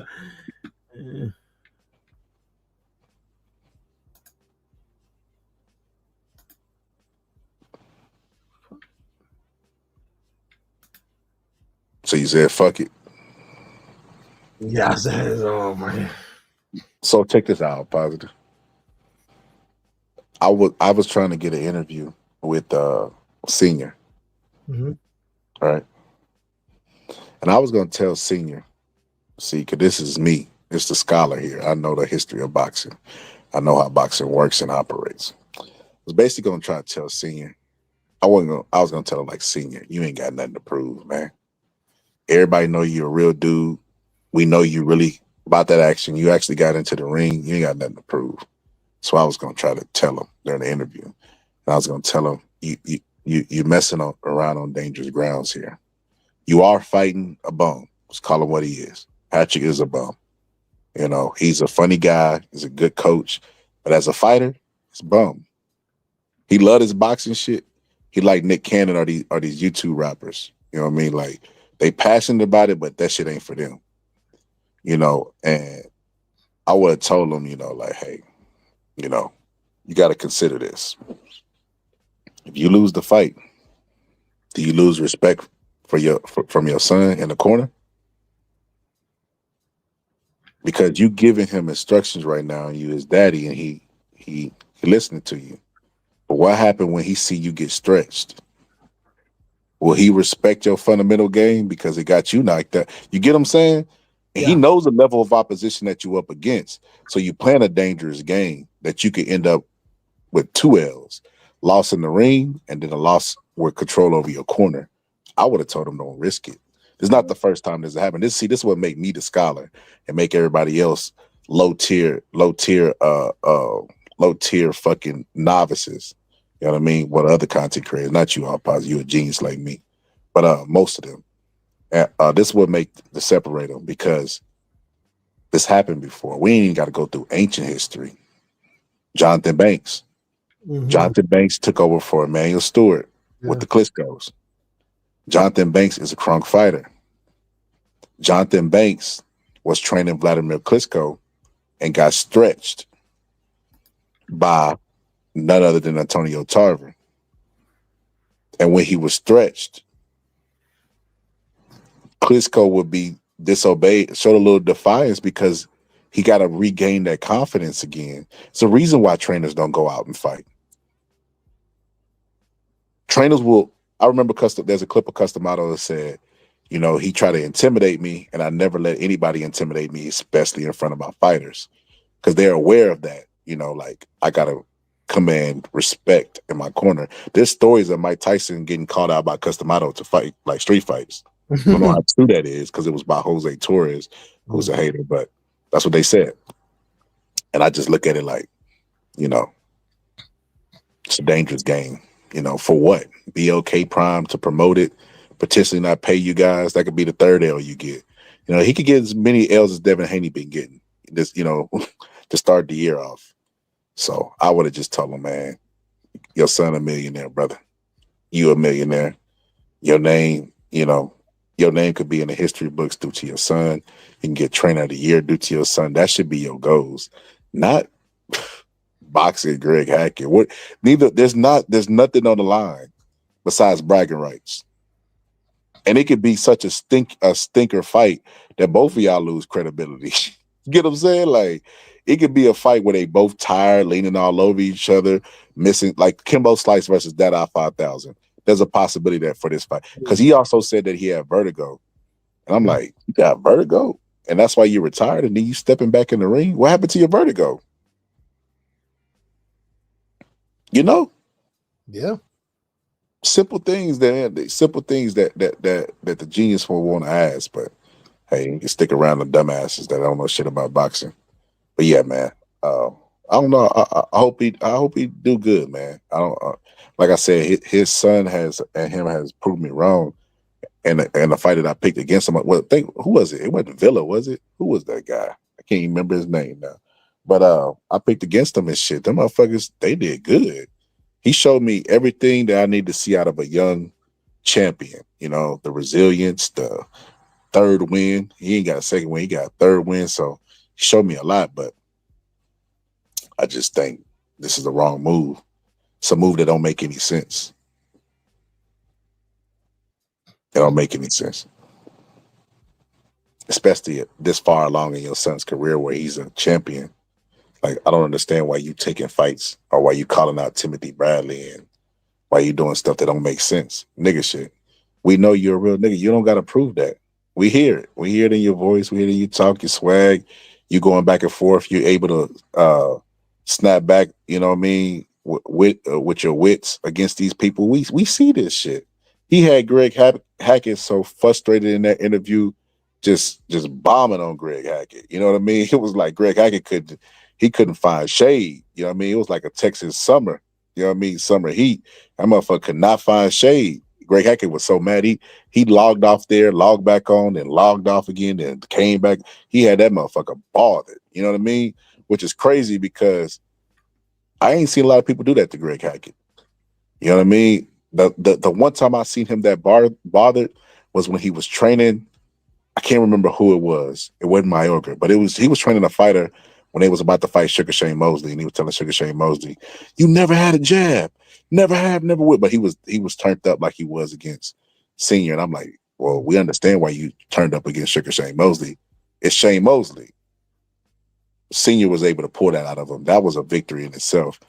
Fighting him, I don't understand that, but like I said, to each his own. Hopefully, he go in there and do well. All positive. Would you get back in the ring? No. What if I promised you corner for the Listerine? Nah, man. What about a lifetime of Listerine? No, man. Man, come on, brother. You got to do it for the listy, bro. If you giving me what the money that Bud gonna make for getting stretched against Canelo, then I'm getting back in the ring. You know why that don't make no sense to me, all positive? I know he made a grip of money to fight Masvidal. Yeah. He could make the same amount of money struggling with people at 54 that he has a better chance of beating. You know, lesser talented guys and that are closer to his weight. He could beat those guys and make a big bag as well. So he could fight those three. He fight 3 or 4 guys, make either the same money or more money than what he would make to fight Canelo. But he wants to fight. I don't understand it. But he want to skip 2 weights. Like it's like he think he taking an easier path, but he creating more work. You ever seen somebody do that? They cut corners or they be lazy and they end up making more work for themselves. Yeah, that's what he's doing. That's what he's doing, and I don't understand it. But hey, like I said, I'm ready to see it, man.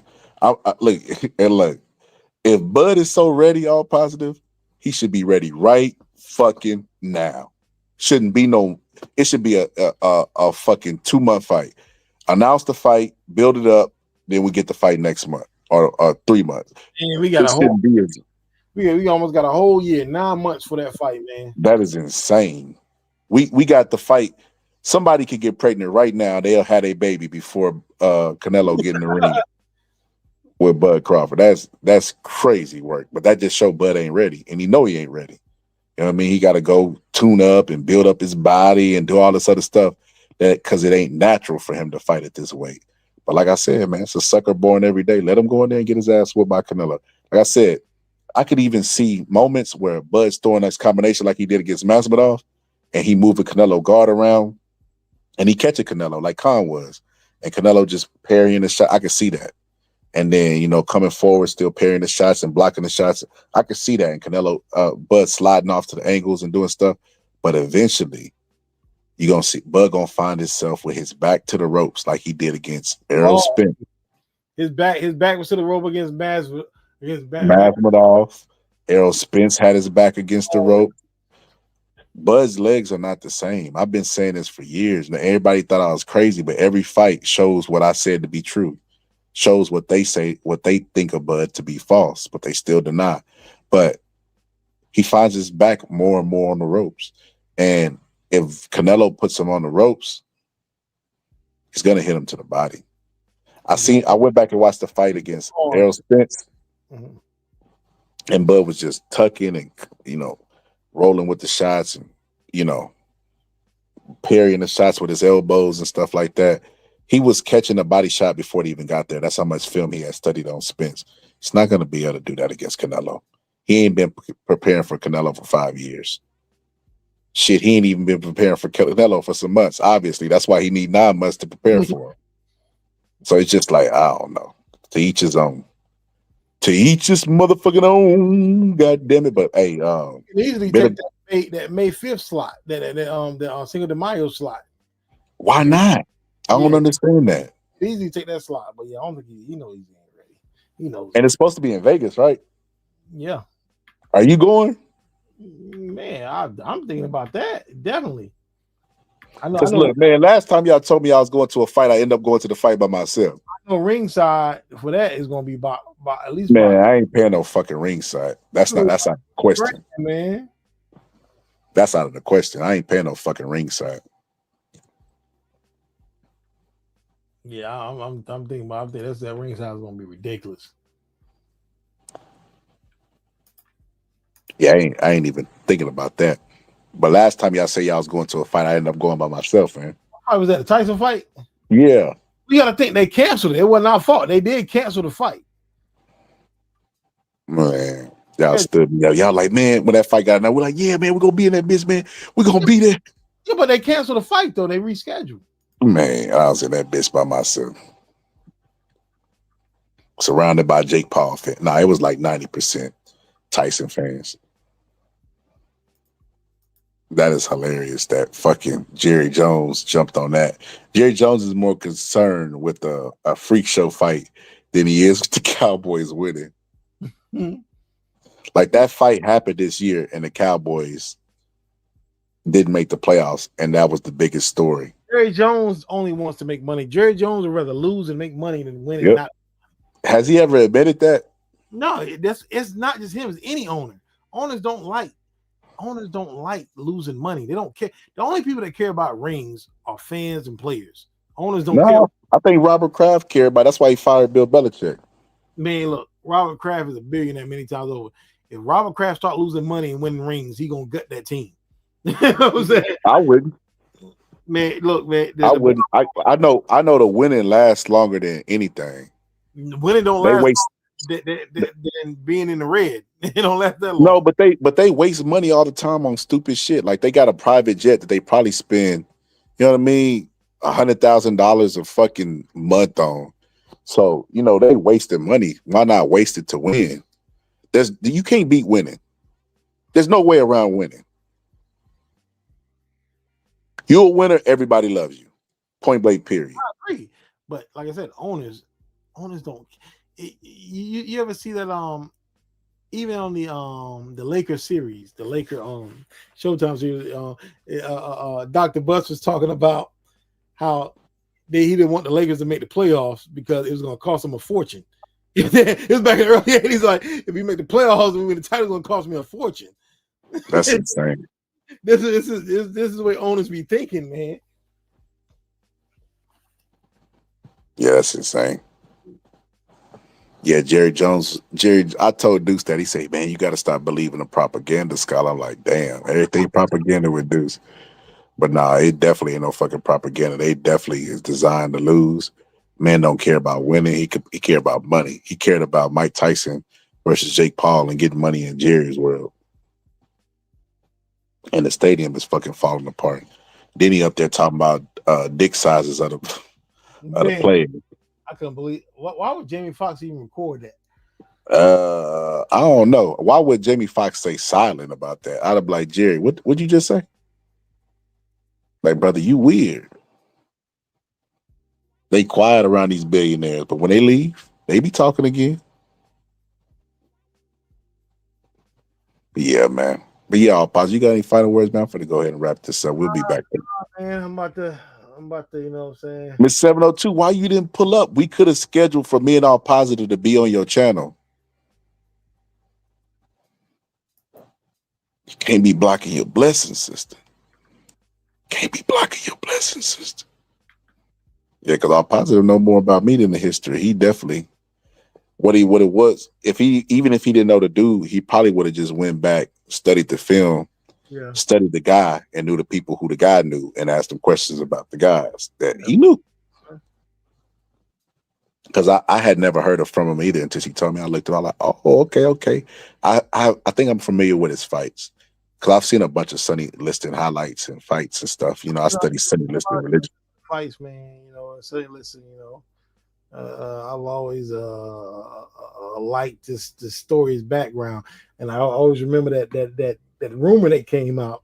A guy put out like Sonny Liston was 44 when he fought Ali, man. I'm like, yo, that's the craziest thing ever.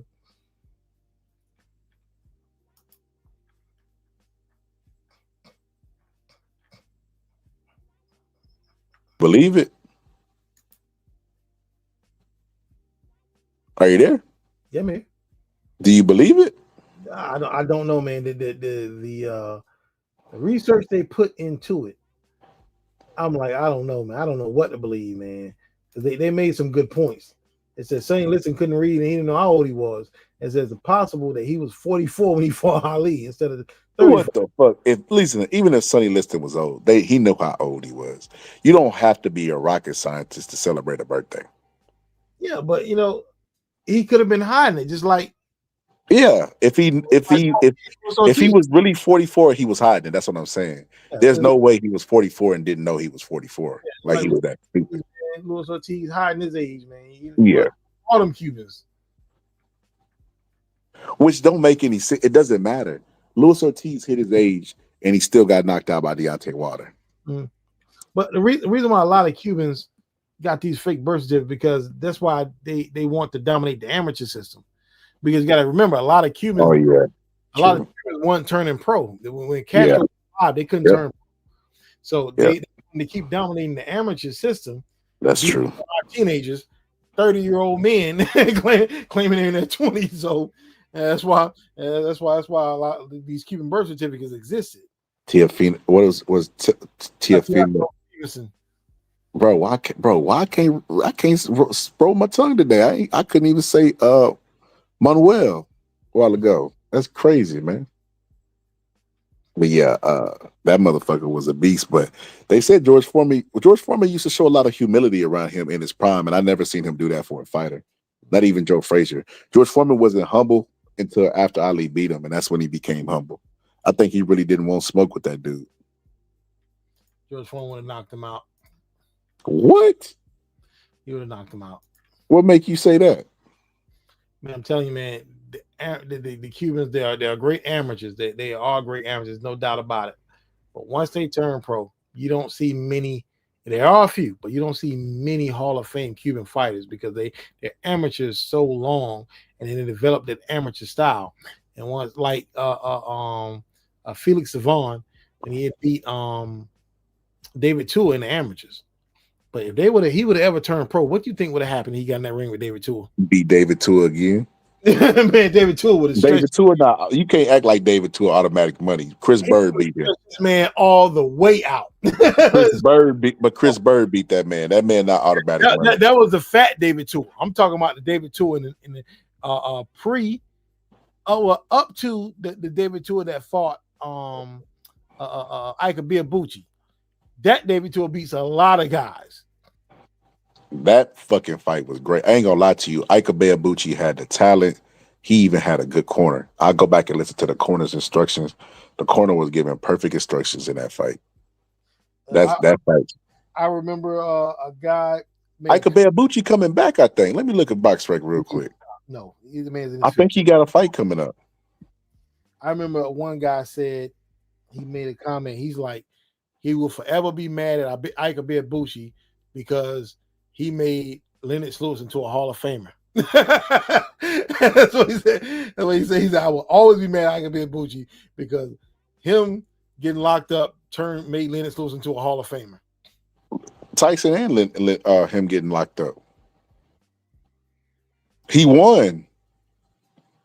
Oh, that's Chris Bird. I was going to say. Oh, I guess they didn't approve the fight. He had a fight coming up, though. Yeah, man, he needs to stay retired, man. Stop it. They probably couldn't get him approved because he's not even in America, is he? I don't know where he is. It says residence Dallas, Texas.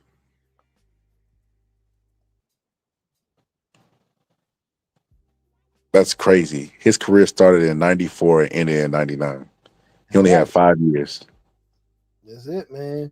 And you got to think, David Tua and Chris Bird were two undefeated, rising, highly ranked heavyweights, highly ranked prospects, and he beat both. Chris Bird had never lost a round before he fought Biabuchi.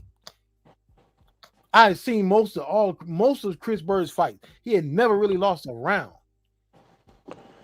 Yeah, Ika Biabuchi was a bad boy. He just didn't have it together mentally. Because what did he go to jail for? SA. And that was one of the things, attacking someone, but it's something dealing with a minor. Damn. Yeah, teenage girl, man. Damn. Yeah, that's sad. That he was that fucked up. Yeah, but Biabuchi, man. I mean, it's crazy, man. He robbed us. He robbed us out of. There's no doubt in my mind. He definitely stretches the Klitschko's. Vladimir definitely. Yeah, Ika Biabuchi was a bad motherfucker. I'm not even. As a matter of fact, when we get out of here, I think I'm gonna watch some Ika Biabuchi fights. That motherfucker was cold.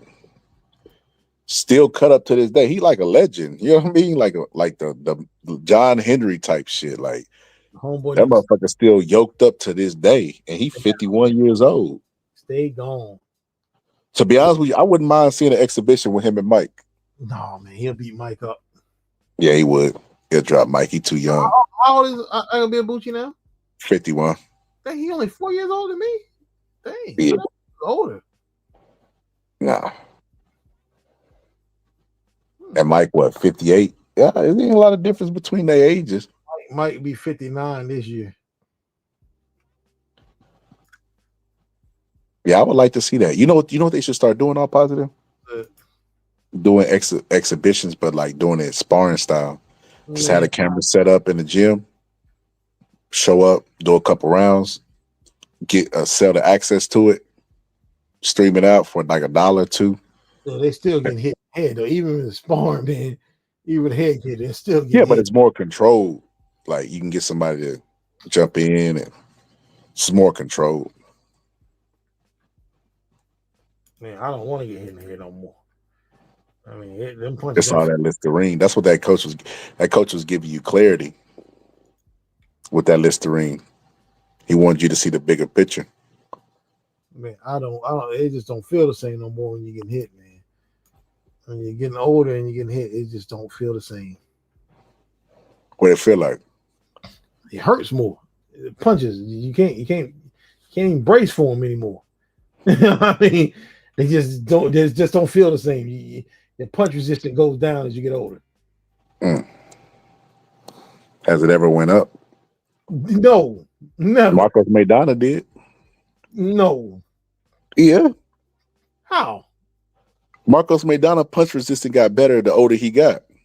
No, I'm talking about when you reach an older age. I'm not talking about like when you start maturing. Like, yeah, you from 17 to 25, yeah, your definitely punch is gonna be better. 25, but once you hit past the age of 30, definitely 40, and you don't reach your max of punch resistance. Shit, you better tell that to Swollen Jaw Holyfield. That motherfucker got some cream for your ass while you talking that. Even George Foreman in his 40s, he was getting rocked by Dwight Muhammad Kawi. He was rocking it.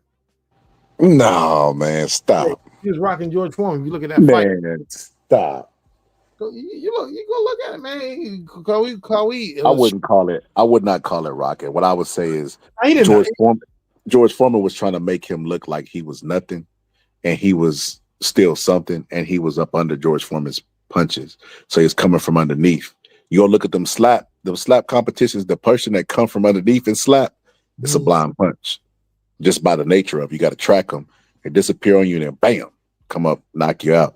So he was. He buzzed them a little bit, but it wasn't that crazy. But George Foreman still had a chin up in age. Like he never got dropped after Jimmy Young. Jimmy Young's the last person to drop Foreman in 77. Never got dropped even in old age. Yeah.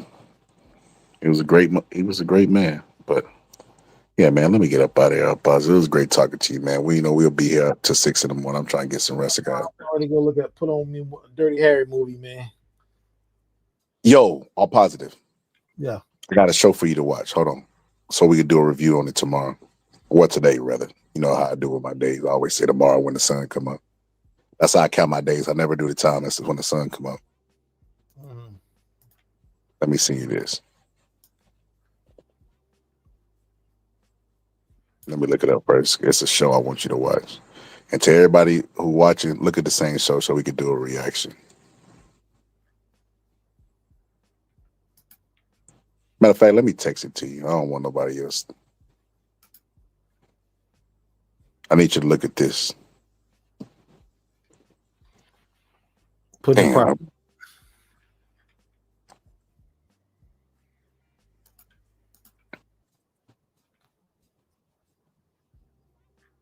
This show was the best fucking show I've ever seen on Positive. What is it? And you know if I say it.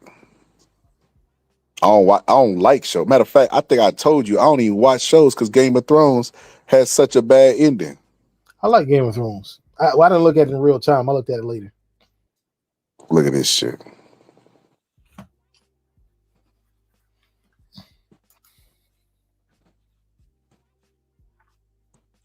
All right, that's it.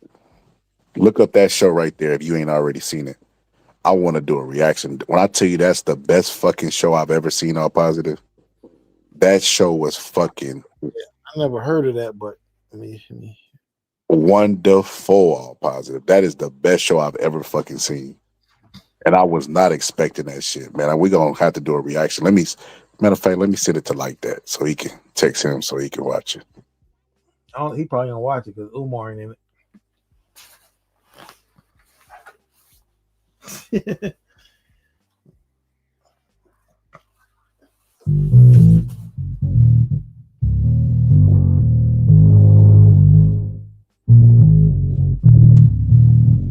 I knew it. You got a midget over there playing a tuba. Nah, I got a couple keyboards and messing around with some sounds. Yo, I'll pause it. Be creative with the black coffee because I played the intro, like the little rough draft, and they got me for copyright. You ain't worry about getting copyright when I'm doing it. I'm gonna rip it up so bad it's not gonna be detectable. How do they detect it? What do you mean they detect it? Because it's like because I got some copyright strikes with some songs as well, like back in the day. But they'll detect the actual songs. But when I'm gonna flip it, it's not gonna be detectable. No, I'm saying, how do they detect it? Like, how do they know? I don't got nothing on the screen that represent that. How the fuck do they know? Oh, they know because it's an actual song. It's a song that with a BDS. BDS is a system they use to track royalty payments when the radio plays songs. So that song is registered with a BDS. Well-known song. Okay. All right, man. I'm finna get up out of here. All right, man. Look some Dirty Harry. All right, watch that show. I'm telling you, you watch that show. You ain't dirty. You gonna be like, dirty what? What's up for them? So it's Western war. Nah, it's Western. It's like a drama. Okay. All right. It's good. You already know he's one of the best actors, but it's good. Him and his wife wrote it together. Who? Let me put it in a private chat.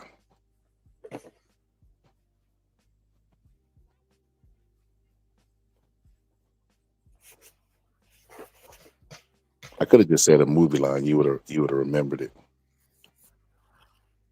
Oh, okay. Yeah, all right. Yeah, watch that shit. I'm telling you, I'll pause it. It's dope.